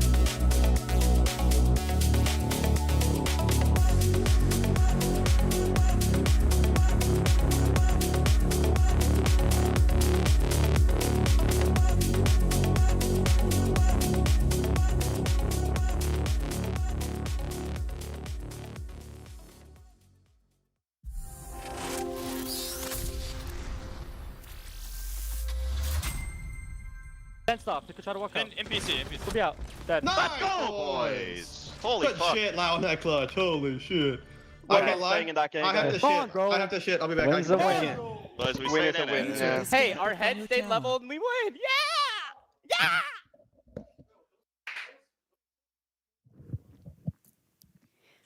An 8-6 win for MAT in overtime. They managed to bring this one back after it genuinely looked like Wildcard was going to be able to close it out, thanks mainly to Kino and his clutch, which allowed everything to switch upside down in favor of M80. And we have Kino as well for the interview. Congratulations for the win today. I mean, maybe not the clean win that you guys might have wanted, but I would love to talk about the team morale after your clutch specifically and whether or not that changed the second it came through. Oh yeah, for sure, it changed. I feel like when a clutch like that comes on a important round, bring it to a T, I feel like everyone just got hyped up after some incredible chokes. We had what, 2 rounds that were just won, we lost or almost lost the last one. Yeah. Would you say that just brings it back? Would you say that because the team morale changed due to that clutch, that's exactly the reason why you guys were able to bring this one back? Maybe. I mean, we played the other 2 rounds like honestly perfect. The CO attack, I hit the glass, they had no idea, and the other basement defense, like maybe I feel like the vibes kind of help for sure. Everyone's mental, but I mean we did play the rounds pretty well. You're too humble, Kino. I mean, big plays like that switches the momentum. But let's talk about, obviously Bank as a map itself. You guys were on a 8-loss streak on the map, and you guys lost to Cruelty on it, which I feel like is a pretty determining factor that map isn't that great. What was the changing factor, the win condition for today that made you guys feel confident even going to that map in the first place? Some of the stuff that you've been doing behind closed doors. I mean, it's been a while, right, since we played Bank. We had some time to, work it, make some changes. We were kind of confident on it. And we know Wildcard is not, like, that confident on Bank. We played him on the 5th, 6th place match in playoffs. We ended up losing, but we knew, like, it was a good matchup for us. Kino, I love you, man. I want to say congratulations. I kind of want you to just kind of run me through. When you were in that 2v1 clutch, I honestly was kind of perplexed that they both rotated to Elevator Hall, given like someone realistically should have played Archives, the other play outside Tellers. When you realized in that moment both players were Elevator Hall, did you just feel like, yeah, this is my round at this point? Like, this is going to be so easy because they gave up that power position to you and you just completely used it against them to bring that back? Yeah, 100%. As soon as I heard both on my left, on the cashback rotate, I knew it was over because I have a shotgun, I have SMG11. Like you can't really lose that. Even if they gave me a 1v1 as well, like the Ying. I don't know who that was, but kind of trolled. When you were going into it, like top floor, they could have played Archives. Well, that's what I'm saying. When I saw in your moment, honestly, I counted you out there. When you got shot originally from Archives, from Tellers, I was like, this is going to be so hard for Kino. Like, they have the power position. Like, I could only imagine what was going through your head at that moment, realizing in that moment. But like I said, once you got into position and I saw you get into that position, I saw both players rotate to Hall, I was like, yeah, this is going in Kino's favor. There's no way. And then sure enough, you just rip one head off, fake the defuse, and then rip the other guy apart, man. It was masterclass from you. So congratulations for the win today. And again, boosting that morale for your team. Appreciate you guys. It's I mean, honestly, I'll be dead honest. Like, that clutch is not on me. Well, I mean, it was on you. It just like Wildcard presented it to you by giving up those positions. I win that. Yeah. One scenario, I win that. And you took advantage of it. You took advantage. That's all that matters. Hey, they gave it to you at the end of the day. It was up to you to take it. Lex, I think it's time for another pep talk. Listen, I love Kino. That's my boy right there. Yeah, so give it the pep talk. I already did. Kino, you got any chocolate milk with you? I don't. I really don't. That's why I had that bad of a half on Blitz on Shields. Dude, it's the shields, man. It's the shields. At least it wasn't on blue stairs though. But I mean, you played great nonetheless, and yeah, that clutch, 1 in a million chance, but they gave it to you, and you made it happen. So don't be so humble. This whole interview, you've been so humble. Let it out. Break a chair. Gotta stay humble. Got a long way to go. Infinite game. All right, well, with that, the 3rd day of the NAL is wrapped for you guys. So thank you so much for your time for the interview. And once again, congratulations on the clutch, but also on the win. We'll see you around. Thank you. See you guys. Bye. I thought you were wrapping up the whole day right there. I was like, oh, Yeah, we're just done. skipping the Goodbye. next 2 games. All right. No, we still got 2 games to go. But you know what, actually, like, I love it that even though, like, we've had players on today that have had individual, like, really great performances, they're still humble. Yeah. No reason for it. I mean, I guess, like, to be humble is good. I'm waiting for, like, you know, we got to get somebody from gotta get Envy. Aiden. Yeah, we got to gotta get get Aiden Aiden to on. get, like, a big clutch or something just so he can scream. But, I mean, if we focus back on this game, I mean, it really was a good back and forth. I felt like Wildcard showed some good defenses and maybe adapted. Wildcard didn't adapt on defense. Then they swapped sides. Wildcard starts to run away with it on attack. And then, you know, just a little bit of a blunder to send it to overtime. And that's exactly when the momentum shifted. Everybody on M80 was alive and in charge right after that vibe swap up. Yeah. And I really do think that's what carried them to get that win. I mean, overtime. I thought Wildcard looked far more convincing on their attacking side, as I thought they would be a little more comfortable, which did shine through. But again, that last round, well, not last round, round 12 really was the momentum breaker that completely crippled, I believe, the rest of Wildcard. And I mean, you said it in the beginning of that, with talking to Kino, when you're in moments like that, it ruins everything. Yeah, I mean, in my opinion also, I feel like in this situation that they get the diffuser down, like we said, there's no world where you should be giving up the view of the diffuser. They could have went upstairs, they could have went tellers, they could have went archives. They both go to elevator hall and put themselves in a position where there's literally the money bags that is blocking Kino. So either Kino can stick it and you have to get right up onto him with a shotgun, or you go for a 2v1, but he still has the angle to duck behind. But they do the worst possible thing of all and go 1v1. And that's just what didn't make sense, because someone shot Kino coming down main stairs, and then to just be like, oh, okay, well, he's clearly can't be up top. We can play archives, we can play teller, we can play open. Why give up that position and both rotate to play together in elevator, like you were saying, with money covering him? You're just allowing a shotgun to be in that position, which then is the power position. And Kino said it himself. They presented it. That should be a scenario that he never wins. And realistically, he shouldn't win that. But they set it up for him to win it, and he took advantage of it. Yeah, Surf also shouldn't have won that, but he won that slugs. They gave him isolated True. 1v1s. You know, True. you gotta. They also should take some credit, but for those of you at home, in terms of where we are today with the schedule, we already had game 1, 2, and 3 wrapped with DZ against Cruelty. Pretty quick one. Shopify, Cloud9, also a pretty quick one. This one that we've just had, M80 Wildcard, has been the closest to our so far. Coming up next, Envy, which is currently #1 in the league, at least starting today, going up against Standby LFO, who has been trialed by Fire so far in the NAL, and finishing things off with OXG SSG. Yeah, I mean, we'll have to see if Standby gets burnt by that fire yet again. I mean, they played 2 of the top dogs, SSG and M80, so now they're going to go up against literally the best team right now. But the points aren't indicative to how the teams have been performing, so we'll have to see. That literally could have been a plan, whereas they could have changed stay tuned for standby. But no, I think it will be a good game for the Envy standby. I think, again, like you were saying, it's been a trial by fire, but even with it being a trial by fire, they have improved immensely. So I am expecting a lot coming out of that Envy matchup. Mad audacity that you can still like have just talk after that terrible joke. 10 out of 10. Either ways, we're going to be going over to a break, and we're going to talk about what just happened. And then we're also going to talk about the game that's coming up, Envy going up against Standby LFO. So make sure you stick around. We'll be back shortly.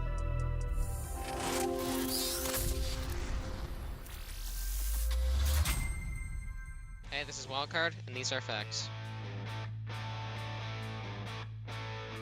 Oh, I know who it is.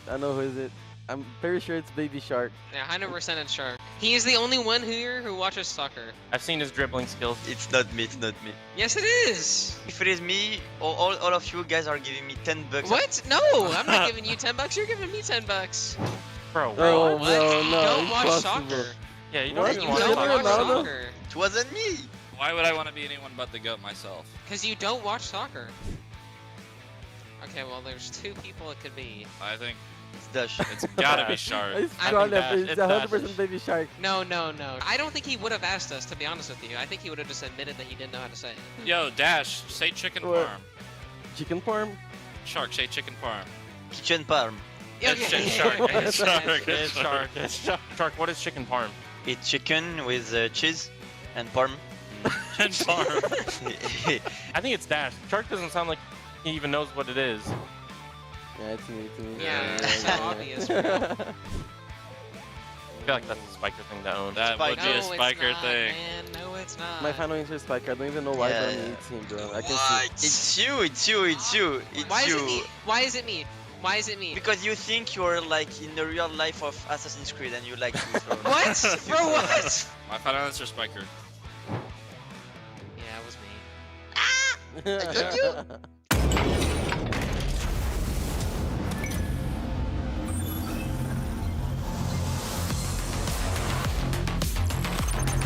Don't look away now. Shepard with a quadra kill.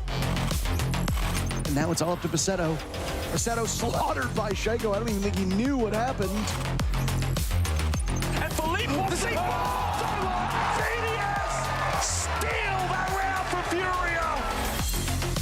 Are you ready for this? Bangu, are you kidding me with a third getting taken down? And then the drop right below, and it's just to the face! Penta are going to the grand final! This could be difficult. If the swing... Mason a second. Mason a third. Ryder. Oh my God. Wow. Playday holding up for the platinum!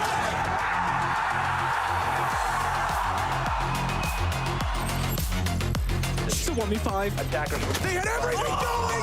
1v5. For a second though, just didn't fully commit. Waiting to pop the last available second. Was hoping he baited them out. Soliton's down. Payday's up. He's also down.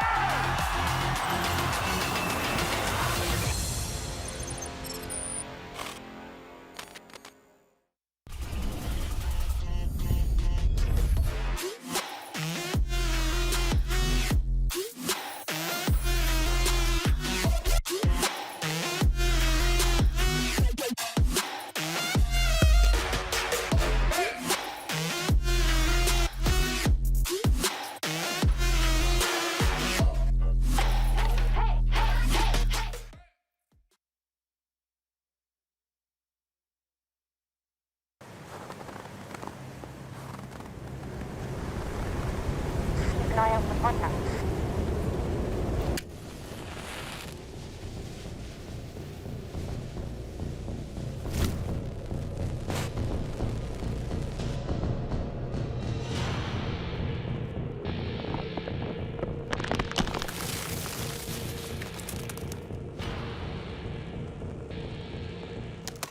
Available now.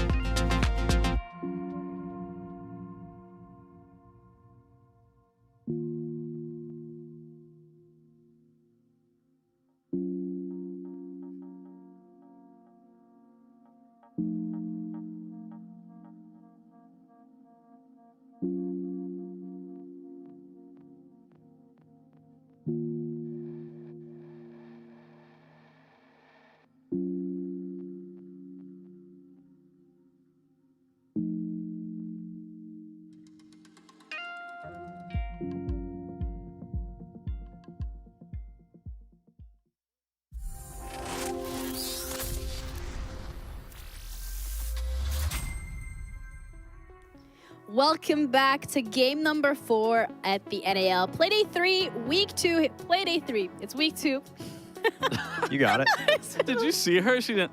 Playday 3. Hey, they didn't see me because, you know, this is playing. But Janiro, that's me, and we are having a great time over here. The games have been banger. Some have been one-sided, some haven't, but hopefully this one is going to be another one of the closer ones because it's Envy going up against Standby LFO. Yeah, I mean, we'd like to hope so. I mean, Envy, hopefully they're staying on the train of, you know, being at the top, looking very dominant as they have, and bringing on Aiden's only been a positive for them so far. And Standby, I mean, even though they've really gone through a gauntlet of top 4 teams at the moment, they did make it very close. 7-5, 7-4, they kept it within the realm. So, you know, this matchup will be a lot closer than it looks like on paper. So we just want to see, you know, both of these teams stay a little bit more consistent in their rise to, you know, that top 6 playoffs battle. I mean, Envy started the day as well at the top when it comes to the leaderboard, so they have been locked in, but it's a question of consistency. It's a question of, is this just like the honeymoon period that we're seeing, or can they bring this out every single play day? Yeah, there's still some question marks to be had, but, you know, I don't want to take anything away from this team. Clearly, the time apart of not being able to make EWC, making a roster change, being able to play fundamentally, and also double scrimming clearly is paying dividends in terms of their overall success. But again, I don't think they've really been tested yet in terms of their opponent. So there's still those question marks, but again, I don't want to take anything away from their performance so far. Yeah, either way, the way that they have been executing these games and the fact that they have been able to get 2 wins back-to-back really highlights the discipline that we're seeing, and just the fact that they've gotten that execution better under their belt since stage 1. Yeah, absolutely.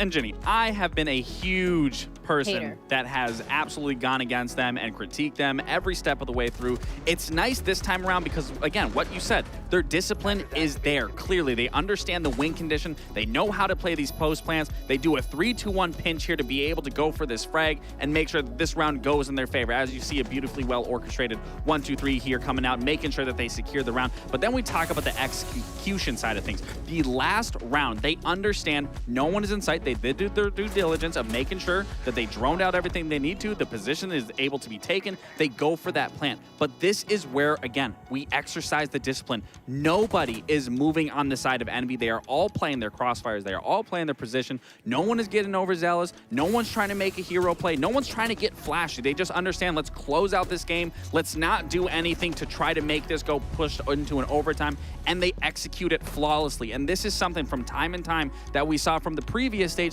that they would get overzealous. They would lose control. They would try to make a play they didn't need to. They made more things complicated than they had to be. But this time around, Envy is looking far more disciplined, and their execute is far more concise. Well, damn, that was a hell of a pitch. You sold me on Envy. I'll give you that. That's my job. Hey, they're going to be going up against Standby LFO. And this roster, as you already touched upon, they haven't necessarily won a game, but they did make them close affairs. And they have been trialed by fire as well in that first week of the NAL, going up against some of the top dogs in the league. Yeah, it was 2 very difficult games, and they brought a lot to play in their first matchup against SSG. But the biggest issue is when they go to the same map of Cafe twice, and then do the exact same thing against M80. M80 also played Cafe twice, and there was so many instances where M80 was playing in the exact same position, and Standby never took advantage of that, and that was the biggest issue that stood out for me, is the preparation, going through the VODs, checking everything, and seeing where you can exploit the team that you're playing against. That wasn't there. It wasn't showing up. So it did go to a 7-4,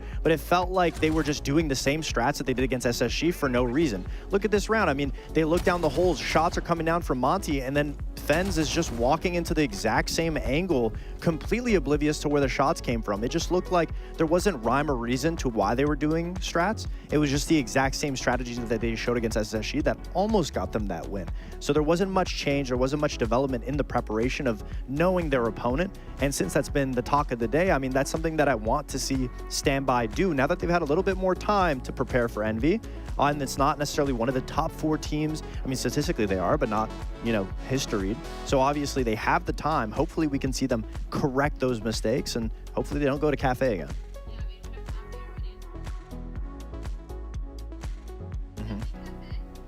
Yeah, I mean, We'll I have to see. hope it's not Cafe, because just for the simple fact, like Fox just said, they had all the time in the world to do the VOD review. We even talked about it prior to going into that matchup. Are they going to learn from their mistakes? Are they going to see what they can exploit? Nothing really changed, just like you said. So I do really hope Cafe does get removed. Now, granted, they do have the upper hand over Envy. They did beat them 7-3 in Clubhouse last stage. So at least in that aspect, in that mindset, they got to feel comfortable going against a team like Envy. But again, when you're looking at how Envy has been playing, this isn't Hold the the phone. exact same Hold the phone. Envy.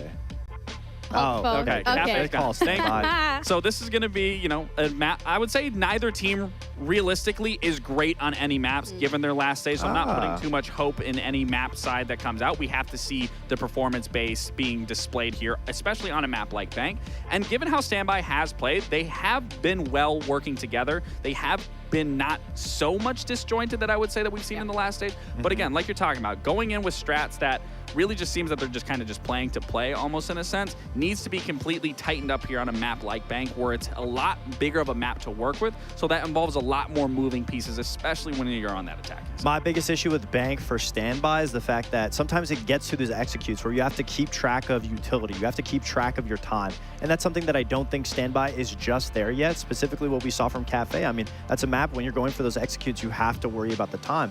So I feel like Standby could get burnt out very quickly in this matchup. And Envy is just, in my opinion right now, looking like such a solid team. They have great communication. So when it comes to a map that both teams haven't really played too much of, in my opinion, Envy really is in the driver's seat to be able to maintain that level of aggression, maintain that time management. I agree, and I think the bigger issue also with going to Bank as well from the side of Standby is they lost it pretty convincingly both to SSG and both to SR. They got dominated on that last stage where, again, they looked very lost. They didn't know how to handle aggression, and the way that Envy has been playing has been very aggressive. So if they can just learn how to tame that, which based off their last performance against SSG, they should be able to do it. But again, they have to be in unison here, especially on a big map like Bank. So when it comes to predictions, then, so far I've guessed all of them correctly in terms of like what you guys are going for. I guess you're both going for Envy once again. Sure are. I mean, Yeah. I think the confidence, the momentum is something that you can't stop behind the team. They're 2-0 right now. They're going up against a team that arguably is equivalent in skill. And in my opinion, I feel like the energy that Aiden has brought to the team has only put them in a position to perform stronger. Yeah, and I think just riding that high, like you said, coming off of 2 wins after a very lackluster performance of a last stage, I think you just can't stop that momentum here. And again, for Standby, you really have to be on top of your game because Envy has completely elevated their style in comparison to what Standby has done. Yeah, we're going to have to see whether the level up is going to come through from Standby as well today, as they're going to be heading up against Envy, the team that is currently at the top of the leaderboard. We're going to be heading over to Bank, not Cafe, for this one with Jesse and Intero. Well, greatly appreciated. Yeah, I mean, just hearing that phrase, Janiro, is so bizarre, right? Envy at the top of the standings. Admittedly, no longer at the top, but not their fault, Jesse. It's been because there are other matches that have occurred that have just pushed them down. Going up against Standby and LFO, though, 3 points are on the table for Envy. What do you think's possible? Do you think we're going to see Envy slaughter them? Do you think Envy's reign of terror will continue? Well, Parker, right now we've got an orgless team going up against the greatest team North America has ever produced. At least that's what I've been hearing, and I only follow JJ Blast on social media. So we'll have to find out, Parker, how it's going to go in the end between these two teams. I will say the last time they met in Stage 1, Standby LFO did walk away with the victory. However, since that win over Envy, Standby have lost every single game they have played. So will Envy be the team to break their curse once again and get them back on a winning track, or have Envy evolved just too far? We'll have to find out. Operator bans, certainly an interesting sight. Now, last time we were here, just a couple of minutes ago, we saw multiple ranged hard breach bans with both Ace and Habana being taken out for M80 and for Wildcard. Standby are going to take a different route. They will be banning out both shields, Monty and Blitz, to force JJ Blast onto a gun, even if that gun is held by Blackbeard. We'll have to see how this goes for them because Envy can be an incredible shield team.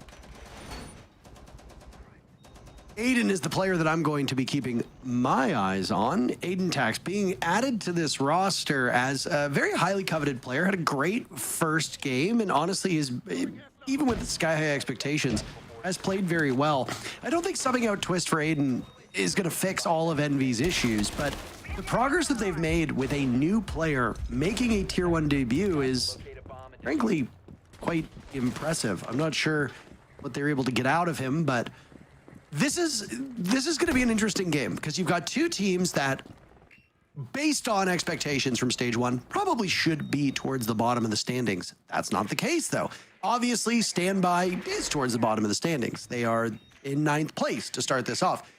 But you've got Envy, who are still clinging to that 2nd place spot, but based on historical results, seem to be exceeding right now expectations. Could there possibly be a change, some regression here? Will we see Envy come back down to earth? I'm going to keep my eyes on Aiden and Snake. If they struggle to frag well, I do worry about Envy's chances. Well, for now, it is a more or less full anchor setup from Standby in the basement. Kixro is playing towards open area, as is Fens, but generally that means you're going to shoot a drone or two and then fall right back down through the hatches. So I don't expect any early gunfights to come out between these two teams. You never know, though. Fens still in open area and will be the first one to hear this Blackbeard of JJ Blast start to make a move. Fens was the best player the last time these two teams met, going 12-4 just in that game. And here's a rat spot from Kixro. Does that Dokkaebi call give him away? Well, the drone will no matter what. So this guy is in trouble. Oh, C1. But he is living on borrowed time as Kixro pops up. Multiple silhouettes. Nades hucked in, my goodness. They've thrown everything, including the kitchen sink at him. And it's our good friend JJ Blast to get the very first pick, eliminating the Fenrir upstairs with just a bit more than a minute left in the round. Chucked 3 nades at him. They were getting that kill one way or another. Now with a man advantage and lots of time to go for this push, I like what Envy have done to set themselves up. They're going to have to deal with a lot of site pressure. 2 nitro cells, a bunch of Tachanka fire, and Eddie lurking in towards Vault. They've got to worry about all of these threats as they go for their execute, but they have so much util of their own. Smokes on Aiden, flashes on Emilio, a logic bomb still, and a shield, and sends walls. They've got everything that they need to make this push work. We'll try to freeze him out. The Zoyo canister, or the Zoyo rather, Zoto canister tossed out. I merged Goyo and Eyebrow. It happens from time to time. You know, just a small little slip of the tongue. Now it's the Blackbeard of JJ Blast looking for more. He's had quite a sensational start to the stage. Envy racking him up. Eddie the only kill on the side of Standby, and it's Aiden to die. Candela will go off. Eddie will lose sight, but before that happens, Emilio seals the deal. Envy just cannot stop their winning ways. And was that a laxing jersey I saw on the bed of JJ Blast? What do you think he's doing with that thing there? Fan behavior, if you ask me, but it's okay. We'll let him thrive.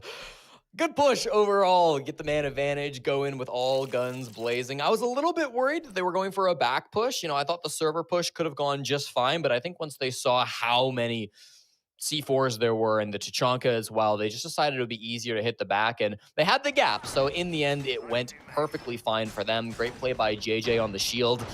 Standby, you can ban 2 of them, but it's going to take you a couple of rounds before you can remove that final shield off the board. And even then, there will be shield-like alternatives, including Osa and Fuse Shield, which I guess counts as a shield as well. And so no matter what it takes, JJ Blast will do anything to avoid playing with a standard gun. But it's what he does best, Parker. And as the single best attacking player from the NAL Week 1, I'll let him play whatever ops he wants to. We're starting to see some more Denari, whose pick rate has steadily increased. Do you think this is just teams figuring out the operator? Do you think it's maybe more map specific, as we have seen a fair bit of him on Bank now? It's honestly so hard to tell. I still feel like it's an operator that will be situational at best, but teams are finding a lot of those situations here on Bank. We saw from Wildcard in our last game and now Standby in this game. So I won't make a prediction, Parker. I'm just excited to kind of see how this operator's pick rate and win rate evolves, because it's certainly a creative op, and it would be great, I think, for the game if it did end up being particularly powerful. I do like Flores as an operator on this map. any kind of soft destruction he excels at immensely. For those of you that like to play this game just on your own, I find that Flores is also an excellent solo operator.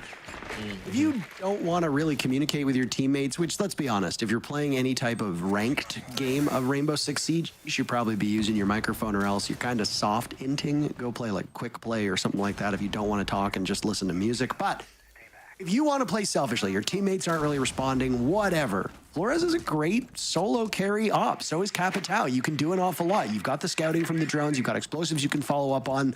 The kit that comes with Flores is great. You can find your own way into a bomb site. You can clear out utility for your teammates if you want to help them, if they are in need of help. I think he's a terrific operator. And obviously on a map like this, he lines up really, really well. Osa's also a great solo op. I know you get quite critical of Osa as an operator on Bank. JJ Blast is using the operator tremendously. Look at that, Aiden and Snake gunning down Kixro and Eddie. Standby torn to pieces now as Epic will emerge from that paper cave looking towards the diffuser. Bino finished off. Epic also dropped. And it's Fens in a 1v5. It's always up to these individual heroics. Fens finds rival, but that's about it. Envy off to a strong 2-0 start. Well, Parker, it was just as you were talking about the strength of Flores as a solo operator that he ended up somewhat trolling his team, destroying the Sens wall in the site. But in the end, it didn't matter. The cover was really strong from MB, particularly from Aiden, watching over that plant as it went down, and with the Osa shield as well. I have no problems with that. I think this is by far Osa's best map, and that's one where it can be really tough sometimes, too, to get explosives all the way onto the Osa shield. Tossing them from Janitor can be quite a distance, and there will be players on that window to shut it down. So thought MB played that push really nicely. They made sure nobody was down below so they could go for that plant in with the Osa, and they had no issues whatsoever. Again, maybe a little sloppy with a little bit of the utility with the Flores doing a bit of team damage, but in the end, it really did not matter. It was too strong of an execute from MB to pull off, and if you're standby, you go down now 0-2 on your Bank defenses. We talked in our last game about how this map can certainly be pretty 50-50, but any map that you're playing defense on, you kind of want to start with a win, right? Because presumably you're going to start with what you think the strongest bomb sites are. And also, when you start the map, all of your strats are unknown, right? Unless you've played this map quite a bit previously, which Standby did play it twice in stage 1. They lost 7-2, 7-2 to Shopify and Space Station. So maybe a bit of history there, but in general, I think the early rounds should favor the defenders in a game like Siege, and we just haven't seen that so far between Standby and Envy. Circumstances surrounding this Standby team, who was LFO/Orgless in the previous stage, are obviously not ideal, and it's a shame that they haven't been able to find a proper organization. I mean, the team is clearly talented, and they obviously trust each other. They made no roster moves in the offseason. Unfortunately, this is a rough start against a team that is, at least through 2 rounds, looking like the real deal. Envy firing on all cylinders. Standby only able to muster a single kill in both of those rounds. That's just not going to get the job done, especially on a map like Bank that allows you a lot of fragging potential as defenders. Another round where we go back to the basement, and Standby haven't changed a whole lot. They do have Fens on the Echo, which is kind of interesting, but they won't be pulling a wild card and going for some wild roams up on the top floor. I saw a tweet after the last game saying, wow, EU and NA play Bank so differently because EU just play in the site and NA roams around like crazy, but it's like, I feel like that's more of a wild card thing than an NA thing. You can see that, at least as far as Standby are concerned, they will play a much more traditional Bank basement defense where they play most of their players in the site. Slight extension, but it's all fallen off at this point. Will they be more prepared for a back hit? And will there even be a back hit this time around? Envy have the opportunity to switch up their push once again and then use these Sens walls to drop into server and get a plant. Because the Sens walls cover the entire bomb site, it can be really hard to know where plant is going down in a push like that, and thus really hard to deny. One perk to those DMRs as to why we've seen them so much, I guess more, is just that the caliber-based destruction is excellent. You see them tear through hatches very quickly. They can destroy walls, and caliber-based destruction really is the base. That really is the name of the game here, especially on a map like Bank. And he's been chased off his position now on blue stairs as there's the Blackbeard. Aiden dies. JJ Blast will get the revenge, but at what cost? You've lost your logic bombs, 30 seconds left. You've lost the Dokkaebi. Eddie off of blue stairs means that you can hit this bomb site with a bit more reliability. Epic is holding this drop now. Sight trained in that direction. Yokai drones will go up as well. Fire lingers in front. Envy has so much trying to slow them down, and yet JJ has found a way to get that diffuser planted. No! He gets killed by a Nitro Cell at the last second. Epic living up to his name, and it's thrown Envy into a tailspin. A desperate attempt to collect the diffuser leaves all of them dead, and the clock will hand the round to Standby. What a Nitro by Epic. Absolutely ridiculous Nitro, going all the way from garage. That's kind of a long angle throw. They realized just at the last moment where the plant was happening. I guess it wasn't so long. On a default plant, it would be, but it was right on the doorway to the hall, over towards garage. That's a plant spot that is not unheard of, but is extremely uncommon and is largely only possible due to those Sens walls. I mentioned it right before the push came through, but when you go for a push like that, it becomes very difficult to deny the plant because you just don't know where it's going down. Thankfully, on the side of Envy, they had a Yokai drone inside the site. And so while Fens was inside the site, one thing he didn't see was a plant going down. He saw fire being exploded, he saw some other attackers, but he didn't see the plant being dropped. And eventually, they were able to deduce on Standby where the plant was ending up on the floor. And by the skin of his teeth, they were able to deny it from Epic. Really good Nitro to deny that. They still call attack timeout after a round win. This is Standby's attack timeout. So maybe feeling that first quarter didn't really go the way they wanted it to. I mean, there's obviously some problems even with the victory. Maybe they just think that there are greater issues at play here. If it wasn't for the timing of that Nitro Cell, and obviously I don't want to be a naysayer, but was that timed by Epic so that it would immediately go off right as the diffuse was almost planted, or was that just good luck? If that Nitro Cell is half a second too late, you are looking at a completely different round. Post plant doesn't really work out the way you want. You don't see Envy then thrust into this unwinnable position where they all have to pile into the bomb site in a desperate attempt to grab the diffuser to keep the round going. I don't know. I mean, obviously you're not going to win rounds off of plays like that with any reliability. I think Standby knows that, and I don't hate the timeout. Frankly, I do not hate the timing of that timeout. And very obviously, communication issues that Standby has to work on. Through these 3 rounds, it just looks like they're not quite in lockstep with each other. That's another thing that a timeout can try to accomplish. It's not always about strategizing. It's not always about, you need to be here next round. Hey, we need to do this. Let's run this play. Sometimes it's about, you guys are shaking. You guys are not playing off of each other. I need better comms. I need more coordination. I need you trading each other out. You're just playing like individuals. Let's fix that.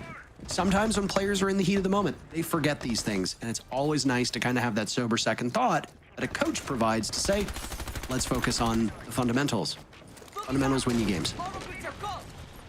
Don't disagree either, Parker. I think that's absolutely valid.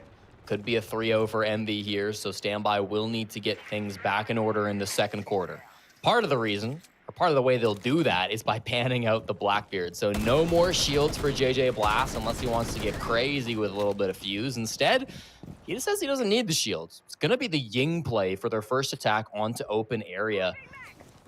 Good information inside the lobby. Top floor will, of course, be the focus for the clear, and Eddie inside a janitor might be the biggest problem. He likely has the hatch open for him to drop through once he feels he's wasted enough time, but he will be the first line of defense, and he absolutely could choose to fight here with his life. Toxic Babes will allow him to do just that, and the shotgun close range is very, very good.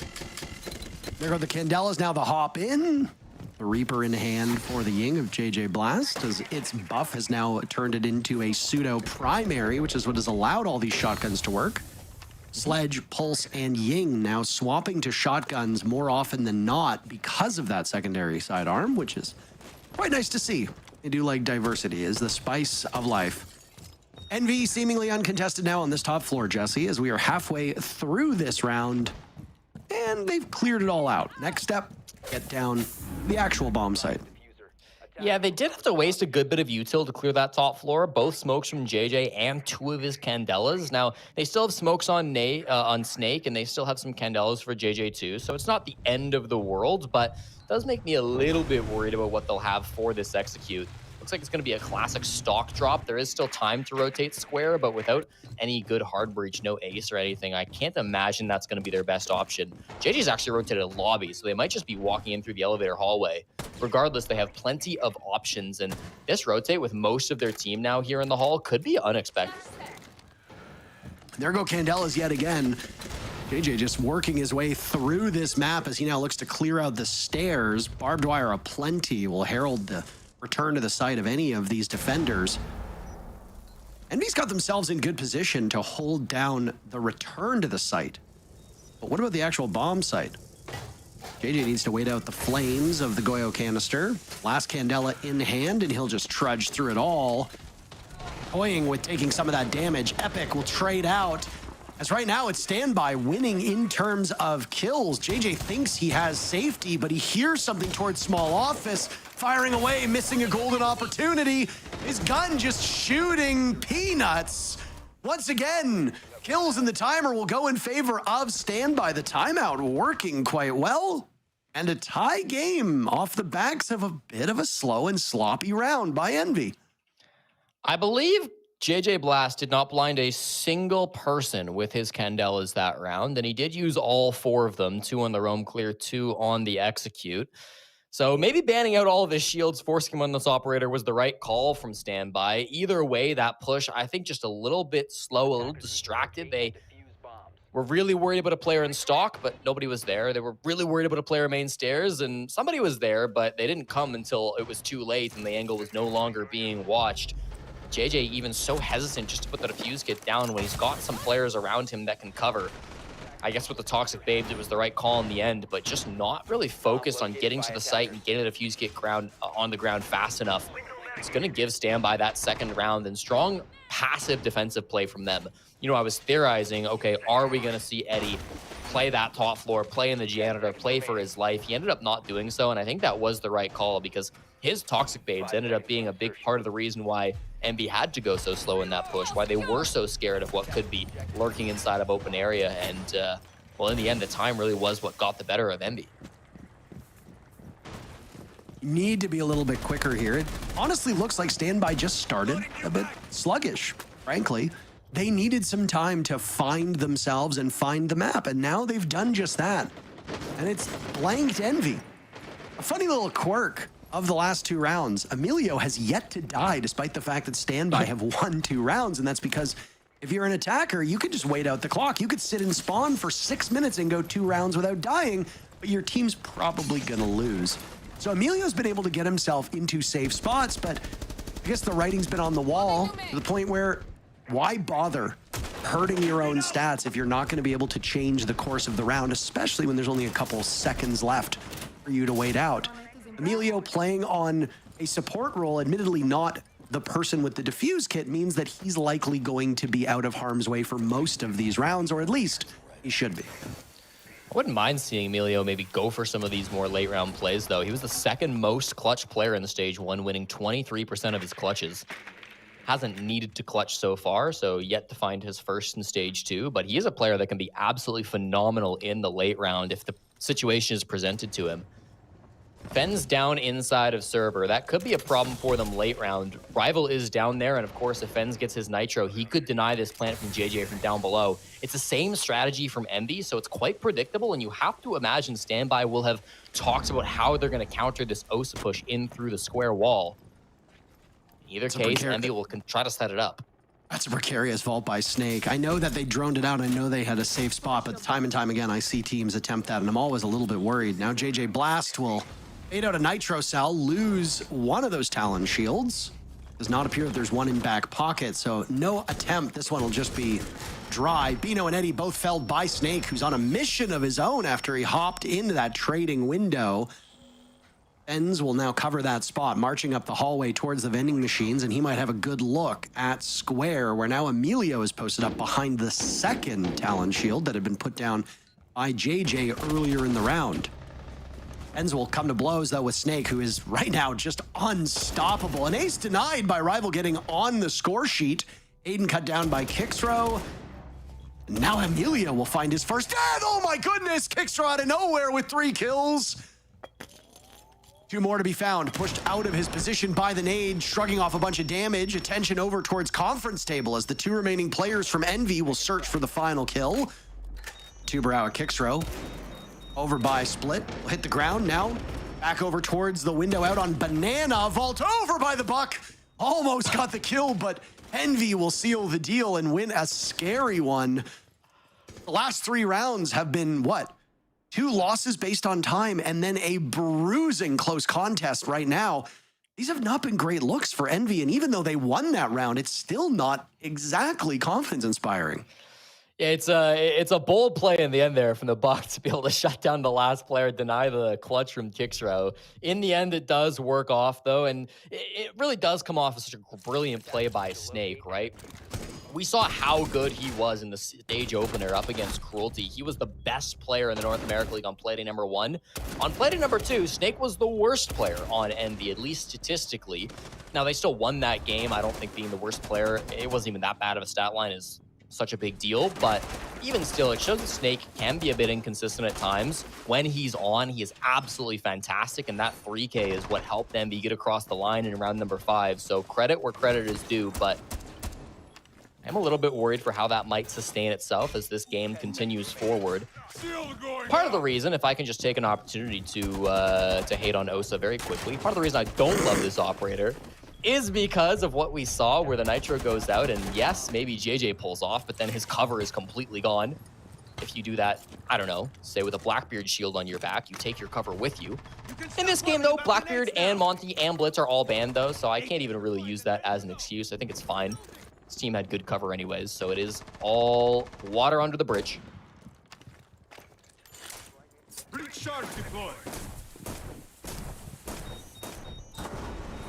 Seeing a lot of Tachanka today, and I gotta say, I've actually been enjoying the way most of these teams have been using this operator. Obviously, Tachanka is a poor substitute for a Smoke. Smoke is still the king of defense, but the Lord's the Lord.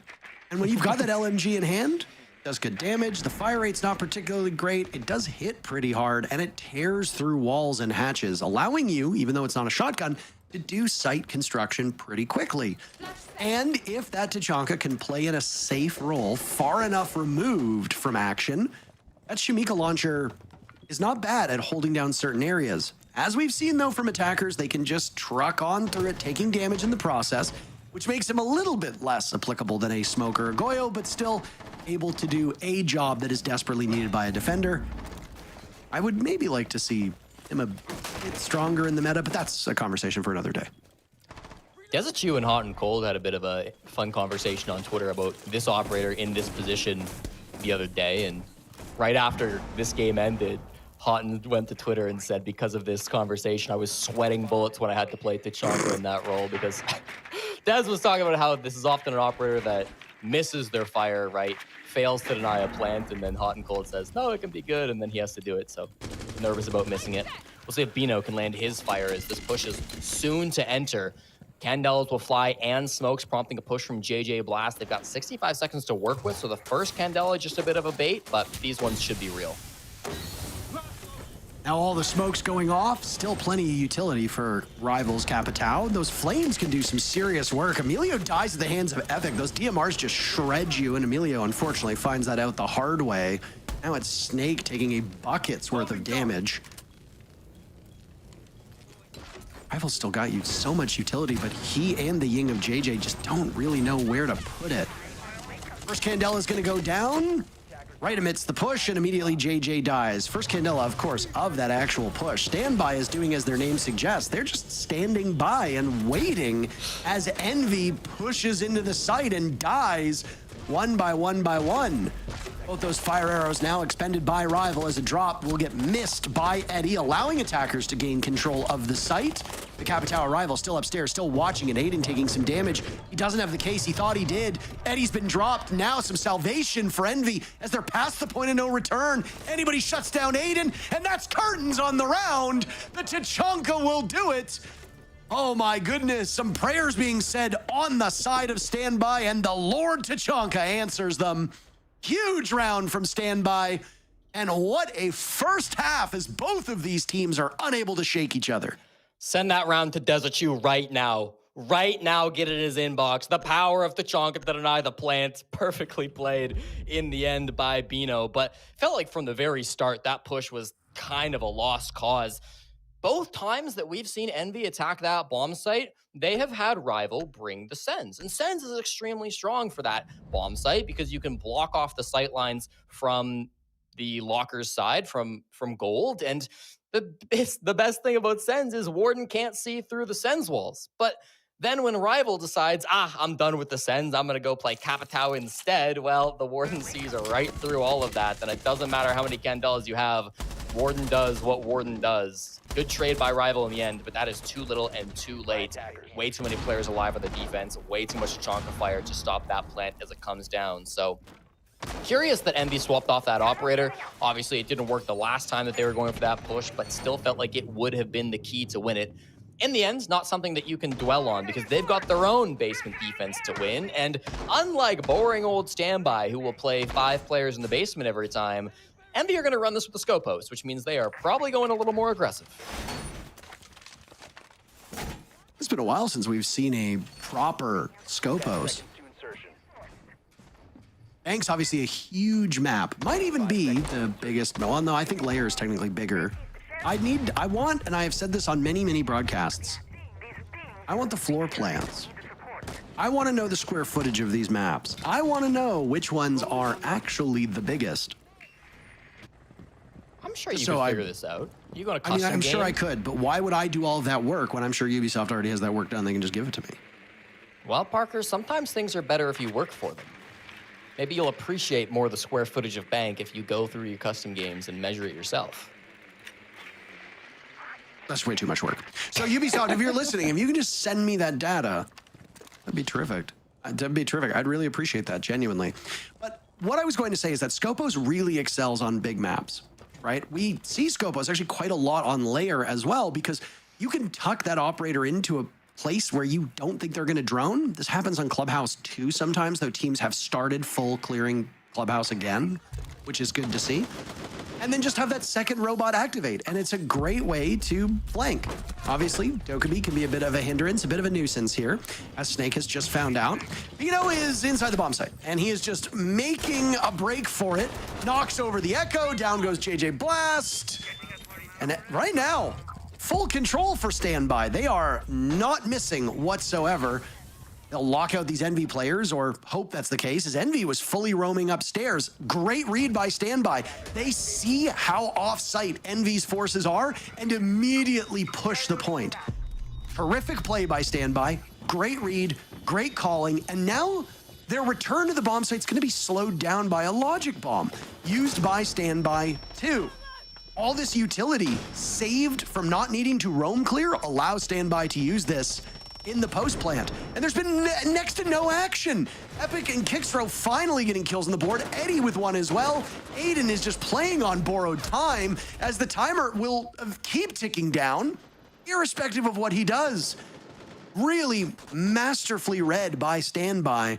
But a question needs to be asked. How was the roam so far afield and disconnected from the bomb site that you allowed Standby to do that? And that's a question that Envy will need to answer. Yeah, JJ getting really run over by the Blitz, who I love the way Bino played that. He was able to get into the hallway through the rotate that defenders usually use and then find himself in this spot, 1v1ing as a Blitz, the only player that was inside the site, as you said, Parker. And then they just didn't really have great angles back into the site. They tried to drop the hatch, but by the time they were there, it was already too fast the control that Standby had. You got to give a lot of credit not just to their fast push in through Dirt Tunnel, but also the garage control that they took extremely early. When there's defenders inside garage, now all of a sudden rotating down main stairs becomes really difficult. The hatches become impossible to drop through. You're basically just left with maybe the gold hatch and elevator hatches, plus the server stairs try to get back through in terms of safety. Snake also could have teleported back into the site using his other Scopos body. That wasn't actually destroyed, but I think in the chaos just doesn't really occur to him. Plus, that's such a risky maneuver, putting yourself down in the Viper's pit of all those attackers and you don't know where they are. It wasn't until quite late where he tried to go for something like that. So in the end, really nice execute from Standby. They start off with a strong first round, and Parker, it seems like we might be seeing Envy's biggest problem as Standby are looking to repeat Stage 1's results and get their first win on the board of Stage 2. Standby were due. At some point, they needed to persevere. At least with this roster, I just did not see them playing to the level that they were playing at. I don't think they're that far off some of these other, basement-dwelling teams that exist in NA right now. There is obviously a very clear cut between the top and the bottom. Envy does have their work cut out for them, though, and especially on this round, as they've lost Aiden very early. Losing the Valkyrie and Fens on that IQ is a perfect foil to half of the gadgets on the side of Envy. And Standby now have some more breathing room, so they can use these operators. As you can see, also the Brava Vetti, this little trickster up, to take away some of the gadgetry. I'm really digging what Standby's been doing the last couple of rounds. Yeah, good util clear so far. Opening pick. I mean, there is still going to be a couple of Nitro cells plus a Yokai camera inside the site, so this is not a free plant by any means, but you got 4 smokes that you can flood the site with as well. Bino should have no problem opening up the wall from square and going for this plant. It's very similar to what JJ was doing, but no Osa shield this time around.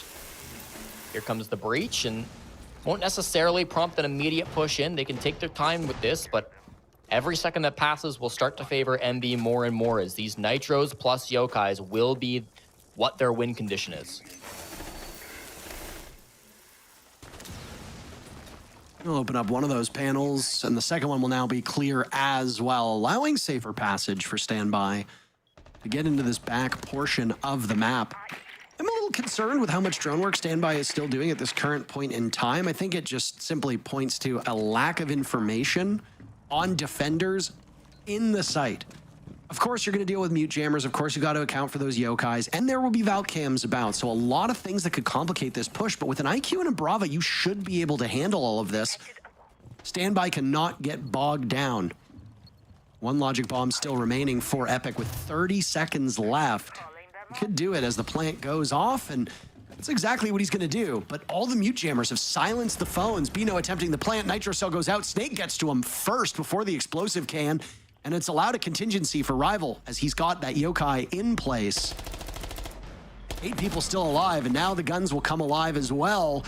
Dying moments of the round, Yokai in position. Plant started past the 7-second mark, so you just need to time this one effectively. Knocking him down, JJ shreds through both of them and erupts in cheers as Envy ties things back up. Concerns about Standby running away with it dashed for at least one round. Parker, that exothermic charge went off at a minute 22. That was when they started to threaten a plant. That's when they could have started to go for it. Again, they had 4 smokes, so they could have faked, got on, got off, got on, got off. But instead, for more than a minute, they ended up just droning, looking for information, trying to get a little bit more of a lead, but they never got it. Instead, they aren't able to commit to a plant until there's less than 30 seconds remaining, and then there's just a Warden with a good angle on it, long range. Snake is able to shut down the plant. I was worried about the Yokai. I was worried about the Nitro. Any of those could have done the job of denying that plant because it ended up starting just so late by Bino. Didn't start putting it on the ground until 24 seconds, which means it wouldn't have been done until, what, 18? Would have been really awkward to get that down. I think it was unlikely from the get-go. Maybe could have played the clock a little bit better, or at least try to get a bit more aggressive during that push, right? Force some of those positions out. You had a couple of players down below who could have maybe walked up spiral, put some pressure onto Snake, done something, but yeah, it does feel like Standby stalled out a little bit in that round. So now we've got two attacks on the board in terms of a sample size. The first was a rush, and it worked perfectly, and the second took 3 minutes to commence, and it was an absolute disaster.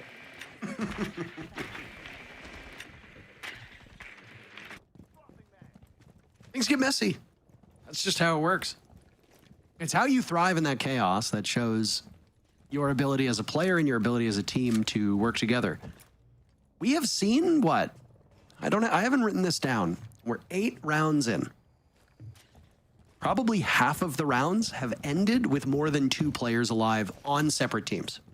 So 1 player on each team would be 2 players on separate teams, obviously. Do you understand what I'm saying? Am I clumsy with my words?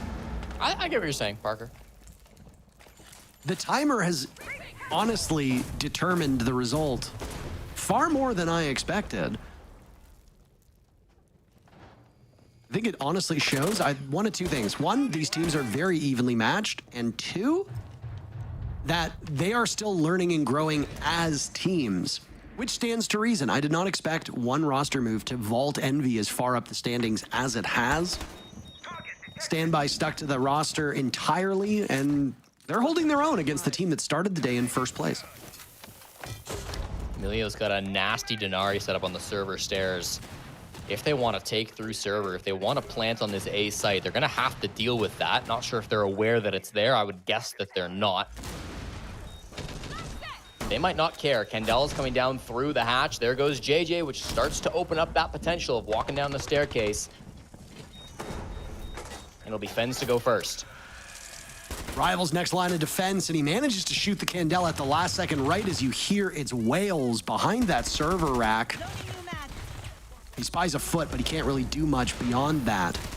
Fuse shield is a bit odd, but it'll have to work in this instance. Down goes Fens. Eddie died shortly before. They're on the ground trying to push him out of this position. Neither team with an advantage at this point in time. 40 seconds left. The assault from Standby on one of the panels leading into the bomb site. Out will go the smokes. Bino attempting the plant. Does not like that coverage. He hears the nitro cell rip and will heal off for a second. It'll come down to one of the players on Standby shooting as it gets tossed out. It looks like that was the case. Snake jumps up, takes down Kixro, shreds through Bino, but Bino's still standing. The timer will now be the bigger adversary for Envy. Epic and Bino sweeping through, leaving Snake all on his own. He spies the fuse, takes him down, turns towards the hatch, and he and Epic will have a showdown as just out of range of the long arm. Snake still sticking it, What? and there's no way for Standby to get there. Envy takes the round and gains the lead. That is a tragedy. Epic was not on the correct hatch. They knew he was on the site hatch. And so because of that, Snake is able to take a weird angle on the disable, goes inside of lockers instead, inside a server, so that you can manage to hold that down. Sure, you're visible from the square hatch, but it doesn't matter. You know he's not on that hatch, nor can he rotate there in time. Instead, Epic has to go for the drop, and there is just a perma stick coming out from Snake.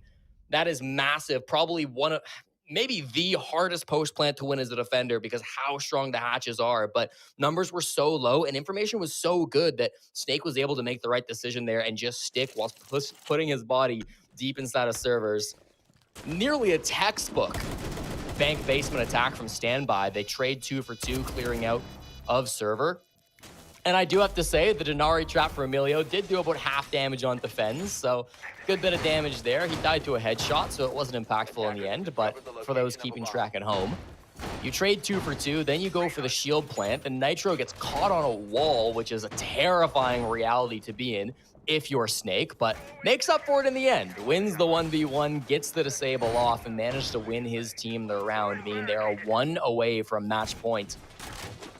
This battle between Envy and Standby has not disappointed, Parker. 10 seconds to go. No, not at all. It has not been the most beautiful siege, and some of these rounds have been a little questionable. It does not stack up to some higher caliber siege that we've seen. You know, that Wildcard M80 game that just preceded this, I thought was, with the exception of maybe 1 or 2 rounds, quite competitive, very good. But beyond that, I mean, it doesn't matter if it's beautiful siege. It doesn't matter if it's sophisticated and the most coordinated and the highest brow. We don't need to be sitting here drinking, you know, Moët Chandon, eating caviar. That's not how it works. Sometimes you just want to eat McDonald's and, you know, drink a couple milkshakes. That's really all you want to do. And that's exactly what this game can be.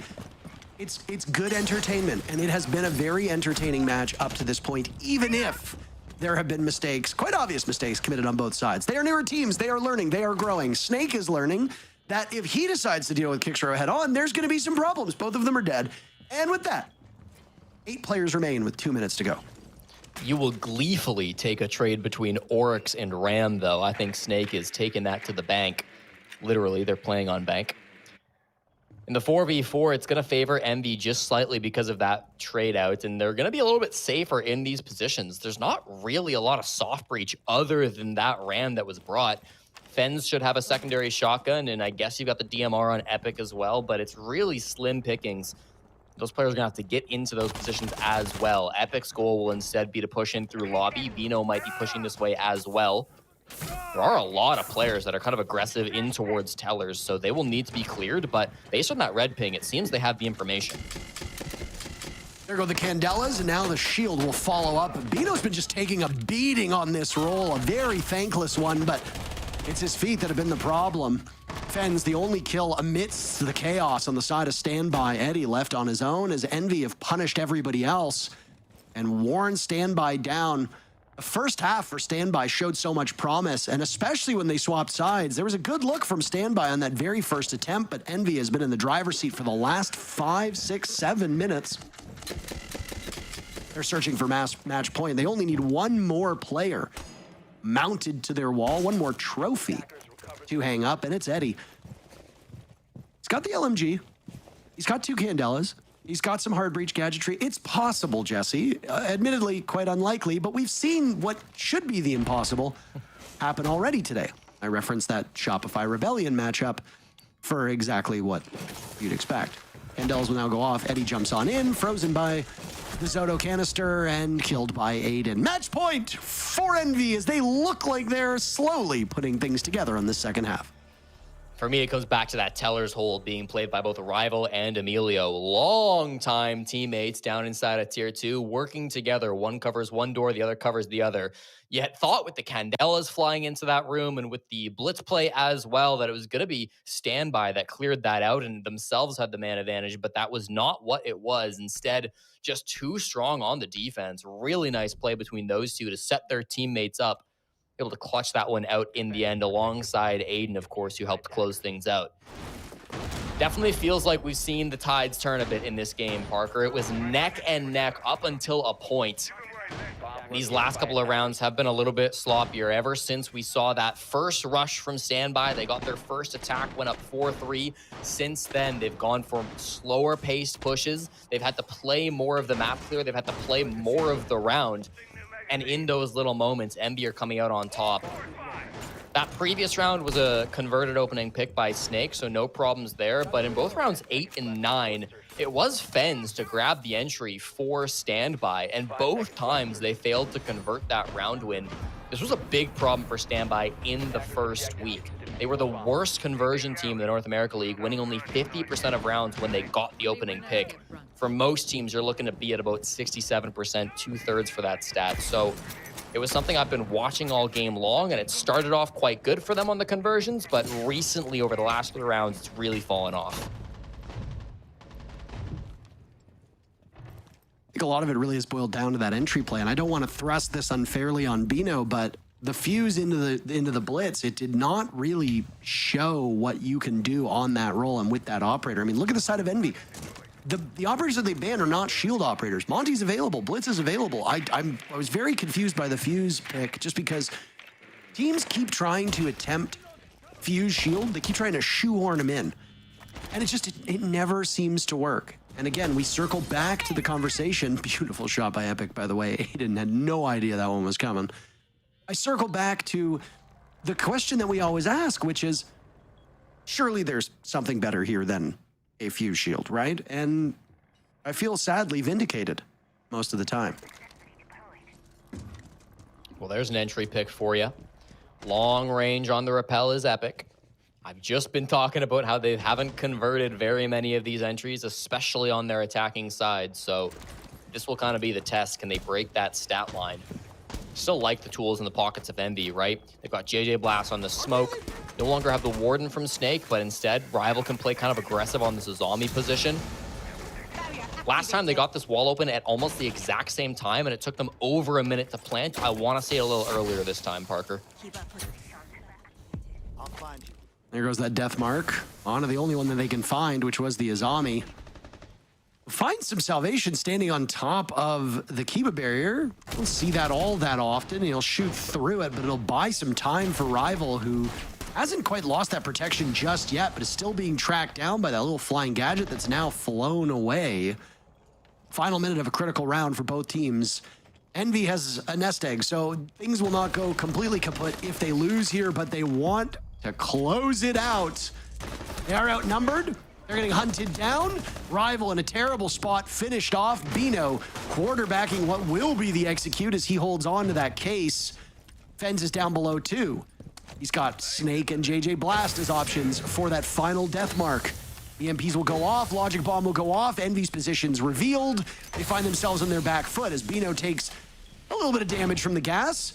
Attempting the defuse plant, there's nobody there to shut him down. Bino will be able to get this one done, and with it, it extends the round from 13 seconds up to 45. Eddie with a nice two-piece, fends the final kill, and a flawless round for Standby to push us all the way. Again, a slow round, but this time, Parker, they're doing good work with their time, okay? Rival on the Azami was the biggest threat there. Yes, you had to worry about the toxic babes from JJ, but there were no nitro cells on the board that time from Envy, and Snake, who is still playing over towards Checkers, was no longer on the Warden. Those were the big threats to your plant the last time you went for this push. Envy chose not to bring them this time around, instead focusing on a bit more aggressive play from Rival. And while it took you a good bit of time to clear Rival out of that spot, eventually Fens on the Deimos down below got the job done, killed Azami. Now it's a 5v3 advantage. Now there's nothing to stop your plant. Bino avoided walking into the smoke, got a good plant down, and that was a really solid cover from Eddie out on the windows. So perfectly played on the side of Standby. Shows that they don't have to go for a rush just to get an attacking round win. They can make these slow executes work, but they've got to be getting something for every second that they waste. They've got to make sure they're clearing out positions, getting kills, getting man advantage. They will have one more opportunity to do that, and it is do or die. Otherwise, 3 points will go the way of Envy. Envy still sits in second place with all of these games that have gone on today, and their position at the top is not really in jeopardy. I suppose it comes down to the OXG results here. But yeah, I mean, Envy will secure 1 point at minimum, which will tie them with Shopify Rebellion on the top. But I mean, a 3-0 start for Envy. I don't think there's enough proper words to be able to talk about it, Jesse. It's just... You got a team that was still learning, still finding their footing, but ultimately got 4 points in stage one. They had a victory and then an overtime loss against Shopify Rebellion. Their only victory was against what, Team Cruelty, if memory serves correctly? Like this, they were not a particularly good team, and they were a new team. We are in Pro League. We are in the top of the top. We don't treat all of these teams with kid gloves because we expect that once you make it to this point, you can handle criticism. But sometimes you do need to scale back proper criticism just so you don't seem too mean. Yeah. When two teams are playing poorly, you don't want to focus on the negatives. You want to focus on the positives that you've seen, which is why, despite there being multiple rounds of this particular series that really should not have gone the way that they went, you have to focus on the things that are good. Envy right now are just destroying their expectations from stage one. It's been excellent to see, and I love that both of these teams have shown marked growth over the last couple play days. In the history of the North America League, nobody has ever failed to get top 6 after finishing the second Playday in first place. That goes back to year 1, season 1 in the Pro League days. So Envy already in a good spot, and it gets better. Rival on the roam game finds the head of Eddie playing on that Azami, gets the entry. Snake with a nitro finds the second one too, Parker. It's going to be all on this fuse shield, plus the cover of Epic and Fens to make a plant happen to win this round. All those roamers will retreat back to site, and it is desperation mode for Standby. I did not love this fuse shield when I saw it the first time. I do not love it again. I especially don't love it now that he is in an often unsupported position. Losing 2 of your best utility operators. You've lost your smokes, you've lost your flashbangs. You have really nothing going for you at this point. The ability to get into the bomb site the ability to cut off vision from your opponents is gone. It's a straight shot, really. They'll use what remains of the smokes towards the back of the site to allow Bino safer entry in, and the flames will go out. Bino impervious to damage at the moment. It looks like these Molotovs have missed, and they've allowed Bino to pull this one off. A blunder from JJ Blast & Co. as Standby have walked into the Lion's Den and emerged alive with their life intact. JJ Blast picked apart by Epic on that hatch. Standby now just needs to sit back. 2 bodies thrown at the problem upstairs. Epic will pop up, and with that DMR can easily shred both of them. It's Bino as well, looking for the cross, playing the Kiba barrier. Epic's position given away. They've plugged the door off. 2 players on the side of Standby watching this duel. Why are you not on the case? Snake has an opportunity to do just that. Can they get to him in time? Snake being bought by Epic, and Snake will do it again! Pros don't fake 2.0. Envy close it out in regulation.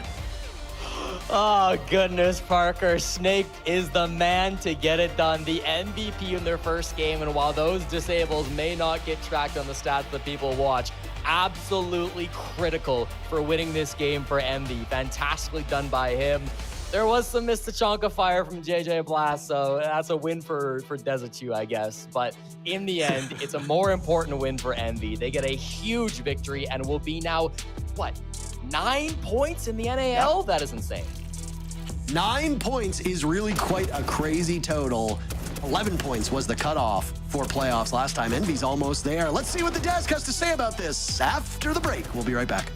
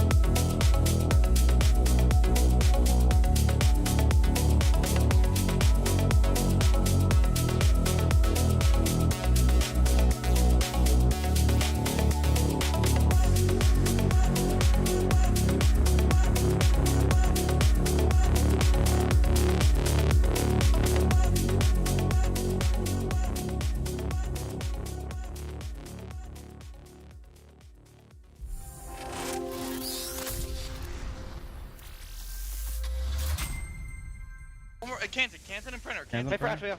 Canton and Printer. Pull that. Nice, one more. Save me! Yeah. Oh my God! Wow. Wow. Good shit. Good fucking shit. Too close of a game, but we win it. That's all that matters. Yeah, far from ideal, but we won in the end. All that matters. Nikki, bro. A win is a win. Far from ideal, but this is all that matters. And I love that mentality because Envy has genuinely leveled up throughout this stage so far. JJ Blast, we're gonna have to really dig deep here, and maybe you can give us a bit more of an answer as to, first of all, congratulations, by the way, another win under your belt. What has changed from stage 1 to stage 2? What have you guys been focusing on? Right now, I'm really comfy. If you can tell, my feet up. I think I might run this league, but we'll see with time. Anyway, change from stage 1 to stage 2 is we're a completely different team. We've transformed in a lot of areas. We take our practice a lot more seriously. We're able to double scrim now, VOD review. We're not working jobs. So like we were just handicapped by the circumstances of life last stage. And this stage, this is our job. We give this our everything all day. We're grinding out. We're talking about how to improve things. We can actually use the things our analyst he gives us statistics, and we can actually improve upon them now. So yeah, and then also obviously Aiden's a huge addition to the team. So I mean, a lot to fix still. I mean, today's game was like I said, far from ideal, very sloppy. But I mean, a win's a win. A lot of changes for the positive, of course. I also see that you have a jersey of this random player. So Aiden said he was a Rec fan, but he isn't a real Rec fan because I've been a fan since the beginning, and I had a favorite pro growing up. That's my GOAT right there. You know, Fox, you were cool, but you didn't hold a flank with Thatcher like Lax did. So I had to show some respect. You weren't to the baiting vet like today. me. And you dropped him on his head, and then it all went downhill. Right, you should have heard all those times Lax was on the flank, like, dude, there's 4 on me, and then we hit sight, and there's 5 people in sight. I will not forget the clip that Skies posted where you were like, Lax, do something. Yeah, that was funny. If we group it back up to this game, though, obviously we want to know from the IGL himself that last round, the retake masterclass. You can talk about at the start of letting them get that plant off. I want to know, what was going on there. But then walk us through the rest of that retake and what the game plan was from you guys. Yeah, so the plant shouldn't have went down. That's us being an inexperienced team. After we got that 5v3, that round's unlosable. We have smoke, Tachanka, nitros, right? And we were just frantically calming every gap that could exist, right? And just making the game so much more complicated than it had to be. And we kind of missed the audio cues on them going for plant, so it was a good read by them. That was their only win con. But once they got the bomb down, we've been practicing this a lot in the off season and stuff. If they get the bomb down, it's fine. Let's reset, take 5 seconds, and figure out a plan. So we figured out a plan. We sent 2 guys above. We had the 2 guys lurking through sight, and then Snake's just stone cold with the diffuses. He just doesn't flinch. Hey, pros don't fake. Obviously, again, congratulations on yet another win. You guys are meeting expectations on all fronts. I was very critical of what you guys were doing last stage versus this stage. It's been a night and day difference, as you've said. I kind of want to talk about, going from each game. Doesn't matter who your opponent is. Are you guys learning and taking, whether you're winning these matches or not, are you taking from those and then applying it into the next just to make sure everything is concrete through and through? Yeah, definitely. We're definitely trying to work on a transition from last game to this game. The C9 game was, I think we went 2-10 on entry in the C9 game. We were just getting entry picked every round, but we fought all the rounds back mostly. But this week, in practice, we made a better effort to not get hard as entry picked as hard. I think we had a decent day. We probably went 50-50 on entries today. I got another sorry. Yeah, Don't mean to cut you up. I was going to say, obviously with you being the IGL going from stage 1 to stage 2, I am curious kind of what has been the biggest thing that you have improved on since from stage 1 to stage 2 that is obviously replicating success now for you guys back to back to back. I think composure. I think we're not we still have glimpses where on that last round with the plant, but I think we're a lot more calm in these rounds, and we're a lot more focused and not stressing out. I kind of learned when people get the game day, people just start shaking and playing scared. Right. So we're just using that to our advantage. We watch all these VODs back, and people are just taking extra time than they would in scrims. So just kind of using that to our advantage, and just that was our biggest thing, just kind of growing as players, and not feeling the weight of the round is not in your hands, solely in your hands. You have 4 other teammates. You don't have to be a hero every round. Absolutely. Well, thank you so much, JJ, for the insights. And again, congratulations. You guys really have leveled up. Maybe that jersey that you got on the bed is your lucky jersey. Maybe you should put it in the wash if he did ever wear it. I would recommend. Nah, Did you buy that or did I give you that? Nah, I bought that when I was like good, 16. because I was about to say, then you definitely got to wash that. Nah. I'll see you in Munich. You can sign it for me. Deal? Ooh, okay. Predictions for the future. I like it. I love the confidence. I'll just give I you one mean, of mine. you know what? You've earned it. Congrats once again, and we'll see you probably around for another interview. Thank you so much. Have a good one, Bye. guys. Have a good night. He's always a blast to have on there. I guess that's why he's JJ Blast. He's a JJ Blast. But I mean, honestly, you know, to be able to close it out, get these necessary points, it's paying dividends in terms of what this can look like. Sure, we're only in week 2, Playday 3, but the fact of the matter that they're sitting now at 9 points, it really is paying dividends of them making a final. Yeah, absolutely. I mean, I think it really comes down to Envy's ideology of understanding what the win condition is. All throughout that match, it looked like a completely different Envy than we saw in the week 1. They were playing very slow, methodical, trying to force Standby to go for executes, playing the denial. I mean, the half-half split was, you know, pretty good. I really like the way that JJ was using the Blackbeard, forcing Standby to have to ban out all 3 shields. So, I mean, we've seen players like Spirits, when you have to forcefully worry about just Spirits, you just have to worry about JJ Blast on the shields. You take it out of the equation. Now, sky's the limit. They can play so many different operators, and every single round on their defenses is what I want to commend, because the understanding of what's coming, how to stop it, that's something that veteran leadership and JJ Blast himself has to be the main carrier behind it. So him knowing that he's got 4 other teammates behind him that he can split that weight with, and all he has to do is call, makes it that much more exciting to watch. I mean, it's also really important here to highlight Standby LFO, because this is another game that they were able to push over to OT. So although they're not winning these games, they are still getting some points. And I think it also speaks a lot about how much this roster has grown and their resilience as well. I mean, it definitely is something to commend them on keeping it close. In my opinion, I'm not really sold too much on Standby and their performance so far and them being better than they were last stage, because we're going to have to see how the outcome is at the end after so many more matches. But that being said, it is a good start in the right direction for a team that was at the bottom of the leaderboard stage 1, but still, so much more improvement needs to be done. And if you want to get some of this competitive experience yourself as well, starting September 19th, Rally is up on the board. There will be game nights every week from Friday to Sunday, where participants will be queued individually into teams, and they'll be gaining points to get onto that leaderboard based off of their performances. So for teams that are participating, there is the Rally Cup as well, if you have a total of 4 friends. Crazy, by the way, but that's awesome. And they're going to be every 2 weeks on Saturdays. And there's a $10,000 prize pool that will be distributed across the game nights, the Rally Cups, and the Rally Points Final. If you want to learn more about this, make sure that you join the Rally Point Discord, or you can go over to radiant.gg/R6 Rally Point. Are you LFT for this, for the Rally Point? Sorry, I don't play in NA. I mean, you always could try. You never know. Hey, you're here right now. What's stopping you? I got no setup, bro. But, you know. Excuses. That's what I'm saying. Either way, we have one more game left today, and that is SSG against OXG. Both of these rosters are looking to prove themselves once again, so we'll see who's going to be coming out on top in our last game of the day. That's coming up after the break.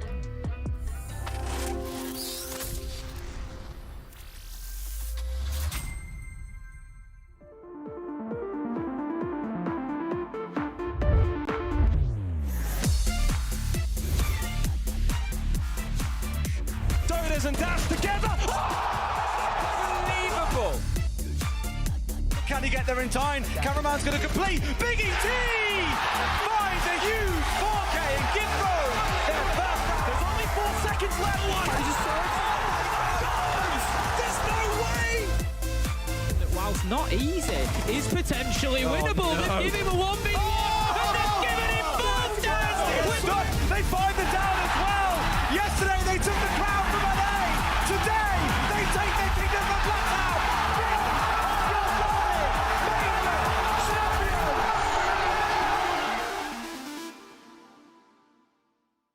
It's game time, yeah, we on the way. We back in your city, we back.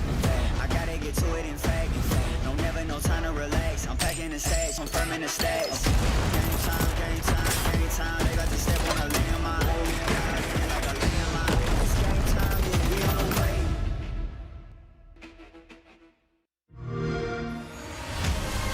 know how they say it's not the destination, it's the journey? And the journey of 1,000 miles begins with a single step. And you know what? They're right.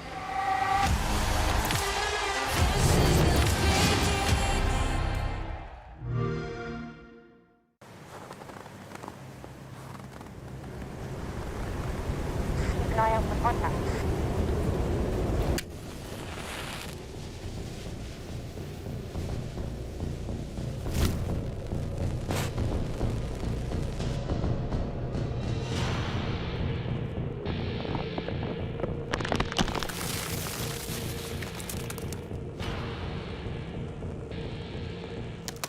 Available now.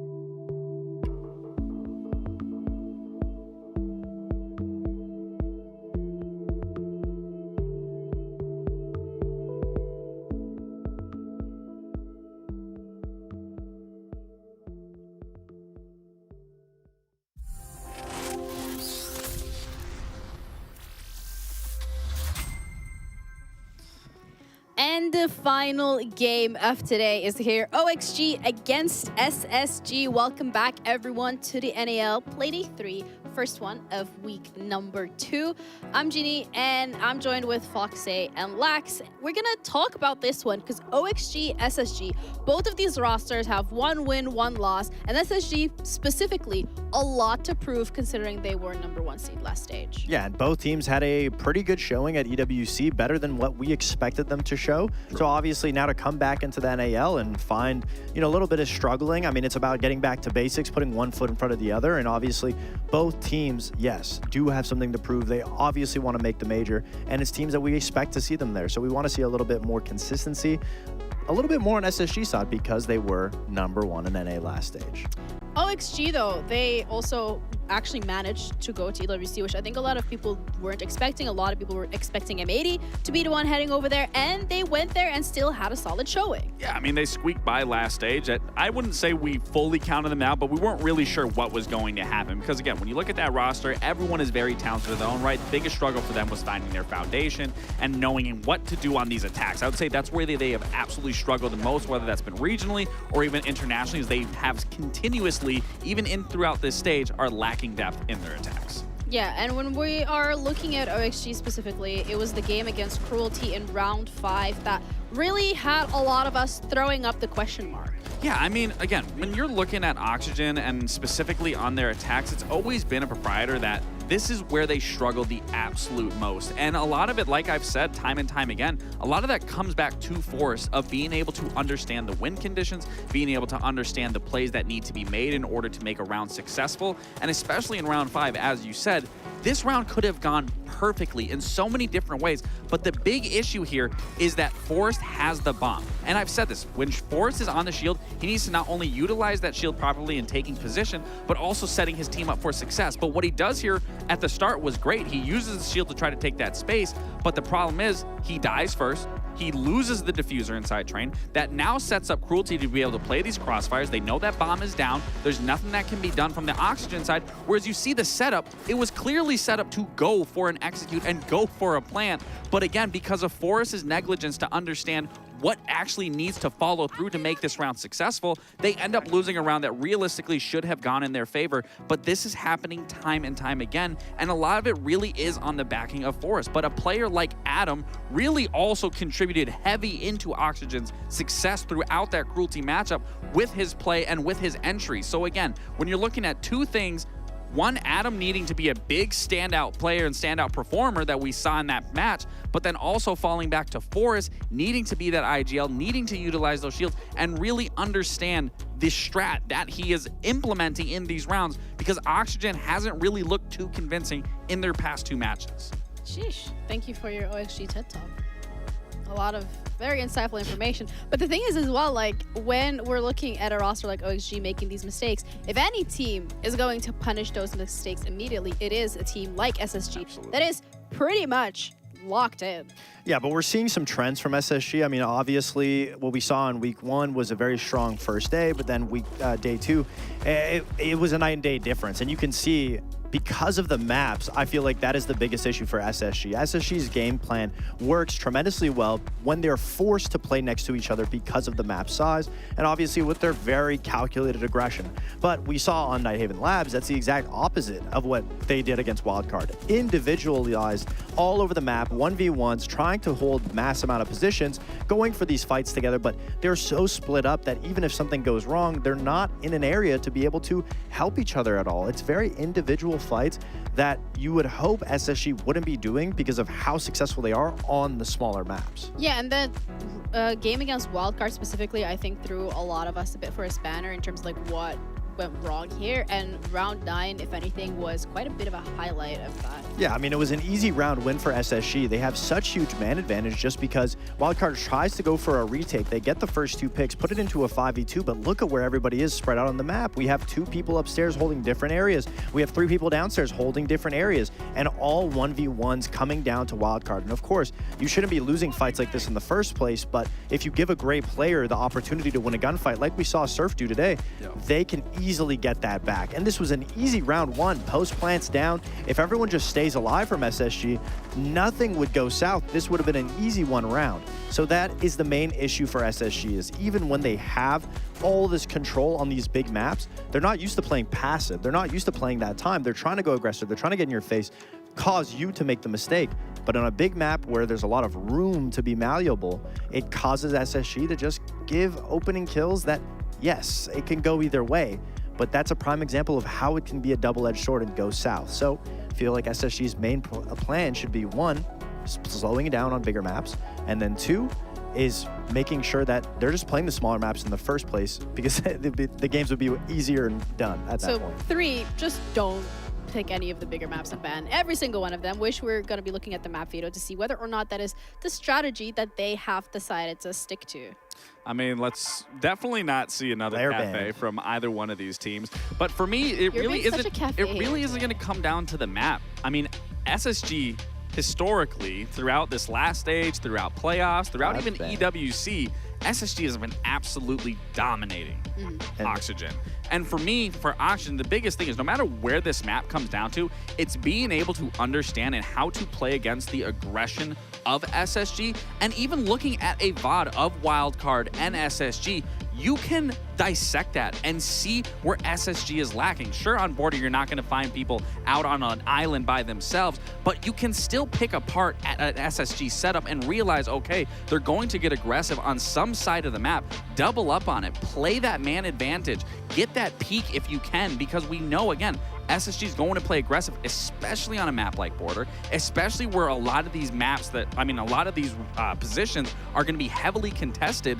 You can pick apart an aggressive strat like this that SSG is going to be throwing at you. Yeah, I think it's a perfect situation for both teams, though. I feel like OXG, I mean, Border hasn't been a great map for them as of recently, but they do have the players to be able to do it. We've talked about them needing to identify an entry, and I think it's safe to say that's what Adam's been doing. He's been very successful on that entry role. The biggest issue has been force and not overextending. So on a map like Border, where the smallest misstep can make you overextend, a lot will be on his shoulders to see how he's able to divert that attention and play safely and then lead the team. As for SSG, perfect map for them as well. I mean, they're very aggressive.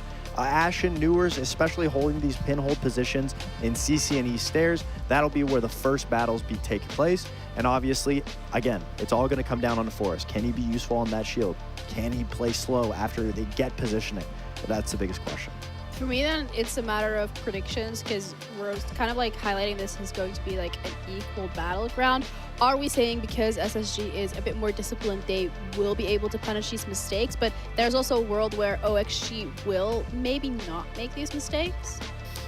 I'll let you go. I think SSG, just because they are used to playing on slower maps, it forces them to play a very hyper-aggressive style of play that not many teams are, wary of.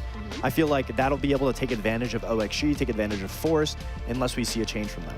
All right, well, this is our final game of today, and we have our casters ready to cover this one as well. They've put in a great shift, so once again, Jesse and Intero, the floor is yours, or the mic. Well, I mean, I think we are both standing on floors. We are standing, period. So the floor is underneath us. We have clocked in a good shift here. I punched in earlier today, and I'll be punching out once we are done with this best of one. And then I'll be going to the nearest 24-hour clothing store to buy as much green apparel as I can to humiliate and mock Jesse for the remainder of this stage. What is that supposed to mean? You know what? I got a very nice DM from Laxing earlier today saying that he really liked my shirt. And if there's anybody I trust in fashion more than you, it's Laxing. I mean, Fox didn't message you, I guess, but you'll settle for Laxing. Well, we're here on Border, Parker, and Border tends to be the Wild West when it comes to operator bans, especially on the attack. We'll get rid of 2 blinding operators as far as SSG care to go against, both the Ying and the Blitz being taken out for Border. My personal favorite operator bans on this map. I think generally this is such a good map for both those ops. Removing them is very smart. Ying will continue to maintain her 100% ban rate on Border this stage in North America. And OXG ban Azami plus Castle, a very common combo on a lot of maps. common as well on border, but not the go-to for most teams, as a zombie smoke tends to be a more popular option. Castle can still be really powerful for blocking off certain angles in the hallway, like those two double archways that Ashen is running through, as well as for any basement or any bathroom hold, can make locking down east stairs area a lot more successful for you. So definitely see some value in that castle ban as well. And so we'll get to see what SSG can do now on the defense with Smoke left up, Mira left up, some powerful operators still being played by them today. Fascinated to see how we close out this match on the most chaotic, hectic, and to coin the term, or well, to use the term, hell in a cell match on border here. Not really picked as often as you'd think. It was towards the top in stage 1. Only been played once in stage 2. But it's a coin flip. It's very, very close to 50-50. Wouldn't surprise me either way for these teams to win. This was back in either match 1 or match 2 of today, where I said there's no hope whatsoever in trying to predict whether OXG or SSG will have a good game or a bad game. You just have to kind of ride the waves here. SSG had a series of good games all the way back in stage 1. They are the stage 1 champions. Yes, that's right. They did not finish in the top 2 of the groups, but during the playoff stage, when it came to best of 3s, they excelled and defeated DarkZero in the grand finals. They've got a good read right now, taking down Forest, and oh my goodness, how was Benja allowed to live, or how was Ashen allowed to live for this long period of a time? Newer's former OXG player gunned down by Gomez. Now it's Grixer taking quite a beating, and they've isolated Ashen in this position. Still inside of security, smoke in front of his eyes. Yaga will get diffuser down. 8 players still upright, and the timer will now start. 40 seconds to go. These two teams will have to come to blows pretty quickly. Adam on the ground, sitting on the diffuse kit. He catches. Benjamaster flicks over to Ashen as well.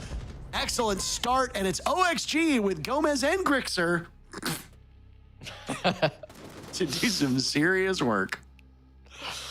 Grixer keeping up the vibes from Playday too, where he brought out his favorite hat to play on the broadcast, and a really solid round from everybody on OXG. Forrest dying early to that vert angle being played by Ashen was scary. That's your IGL, and usually that's the guy with a fuse kit, but this time that wasn't going to be the case. Forrest, whatever his plan was, wasn't necessary to make that push go well for Oxygen.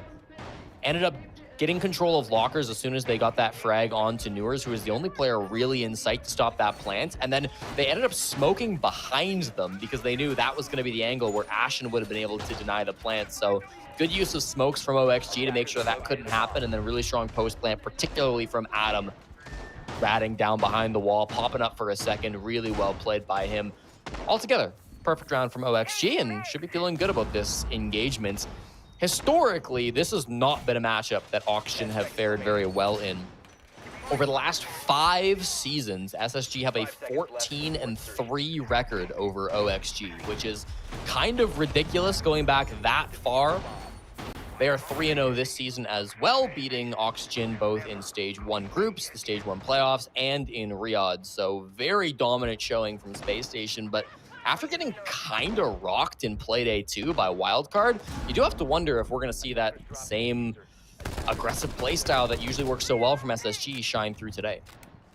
That's a great question, and one worth asking, one that will only be answered as we get a couple rounds in, and then the answer will actually be more of us just looking back. It won't be us actually being like, wow, yeah, we were right. It'll be like, oh, so this happened, and now we have the benefit of hindsight to tell us how good we were.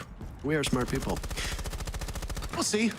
Yeah, I mean, OXG did a couple things really, really well. Number 1, you had Benjamaster, who was set up over towards 90. You had Ashen supporting him. What did they do? They smoked off those positions and immediately hit the front of the site. The only person that was holding that position was Newers, and he fell really quickly, which forced the remaining 4 players of SSG to respond. You've got 190, you've got 1 in security, you've got the other 2 playing Fountain off his side in the back of the other site. Who is going to push up to the position where the breach wall is? Not really anybody. You have Benja try to do it. Maybe Ashen is going to try to do it, but they don't know if there's players sitting in that position. They don't know what the smoke is concealing. It was a great read by Oxygen. J90 guns down Forest. He has been the first to die twice now Yes, you heard that correctly. Forest has been the first casualty through both rounds. Yaga trades out Fultz before Ashen trades out Adam, and boy, oh boy, SSG will continue to hold this lead if they continue to trade back and forth. And I know and Ashen might be living on borrowed time, though, Jesse, as they are both just a single point of HP away from a grave. Gomez now down below, tussling with whichever defender decides to show themselves above. Benja will collect the remaining hits of Gomez and then reposition over towards Passport, where the remaining player from OXG lays, and then Benja kills him. Look at this. Trades. What are we, Wolf of Wall Street? What's going on here? Space Station wins the round.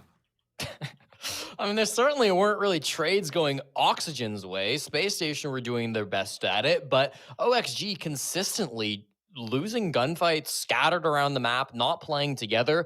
Forest, unlike in round one, did have the defuse kit. So when he sneaks all the way to site on Nook, that's the defuse kit that does get dropped. Now, I guess it's dropped in sight. There are worse places to drop it, but still a confusing way to start that round. Then Adam's solo play walks into an Ella mine top floor and dies. It's another solo kill then from Gomez to go down mid floor, and Grixer is kind of with them, but not really close enough. That's probably around OXG would like to redo, but won't get the chance until at least round 5 when they can approach the same bomb site.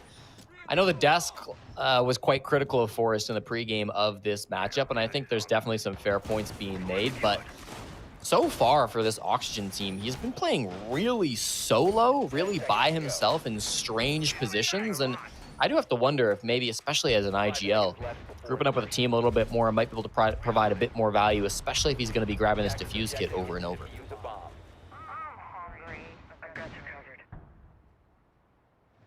I hate to be the guy who always kind of thrusts this on Forest, but I am left scratching my head at when he does certain things in certain games. He's kind of a bellwether. Call him the canary in the proverbial coal mine. If Forest is doing goofy things and doing them on his own with no support for the team, typically his team's chances plummet. However, his team is 50-50 when he's done that. So far, statistically, not actually as dire as you'd think. He had 2 pretty terrible rounds, falling way below expectations on his role, and yet OXG still persevered, and they had a great read in that very first round. Yaga's gonna walk in, dispatch Newer's Forest is the first to die on OXG again without having much impact here, but OXG has killed everybody not named Jack in 55 seconds. Make that 56 seconds, sorry. Jay and I know lived about 1 second more. OXG complete the round before we get past the 1 minute mark. Kudos to them. Maybe they have dinner plans. Who knows, Jesse? They are quickly running through this, win or lose. Those have been 3 very fast rounds. The 57-second round, and all 4 players that died before Jay and I know were top floor players from SSG. Oxygen correctly recognizing these player positions and just said, you know what, let's go send it. Pop that logic bomb, pop the Finka stim. Not sure if they actually did use the logic bomb, but regardless, they managed to push forward together, made a lot of good noise, found that early pick onto Newers.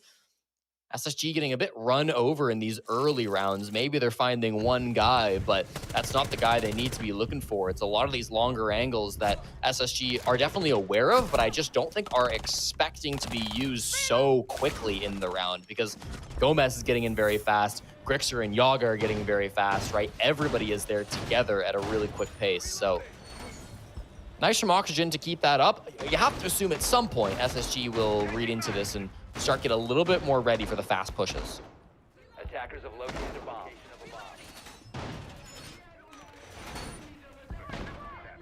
I do like me some Border. There's a growing chorus of voices in the pro scene that talk about this map with some disdain. 10 seconds. I can't vibe with it. I know that Border plays out very similarly, but it is a hectic map. It is a quick map. There's lots of pugilism, lots of violence. I am anti-violence, but in a Rainbow Six setting, I'm pro-pugilism. I get down for some punching. I'm a bit disappointed that Oryx doesn't have the ability to punch, but at least we've got a Rooney as backup. So true. So well said. For some bionic beatings that can just be given out, but I do like what Border brings. Yes, when you see it played internationally, it does tend to get a bit rote. It tends to follow the same storyline. It tends to follow the same play style, but I just love that it can be unpredictable. And I do love those messy rounds. I like what we saw. Honestly, shout out to OXG, because I think both of the rounds that they won, highly entertaining. They're off to the races relatively early. 45 seconds into the rounds, they've already crushed Fultz. How's that for a world champion? Sat down on the bench. J9O will join him. OXG clobbering Space Station here. Benja taking some damage from the fire, and Newers is last man standing. Trade Forest and Newers, and you've still got a pretty even split between these teams. Forest go back to SSG, Newers go back to OXG.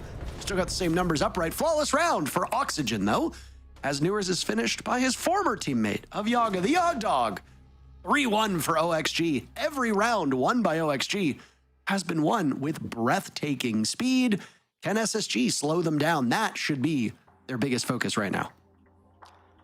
And the first round where Forest survived, so it's starting to get very desperate for SSG. The one thing they've had through the first quarter, failing to shine through, can't even get their oh-so-important kill.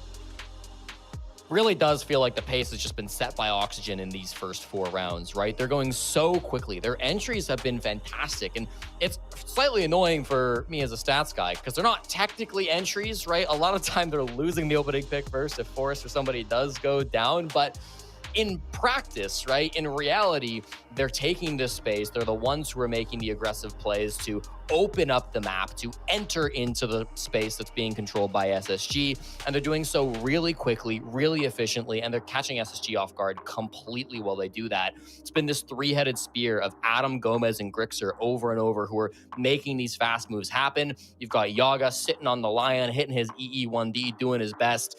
Everybody just seems to be locked in on the side of Oxygen. And with the exception of that second round, where I honestly do not know what the plan was, every other play that they've made has been really well coordinated. It's been fast and aggressive, sure, but everybody's been on the same page, right? Everyone's going in at once with the Lion charge, with the aggressive move, and consistently Space Station just don't seem to be able to get a handle on what's been happening. I think to an extent you got to look at their own entry players on SSG. We've seen Ashen perform a little bit so far throughout this game, but Newers is a guy that I've been kind of keeping an eye on, 1-3. He has never in his career gone negative against his old team of Oxygen. He's got a combined plus 17 KDR going up against SSG. I guess it's a differential, not an R. But even still, it's been very strong against this OXG core all season long, and so far, not really getting to see much from him as he's been dying early every round. He is an enigma, that Forest. I can just never pin him down. I have no idea what he's thinking. Even when I see him at live events, I'm always just confused about what is Forest? What is he doing? Why, like, there are days where we will have perfectly pleasant conversations, and then there are other days where he will bark at me, and I don't understand, and I don't get it. I don't know if you've ever had those encounters with him at live events, but he is, honestly, he might be one of the funniest people I've ever met in this community. And there are times where that sense of humor obviously extends to what we're witnessing in front of us. He can dominate games when he is dialed in. He had a rough start, dying early in those first 2 rounds, but I think he's primed for a comeback. We'll see how that goes. Top floor, we saw some aggression out of Ashen, and I think that's likely what was talked about in the TAC timeout from Callout, right? Every round, it's been Oxygen setting the pace. Even the round where they lost, right? Where it's Forest in the bomb site. Somebody on OXG is the one who's setting the pace, who's getting aggressive, who's making that play happen. Then we're going to see SSG go for that aggressive swing out. Now we're seeing Space Station try to take back that control, and I think they've done a great job with it. It's only Yaga to be taken out, so they've still got kind of that 3-headed spear of Adam, Gomez, and Grixer that could be looking to make a play, but I mean, we're at the 90-second mark and nobody from Space Station is dead, which is a feat. By most measures, a relatively slow round. Fultz still searching for his kill. SSG have been lacking in the firepower department, but J9O will eliminate Grixer for the leadoff pick. Adam trades out Benja. Both teams suffering through one. J9O dies at the hands of Forest, and there we go. Fofo San on the board, doing some serious damage and eliminating the smoke at the same time. Gomez narrowly avoids losing his life as after Forest got that kill, now it's time to complete the objective. Tucked into the corner next to the grinder and workshop, Forest will get away safely just as SSG emerges and pushes back to the site, but it might be a bit too late as Oxygen have peeled out and will now assume the position in the post plant, making life very difficult for Space Station. Newer's fighting forces upstairs. Whether he drops through the hatch or goes for the stairs himself, it'll be a tough decision to make, and he'll make quite an abundance of noise. Fultz hopping onto that defuse kit, still searching for his first kill, but objective play is just as good. Newers is last man standing as Fultz is taken out. A beautiful play by Newers, but he's about to run out of time. Forrest is the last one left, and yep, there it goes. No opportunity for Newers to do it. Forrest credited with the kill, but the round will still go in OXG's favor, whether Forrest had hid or not. Excellent round from OXG, great round from Forrest, and the timeout from Space Station not making immediate impact. Yeah, really nice to see them pull back that 3v5 disadvantage. Really felt like Space Station had cracked the code, getting aggressive early, managed to grab their man advantage and take it away from Oxygen, but it just didn't matter. A bit lost on the positioning. That death from J90 in particular, uncharacteristic of him as a player, going down on the bathroom window, didn't realize Forrest was out there, and then Forrest managed to smoke off the plant, gets in the site, holds Zeph, locks down the post plant as he has to as well. Played it really well. Not the craziest round, but he's with his team, he's planting, and that's exactly what OXG needed him to do in a round like that, where Space Station started with such a lead. To be able to pull something like that back from the edge, I think has really started to put a dark shadow over this game if you're SSG. If you just lose the game to Oxygen, maybe it's not that big of a deal, but you got to keep in mind, this is coming in the context of week 1, where they only won 7-5 against Standby, a team who have yet to win a game all stage, and then also got dominated by Wildcard in a 7-2 scoreline. Not saying SSG will lose this game 7-2, but I mean, if it does end 7-2, this is the way it would start. Talk about the all comebacks start with a single round.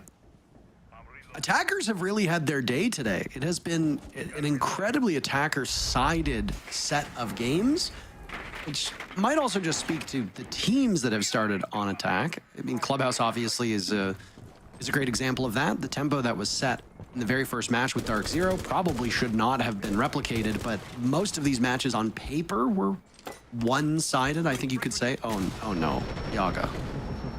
Completely botches the first nade, throws out the second one in a desperate attempt as he gets away from it. That is not ideal. Just a valuable piece of utility completely used up.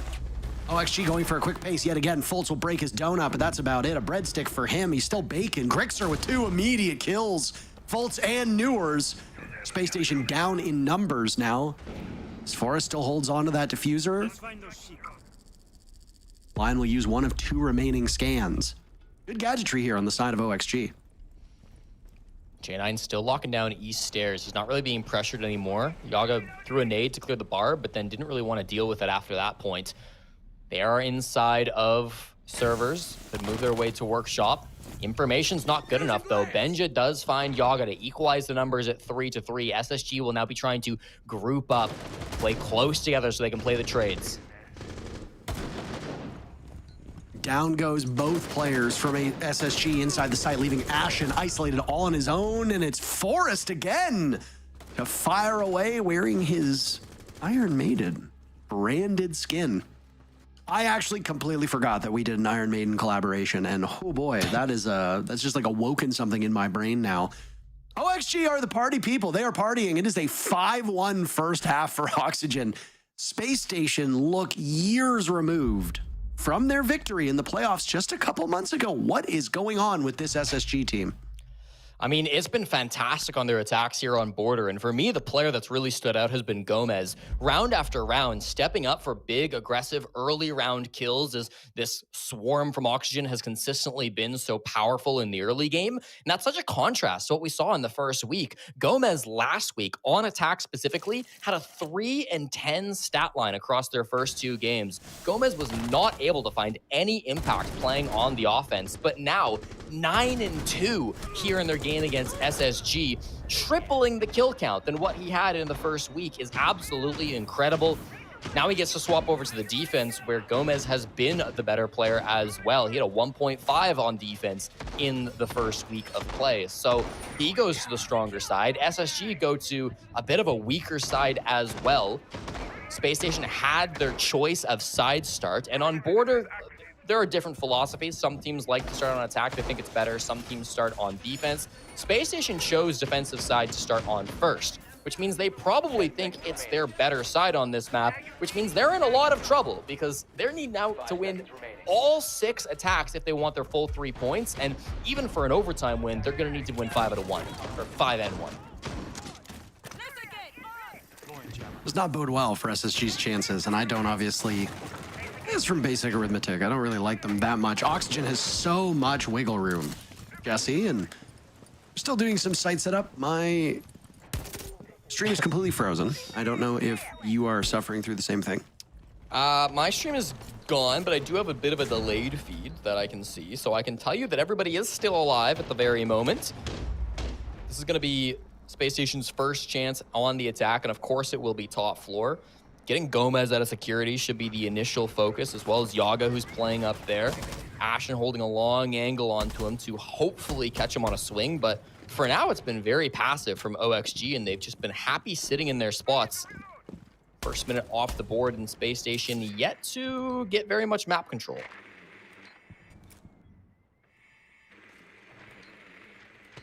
Discovery phase. I suspect SSG will not be able to match the pace that OXG put forward.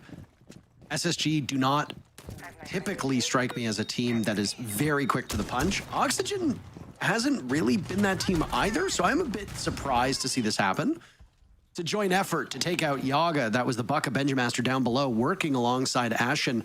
There's been a lot talked about in regards to Benja's offensive prowess with the addition of Newers on Space Station. It's nice to see Benja getting kills, even if it does have very minimal impact on the overall scoreboard. I mean, Benja going 4 and 5 right now, that's good. SSG being 1 and 5 against OXG, that's not particularly good.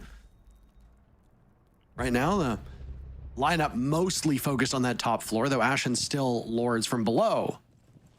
Newers will not be around for that much longer. Down he goes. Gomez will die. SSG's guns hitting their marks. I suspect these attackers will continue to do well. That obviously is a good thing for SSG, as now with a minute remains, they're in a 4v2. Lots to do. Furyx and Adam, and that's a really tough one. Goes down to the long angle. Ash play from Ashen. Jane, I know, we'll find the final frag, and it's a clean first attack from Space Station. So my theory that maybe they're not going to be the strongest attacking team on Border will not hold true, at least for the very first.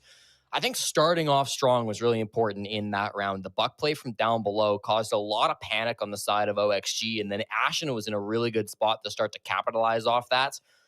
Through both games in week 1, SSG have yet to win a single attack without getting the opening pick.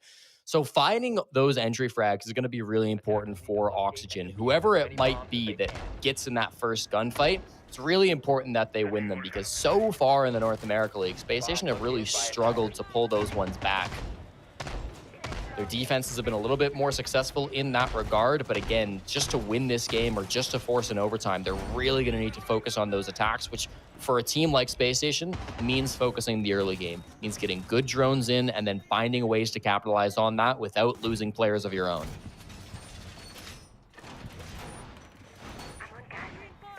If you're worried about the pace being a bit too quick, you can always bring more trap ops. If you look at what's being brought on the side of OXG, they're going to do just that. They brought a bevy of them in the previous round and did not really work out. SSG were quite adept at taking control of that first floor, and then more importantly, tackling upstairs once most of those defenders have been moved out of the positions that they were in.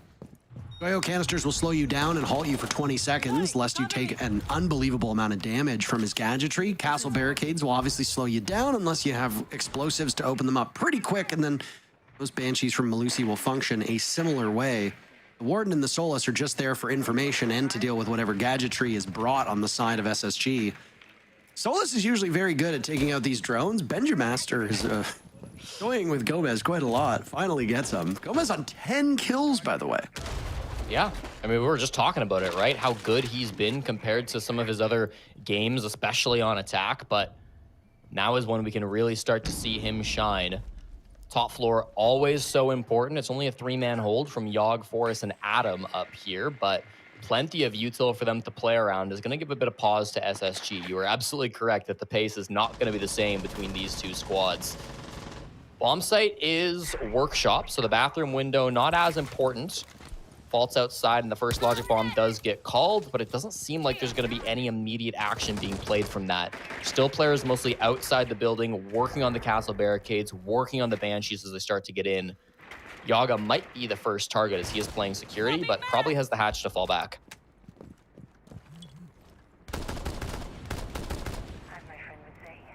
These rounds by SSG have been much slower. It's something that we've come to expect. All 10 kills of Gomez down for the count. Yaga also dies, looking in the complete opposite direction. Another from Benja. Now it's Adam under fire, doing some serious damage as he fades away through the hatch. All of this contest happening on that top floor, leaving Grixer and Adam to put the pieces together near the bomb site, and they'll do just that. Grixer unloading, almost finding a second target. Punished by Newers on the hatch, leaving Adam all alone. SSG have this in the bag as long as a single bullet can find Adam. He will police and govern those hatches. Also watch towards the main stairs as now he's been droned out of this position. The element of surprise firmly gone. Oil canisters working against him. Now Adam will be paralyzed in this position, 20 seconds away from being able to have any influence on the defuse kit, which was in the process of making it into the bomb site. Nice play by J90 as he held metal top stairs. After they'd isolated that position and the Goyo canister kept OXG from retaking the site, SSG locked them out. A mighty fine entry from Space Station through 2 rounds, giving OXG a taste of their own medicine. I think you got to give a lot of credit over to Benja. Again, has kind of struggled ever since this new SSG team was formed at the start of the year with Newers coming on. Has not been the best player statistically, but manages to drone out Gomez inside of Customs, then gets that first frag, works his way over towards Metal Stairs where he finds the second frag onto Forest as well. Then it was that top floor clear that came through so strongly from SSG2, right? They had the logic bomb being played by Newers. Ashen was the guy to get forward, and I think they kind of were able to clear that top floor so successfully because there were no other players up top to really help out, at least not close enough to those top floor roamers. Yaga getting shot by Ashen, and there's no trade to speak of because everybody else is over towards offices or they're up towards top metal where they end up just going down to that play from Benja downstairs too. So unable to trade on the defensive side are Oxygen and Space Station will get their second attack in a row. Yet another round, though, where they do start off very strong. They get that entry frag, they find the opening pick, and then they can work in with their advantage. I still think the struggles might come if they have to have a round where they don't find the opening pick. Could prompt OXG to do what SSG did after the attack timeout and just start playing hyper-aggressive. Go for some swings, go for some runouts. At this point, something's gotta work. Something's gotta stick. Your offense has completely dried up on the side of OXG. This does happen on border, though, right? It's a small map. You can get trapped in positions. If you're not swinging, you're gonna get swung, and OXG's finding that out the hard way through 2 rounds. SSG breaking all conventions now on their third attack as they're pressuring the building very quickly. Ashen, in particular, taking up space in front of OXG. Benja's died, and now Ashen dies as well. That was a nice play by Yogg. Fult's the only one on the board for Space Station. Him and J90, longtime teammates. What can they accomplish together? All this action happened. 6 players remain. 2 minutes on the clock. That is an absurd amount of time for SSG to work with. They will need to be very, very fine about what they do next, as they are outmanned and outgunned. If they group up towards east, Faults has the ability to start opening up the wall at the bottom of east stairs to get into the site. The hatch has, of course, been opened at this point, too, so Faults has a couple different ways to get into the site. Definitely looks like he's favoring the hatch, but with 90 seconds, again, they can really take their time with this. Dropping would be kind of scary, as there is a player over inside a workshop, but they don't get the kill, and Faults is in a plant spot. Oh, Grixer lines him up, knocks him down. J90 is far enough removed. He sees Gomez. Gomez will increase his lead on the team for kills and move OXG to match point. A valiant effort from Space Station. They switched things up. They wanted to go quick. They wanted to get into the building. They wanted to knock OXG off stride. I think there was potential there, but Benja was all on his own. There was very little support for the blitz. Once both of those two died, the jig was up. OXG knows you're coming in hot, and they are ready to cool you off. A castle and a buck ban are intriguing, Jesse. Yeah, both been used effectively through that third quarter so far. I was correct in saying the first time we see an entry frag go the way of Oxygen in the second half, Space Station could fall apart, and that's exactly what ended up happening. Yaga, huge 2K entry, started Oxygen off on the right foot, and from there it was good to close out that round. Yaga's best career finish at an international event was him getting top 4 at the Berlin Major back on the X-Set days when he used to play with Kino and Gomez and everybody else that was on that roster. The Yog Dog is hoping to get back to Germany this stage, finish the job, make it to top 2, get that first place result, top what is currently his best result as a player. Speaking of the Yog Dog, you can get the Berlin Major drone skin, which features a wiener dog on the face of it, which is, I think, kind of fun. Dachshund. Or Dachshund, as I think some Europeans like to call it. I can't pronounce words like that, so I say wiener dog, but I'm pretty sure it's the same thing. They are indeed the same thing. Jesse, are we in a timeout? Do you know what's going on here? Parker, my feed is frozen on Forrest's beautiful face. Oh, well, we're back in the action now. Here we go. We are back. We are back on a top-down view. Is it working for you? Nope. Oh. Okay, well, feel free to rejoin. Bring yourself back. 10 seconds remaining. Thank you, let me know. 5 seconds remaining. Everything except for the Grim on the side of SSG has been swapped up. They'll go with a completely different lineup. OXG bringing tools that work. Lots of shotguns, lots of high rate of fire weapons to deal with close quarters engagements. The firepower on the side of OXG will not be lacking, that's for certain. Forrest will start off the round by spraying the Scorpion through the jail wall, then immediately gishmodding front door. And he can sit in that position and do pretty well. He'll gain information from it. SSG don't want to engage in that direction, so instead they'll circle around to deal with archives and to deal with passport. I like that SSG are not tackling OXG head on because so far, OXG have prevailed in most of those duels. No matter where you go, though, you're going to find somebody on Oxygen. Down inside of waiting will be Grixer, who is tasked with locking down the east side of the map. Forrest is rotated this way, too. He's actually walked, I believe, down metal now into customs. Could have dropped the hatch, too. That makes 2 players on the main floor that SSG will have to be wary of. They've got a drone, as we can see here in Rafters, but that doesn't necessarily see the players down below who could walk back up this staircase and cause a massive amount of havoc. Faults will see that, but unfortunately doesn't manage to get the kill. Spotted before he can spot the enemy and does go down. The opening death now to Forrest. And that's Defuse Kit too, Parker. Forrest, for the record, gets the kill. Now it's Ashen to die too. And SSG are suffering a catastrophic failure, it would look like, as they attempt liftoff. Yaga reduces Benja Master to rubble. Newers is gone too, and J90 with a kill onto Yaga is the last one alive. SSG, hoping to keep this one close, have failed in the attempt. And now it's all up to Oxygen to sit around and wait pretty. Forrest, 7-5, by the way. He's looking to go for 8, but it's Adam to get the very final pick. Forrest a triumphant roar as he gets revenge against his old team. And OXG picks up all 3 points in a relatively easy matchup. For the first time this season, OXG vanquished their demons. They made that trade way back at the start of the season, and it looked like it was SSG favored, but now Oxygen battling back. Really good map from them. Their attacks on border look absolutely phenomenal, and for SSG, still through 3 play days, yet to find a single attack where they don't get the opening pick. We are done with the games for the day, but we do have a desk waiting to break this down and an interview with our winners, so we'll go straight to them.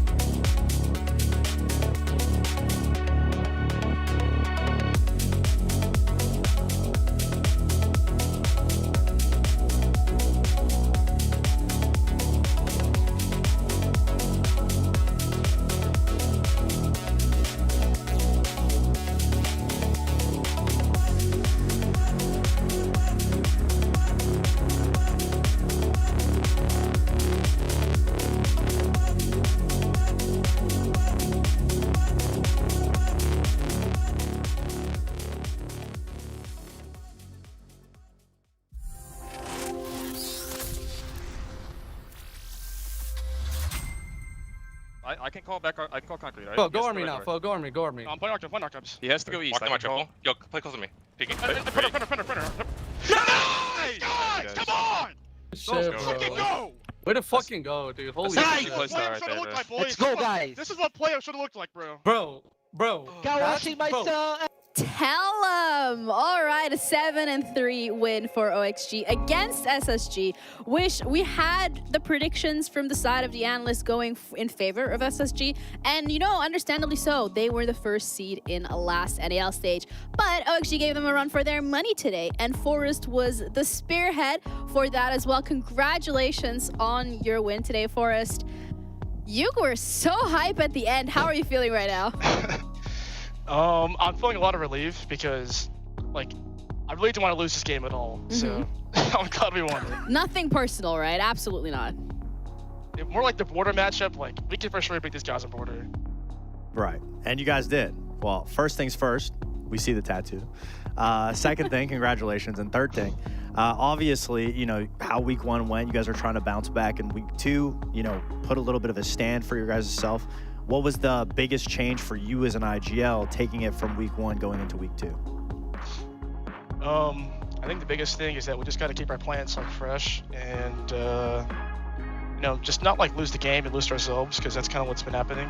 We can't just lose ourselves at the time and, you know, silly mistakes and, you know, some like Run Pan just still bleeding into our games, but, you know, we really focus on playing together in practice this week and do strategy, so. Yeah, first of all, for you personally, I mean, obviously we highlighted the game, your guys' cafe game, where you were on the shield, and, you know, there was a couple times where you overextended. Oh, he even knows. I mean, what can I say? I just wanted to know personally for you as a leader, obviously, how do you hold yourself accountable in situations like that to improve as well? It's better to make the mistakes now and then not to make them later in the future. So, like, you know, make the mistake now, just don't do it again later. For sure. Well, Forrest, as Fox was just saying, one, congratulations on the win. I'm sure that was a huge matchup that you wanted to win, obviously, throughout the previous stage into EWC to get the win here. I've talked about, obviously, with your shield play in particular, like, in so many scenarios, you know you have the position that you need. I think in some areas, like, I feel if you slow down in those areas, I think you find far more success in some of those rounds. Granted, of you saying, like, you know, make these mistakes now, don't make them later. I think it's just something, if you were to tend to slow down in those moments, I feel in so many different areas, you guys find far more success early on in those attacking rounds. Yeah. And today we played no shields, and it was kind of masterclass. So you're saying you don't need shields anymore? I mean, I can shoot back sometimes, y'all, so, like... Well, I think we know that you can shoot back. I've always said it throughout times. I mean, even back when you were playing support, you were the only support player that would be the first entry into a site. I think maybe we got to start seeing that Fofo back in line with things. I'm just going to keep the Fofo for the team, like whatever we need, you know? Like, if we got to play an op or something, like, I'm just going to get it done. For sure. Absolutely. Yeah, you guys got it done today as well. Wish puts you higher up on the standings as well, and must feel really good too. Like, SSG was one of those teams that they did really well in stage 1, so, you know, knocking them off that list, considering they're your previous teammates as well. All in all, happy? I mean, you can't ask for anything better than a win, so yeah, I'm happy. Good. Well, good to know. Thank you so much for your time for the interview, and once again, congrats. Maybe we'll see you around for another interview. Keep it going. Thanks, guys. Bye. That was also a solid performance from OXG, 7-3. It's not like they just, like, you know, this was a close match and it was back and forth and, oh my gosh, is OXG going to win it? And it came down to the wire. No, it's like OXG just showing them, we got this. I mean, maybe it's Forrest realizing that they don't need shields, that he can play into his strengths of just being able to focus on calling, finding those gaps, which he was finding those gaps. I want to give him credit, especially in that matchup. I mean, while the other team was causing chaos, he was then rushing into site, going for that defuse and getting it down and then being able to play those post plants. So, I mean, great performance from Forrest as we were talking about throughout the prep of this. But again, for Oxygen as a whole, these attacks were very impressive. They were very well coordinated. Players were working together. And don't let me sleep on Gomez and Adam by any means. Those two were doing such a good job at creating that space, creating that chaos, and diminishing the ranks of SSG throughout that attacking side. I think that's something that we've talked about so heavily is who's going to step up and be that entry, that spearhead, and it was always Adam or Gomez, one of those two. And Gomez as a player individually has constantly been trying to improve since joining OXG, and obviously, you know, finally we're seeing glimpses of it. We're seeing it a little bit more consistent. Adam as well been playing super amazing, and it's nice to see that without the shield, we have two players for OXG that will be that spearhead, because that allows Forrest to be way more hands-on when it comes to the IGLing.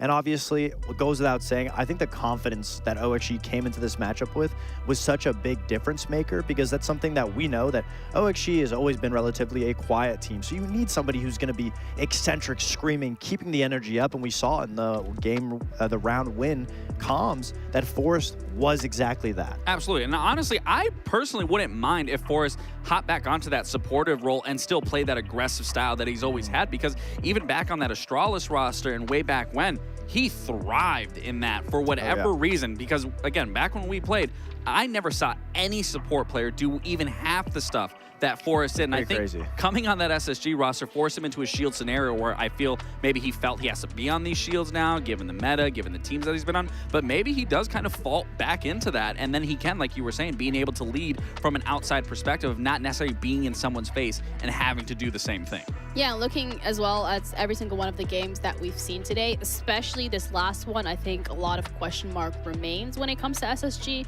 and how they have performed today and like what really is going on in there. But if there's any team I feel like that has that ability and that structure and the behind the scenes going on to be able to figure it out as quickly as possible, it is going to be SSG. But for a reminder as well, in terms of the schedule, the games that we have been looking at today, we started things off with Cruelty against DZ, and that was a very one-sided match. And then we had C9 that went up against Shopify, and that was also a very one-sided match. Wildcard, M80 is the one that delivered when it came to both of these teams being very closely matched. And again, really coming down to that clutch from Kino to be able to push this one over the edge.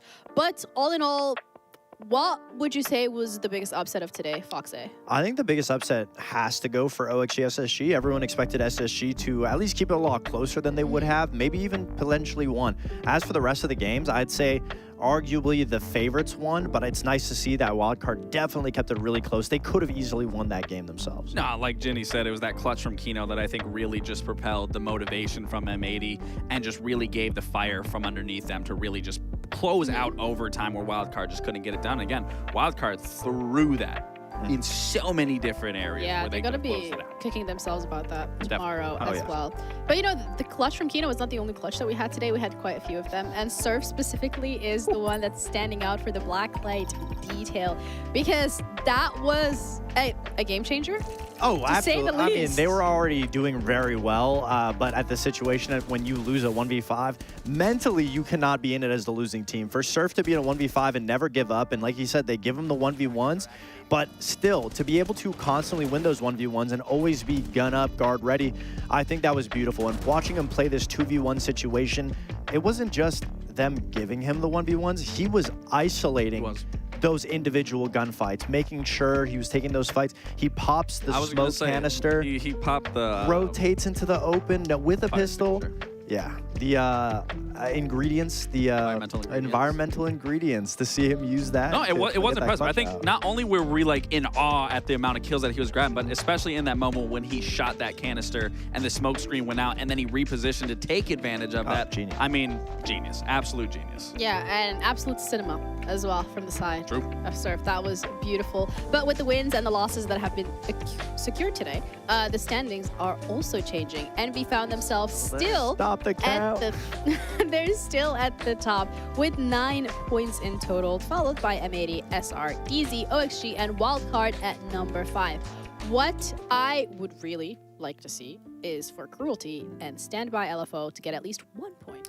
Yeah, this week. I mean, that's definitely going to be the difficulty maker. Both of these teams, you know, are in growing pains experiences. I mean, we'd expected a lot more from Standby. Although they lost 0-3, it's not really indicative of their performance. Definitely not. As for Cruelty, you know, I don't know. You'd really have to pay me to find out a positive thing to say about their current performance. It's very difficult. You know what? Instead, I'm just going to cut you off and we're going to look at the schedule for tomorrow, because we still have another Playday this week, and with that 5 more best of ones coming your way for the teams to actually have a chance to get some points. Standby LFO going up against SR is how do I put this mildly, gently, kindly? They're I don't know. Hey, they're still being competitive.